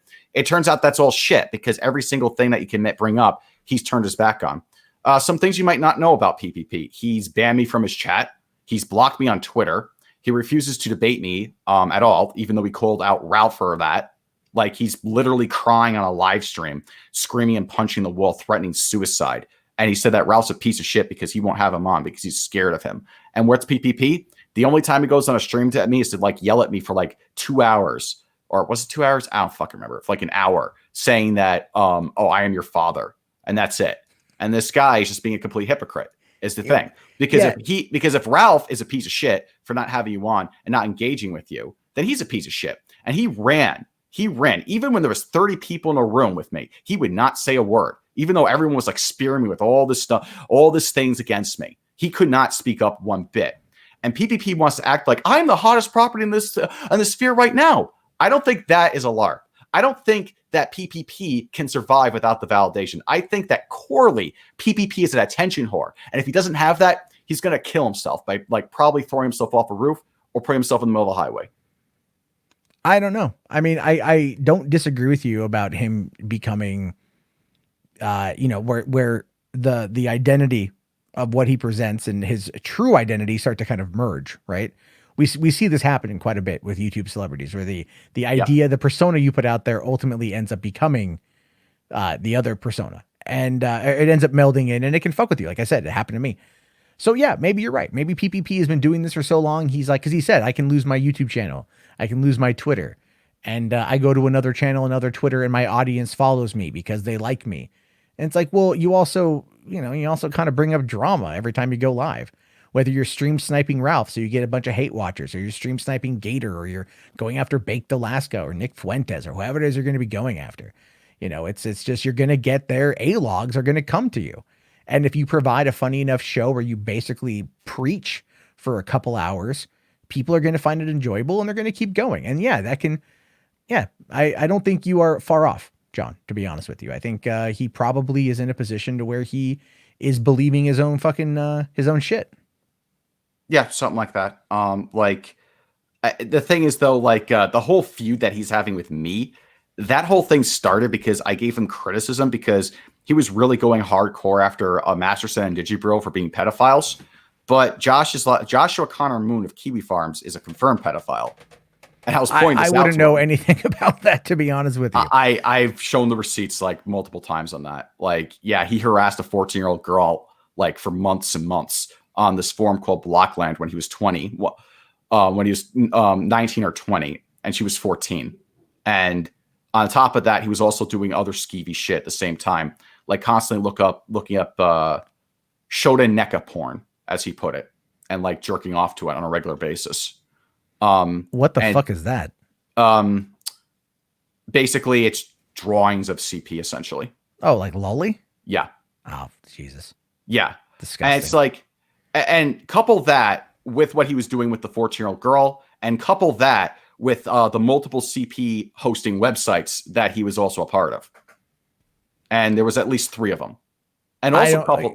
Okay. I mean, and like, one more point on this. Idea. Sorry, one more. This is kind of like a little bit of a tangent, but the facts are that like he could have easily made his case in favor of Josh to me, either in DMs, or we could have like hashed it out on a stream, like when he was doing his D live stream with Godwinson, or he could have just like said, oh, well, here's the reasons why I think Josh is actually okay. You're looking at the evidence wrong. Or even if he was like to go at me hard, like John Michael Kelly, you're fucking autistic. You don't know how evidence works, blah, blah, blah. Here's the reasons why you're wrong about Josh. Here's the reasons why Josh is a cool guy.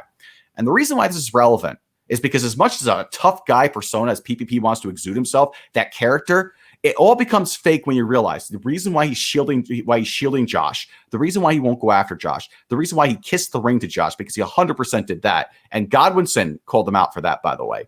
The reason that all that happened is because PPP can't stand being made fun of. He can't stand not having the Kiwis on his beck and call. And Josh has a lot of influence in Kiwi Farms and could sway most, not all, of the Kiwis just by his opinion on this or that e-celeb, which is what happened to Ralph, by the way. Yeah, I mean, I don't know all about all of that, but I mean, I could see that when Josh started being anti-Ralph, the thread began to grow like a gunt. Yep. And I'm looking at it right now. Actually, it's 3,056 pages. Holy shit! I just happened to take a quick peek over there, you know, in case anything popped up. Yeah, no, look, dude. There's a lot of interesting personalities associated with all of this, and they all have their own motivations behind everything. I mean, if I recall correctly, you know, didn't you like write like insane articles on Sargon back in the day? And you were going, I mean, like it was insane.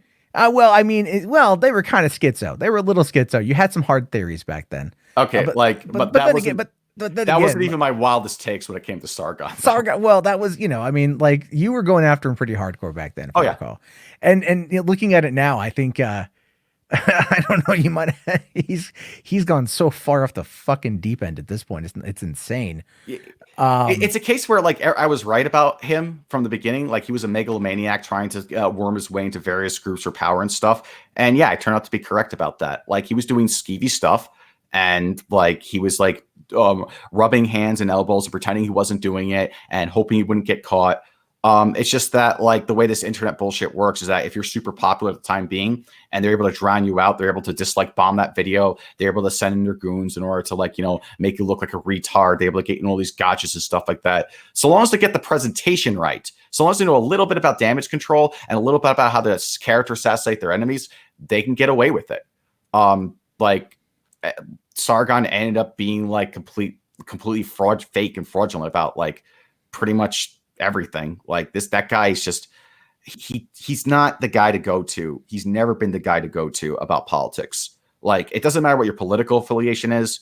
And the thing is, people of all different political spectrums have called him out at this point, to the point where I don't think that I need to make the case against Sargon anymore. I think he's just like I think that everything that should have happened to Sargon happened to Sargon by this point. Well, I mean, yeah, he's out there now trying to call Shu On Head a communist. Oh, that's that's like, okay. Yeah, like I that one is something that's like, okay, I don't particularly like. Here's the thing. I don't have strong opinions on Shu one way or the other. I think I called her out a few times in the past because she was doing some stupid stuff, and maybe I had more animosity to her in the past. Oh, I will say though, the Candid stuff that she was involved in was bullshit. But that's also another rabbit hole. But well, I mean, like, I disavow Candid, so there we go. Okay. I took their money, but no, they fucked up. So sure. But that wasn't actually something I wanted to get into tonight. Well, yeah, I've been on for almost 4 hours, so probably I do want to start kind of winding this thing down. Yeah, let me just wrap this up about Shu On Head. PPP's criticism because Shu On Head is completely dumb. If you actually look at her statements and the stuff like that, firstly, most of the stuff he's criticizing Shu On Head are clearly jokes. Firstly. Secondly, you actually read the statements and like they're not actually this big hypocritical thing. Like if you actually followed her even a little bit, you know that her political views were going more and more leftward ever since like 2016. And she hasn't been hiding this at all. PPP just isn't going to bother to do the legwork to actually confirm that she's actually doing this quote unquote grifting. And it's kind of like this whole thing that PPP does where if you cater to an audience that your views don't 100% align with, you're a grifter. I think that's a bullshit argument.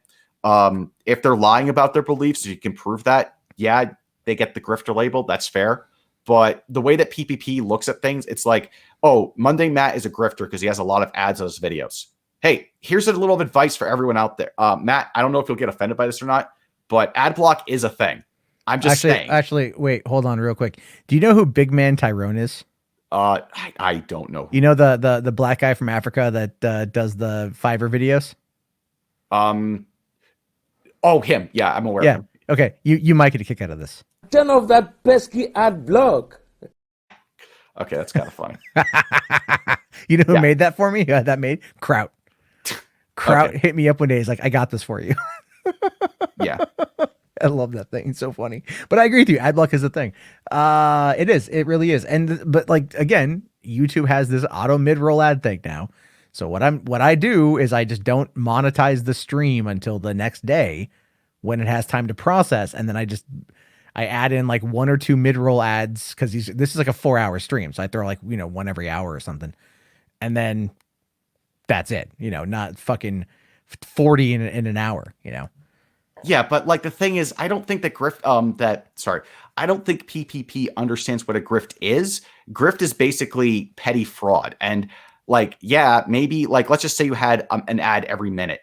That still wouldn't make you a fraud. It'd probably be a really dumb idea. And I'd mock you for that for sure.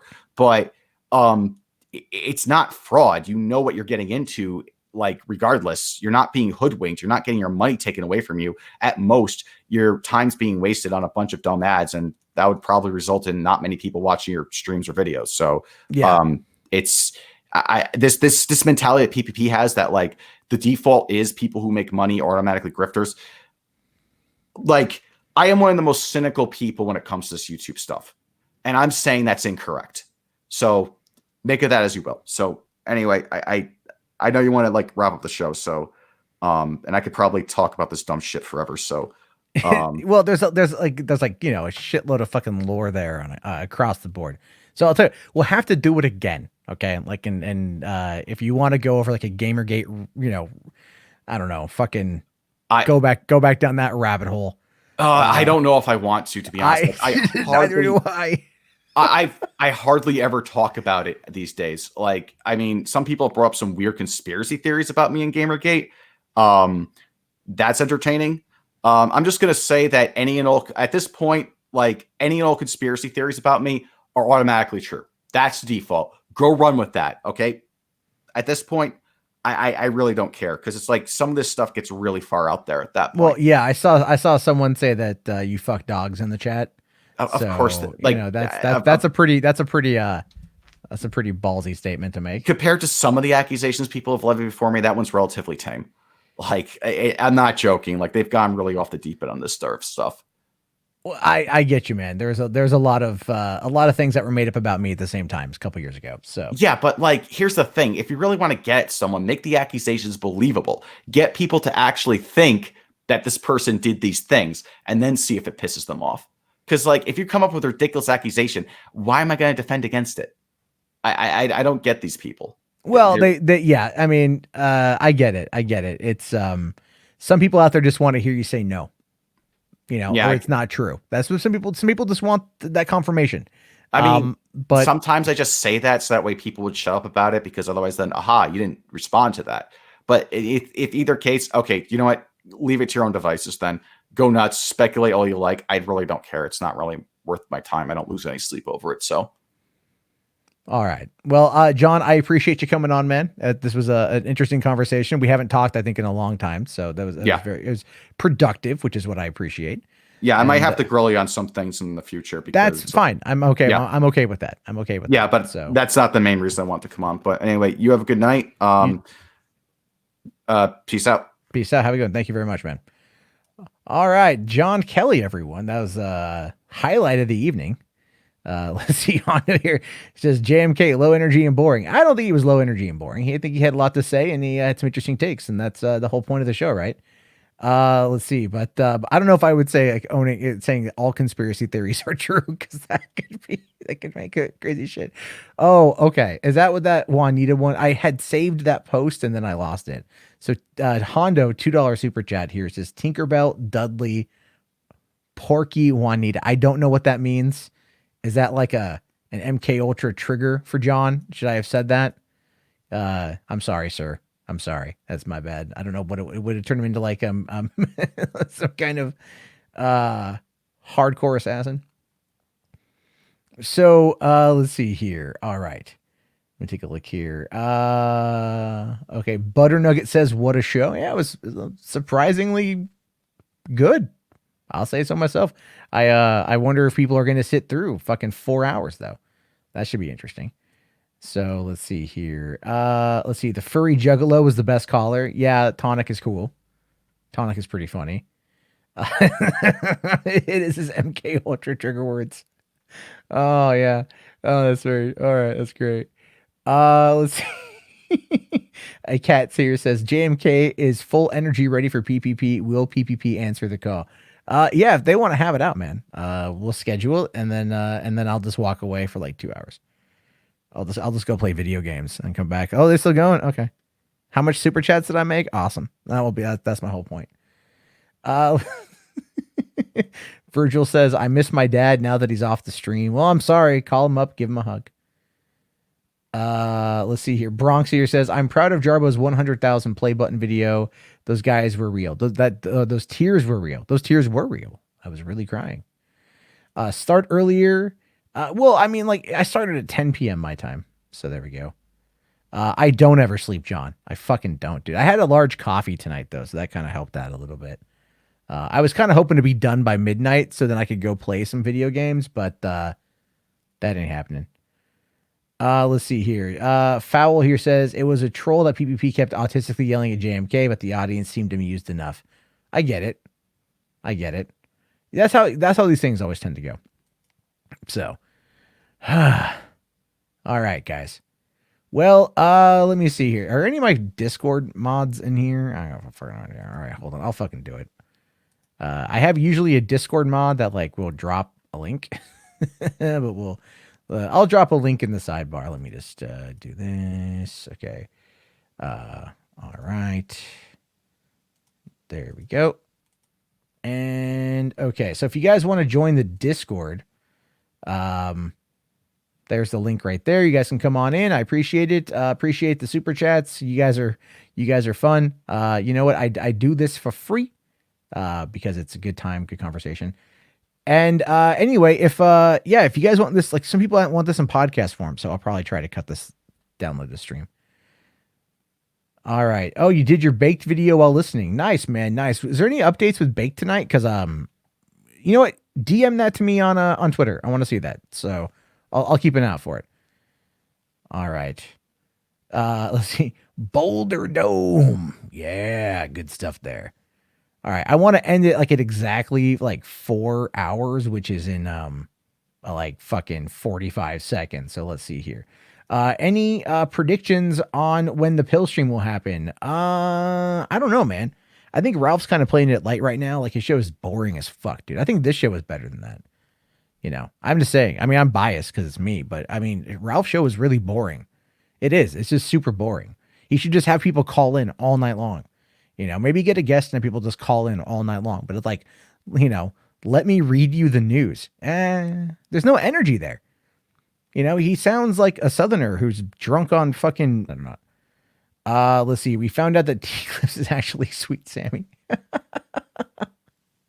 That's fucking funny. You guys. Front. And I hope she's healthy, to be fair. I do. I hope she's healthy. I'm at this point, we're all just waiting to see what happens next, whatever that might be. So ACAT says the stress of having a kid will get the gunt and cause him to crack. He's already smoking cigarettes again. Yeah, I saw that too, man. And I have 2 kids. I understand the stress of a newborn, man. But here's the thing with that though. When they get older, oh my God, they're so much fun. Like my daughters are great. I love my kids. My youngest is now able to climb on the couch, and she's really fascinated with my beard because of the texture. So she like crawls up and she'll start like trying to like claw at my beard, and then she'll just like scream at me, just like because she's learning to vocalize. So she'll just like randomly like just yell in my face, and for some reason it's like the cutest thing on the planet. You know, I love it. Like I have like 2 great. He didn't have any co-hosts, and it seemed to make him sad. Yeah. Right. And here's the thing: I don't have any co-hosts. I just say, hey, come on, and we'll talk. Anything. I was literally afraid to do anything because I was afraid of people are going to say, just fuck them. Who cares what they say? Let's see. John asks, has my wandering cat returned? Unfortunately not. I miss her a great deal. I hope she comes back. I really do. So let's see here. Wholesome Matt, absolutely wholesome. What? Because I love my kids. My kids are great. Virgil says, my nephew who is 6.5 years old started swearing because of me. That's my kid. I don't say, I try not to swear, but I say, damn it. And so the other day, my 2.5-year-old, dropped her toy, and she just went, oh, damn it. And I just fell over laughing, and I ended up knocking something off of the bed. And then I kind of looked at her to see if she was going to say it again. And then she just went, oh shit, you know? And I'm like, oh no, you can't. So I'm like, I gotta make sure I watch what I say. Cause she's 2.5 and she's picking everything up. I'm just waiting for that random F-bomb to drop, you know? I don't swear around them, but sometimes stuff gets through, you know, you don't think about it, but it's so funny. It's so funny. Let's see. Wouldn't be surprised if Ralph commits suicide. I tell you this, Tratsky, I don't want him to commit suicide. All right. I do want him to have a long and miserable life, to be fair. But I also want him to get help. And I think if he got help, it would be better for him if he got help. And maybe realize that, you know, he's got a lot of mental issues to get through, and psychiatric help, and maybe some antidepressants would be fantastic, but you can't drink or smoke or do a lot of shit when you're on antidepressants, because that shit will fuck with you. So you can't do it. Let's see here. Virgil says, my nephew learned the F word because of me. Yeah, that's true. Karanu says, my nephew immediately repeated piss after I said it. 100%. Yeah. And bombs. And yeah, no, I don't think my kid's gonna say that. Let's see here. Shidoko says, Ashley rescued a little kitten a few days ago. Any tips on taking care of it? Yeah, man, like kittens, you know, they just like, if they're that young, I mean, if they're eating solid food or whatever, you know, it's really just affection. They like a lot of affection, and, you know, you just got to pet them and let them get used to you. And then you kind of have to imprint yourself on them a bit. I know that's something they do when they're young, but you know, cats, they grow to know their owners. Like my cat Chance is in here right now, and he's going to follow me to bed in a few minutes. And then he's just going to like basically sleep on my face, because that's what he likes to do, you know. But he's like, he turns into this huge furry purring pillow, you know, and it's a little chilly out tonight, so he'll just like cuddle up next to my face and purr, and that's, you know, it's nice. I love cats. The cats are great. Although I do kind of want to get a corgi, and I have access to get a corgi, but I have to convince the girlfriend to get a corgi. Would I have RTU on? Yeah, I could have him that. Yeah. I haven't talked to him in a while, but we follow each other on Twitter again. So, let's see here. All right. Upload my cat photos. Yeah, I have to like post them on Twitter or something like that. I'll have to post a couple. You want a corgi? Corgis are great. My sister has 2 corgis she's gonna breed. So I could get a corgi for like, I don't know, she'd probably give me a discount, I think. But all right, guys. Yeah, it's 4 fucking hours. My God. My God, the stream. But it was fun. It was entertaining. It was entertaining. It was a good time. Let's see here. How do I like Olympia compared to Portland? Well, the two cities are really different. And Olympia is a lot smaller, like 40,000 people. It's quaint.